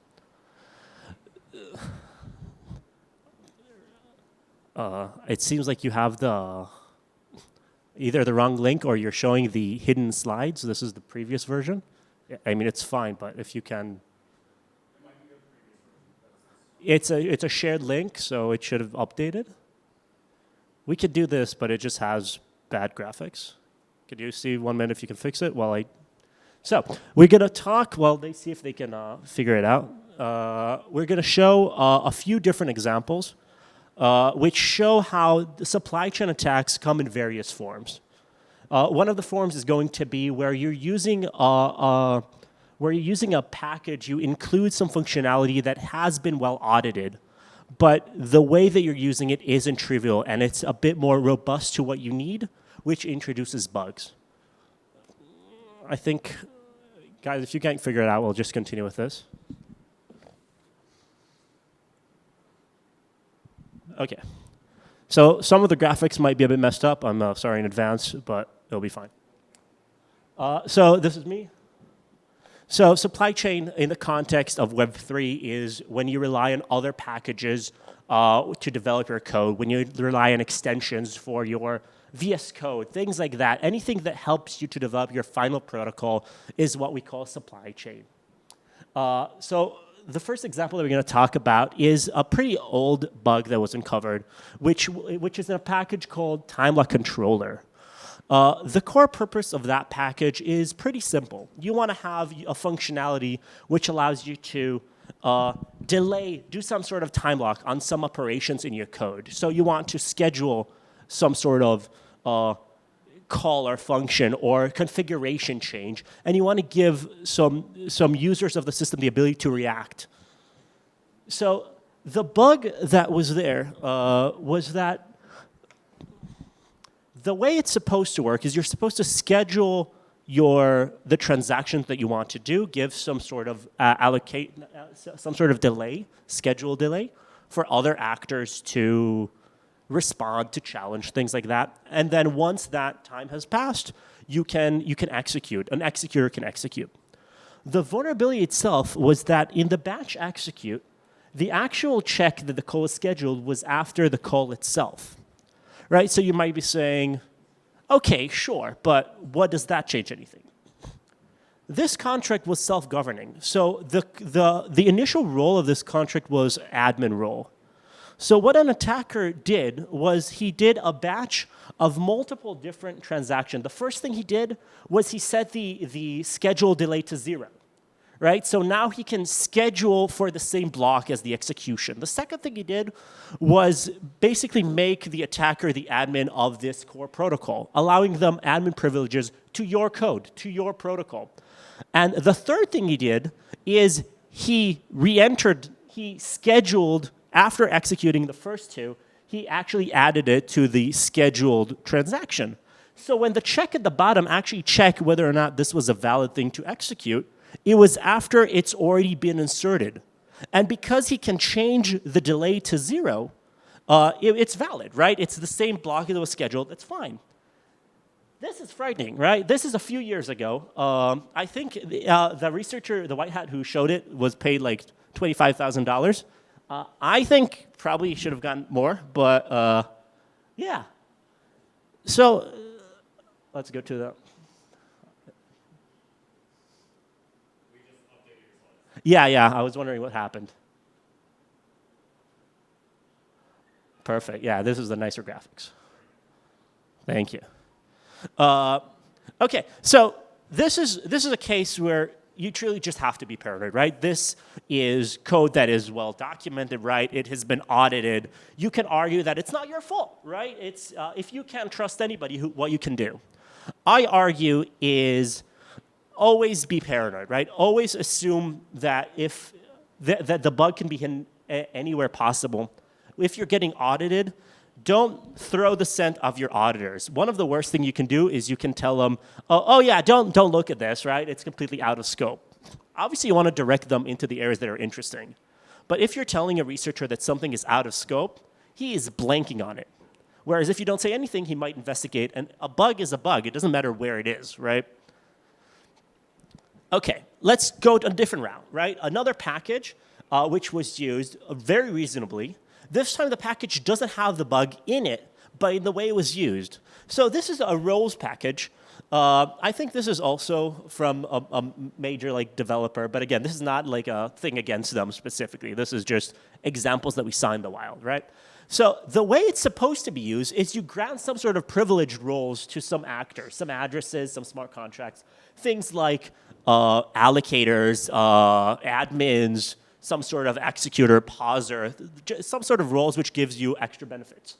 And then whenever you have a privileged action, you can check if that role or subset of role is actually active. And you usually do it through a modifier, but obviously you can do it through other things. Seems really reasonable, right? I'm sure your protocols or protocols that you've audited, you saw a pattern like this or even this exactly. So again, right, it's harmless, it's well audited, it's out of scope, but we had a scenario where we saw that a developer already had this functionality and they thought, okay, we have it, let's expand on it. Let's use it for the banned role, right? An actor who's done something that is against the protocol. So they're supposed to be banned and they lose the funds because they can't access them anymore. So this might seem reasonable, right? You might say, okay, yeah, sure. What are you going to say? How is this bad? Now, if we go up a little bit, right? There's a small note that I put here, which is, it's a bit documented, but not super well. This is supposed to be privileged role. So the idea when this library was developed is you only do it for privileged roles. And as you can imagine, an admin, or in this case, maybe not, well, some versions don't allow for admins themselves, but you can always revoke your privilege. So the banned user just revoke being banned, which is obviously not ideal. Now this, if you're getting audited, this is like 3-5 inheritance down the line, right? Your auditors are going to have to work hard to find this. So, right, the best way to get around that is to basically, if you're incorporating code that you haven't wrote, invest the time to research what it's doing, right? And document it somewhere for yourself, not to help any other researcher, not to help any other auditors, just for you to know what you're doing so you don't have those mistakes if your developers change things like that. Right. The next one is relatively new. I had something older. And then a month ago, Glassworm was uncovered. So I'm not sure how well you guys know that. So Glassworm is a VS Code extension worm. So what it does is it's a malicious extension for your VS Code. So you can imagine something like, maybe it does like a pretty font for some things, right? Maybe it gives you some AI capability, right? You can imagine how you might have in your computer right now some extensions which you're not sure why you download them. Maybe you got like Ethereum and you saw like 6 different ones and you just said, I'll get all of them, right? I'm not sure exactly which language package gives me the best functionality, right? So one of them had the malicious code in it, and they did a few unique things there. One of them is the malicious part of the extension was developed in unprintable Unicode, right? So your VS Code browser, your Notepad, your terminal, whatever you try to, if you go the extra mile to see what it's doing, it will show you just characters that look like spaces. It will be nothing. You won't be able to work with it if you have some sort of client that's supposed to trigger if there's something malicious. It won't know how to handle it. So this was innovative, but not that much. Like we've seen that before, maybe not in Web3 extension context, but it's pretty well known that if you're doing payloads like that, you can hide them. It takes a little bit more work, but usually that's not the hard part. The big thing, the thing that they actually did, which was unique, and it's the first thing we saw, the command and control center was on chain. So this is a bit of lingo of like well, hacking in general, but command and control is how you tell a computer that you already have malicious code running on it, how you tell them to download a different payload, usually a bigger payload with more capabilities, or this one, I think, stole like 50 different wallets. They have integration for their keys.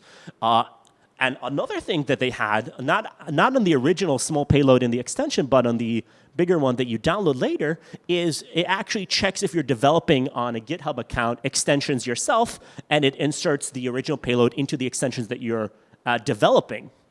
So this was uncovered like a month ago. I think I got the first researcher who reported on it. I'll show you a link in a moment.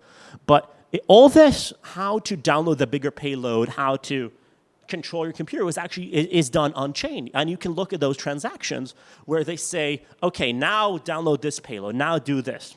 Scary stuff. You can scan this. As far as I can tell, he was the first guy, at least that I saw that reported on it. Maybe somebody else did it first. He has a better article than what I'm summarizing here. I'll give a moment to anybody who wants to take a photo. You can also search Glassworm on Google. Very interesting. Okay, so we saw an example of just code that had bug in it. Really hard, you have to be paranoid. We saw an example of a code that is okay, but you used it incorrectly. And now we see that even your IDE could be malicious, right? So all is lost, right? Yeah. So there is no security, and what can we do, right? There's so much that we can do. Maybe we'll work through pen and paper in an isolated cave. It will be more secure, but let's think about actual things that we can do in order to make it a bit more secure. I'll be honest, it was extremely hard to find 4 words that start in the same letter, and so I did 3.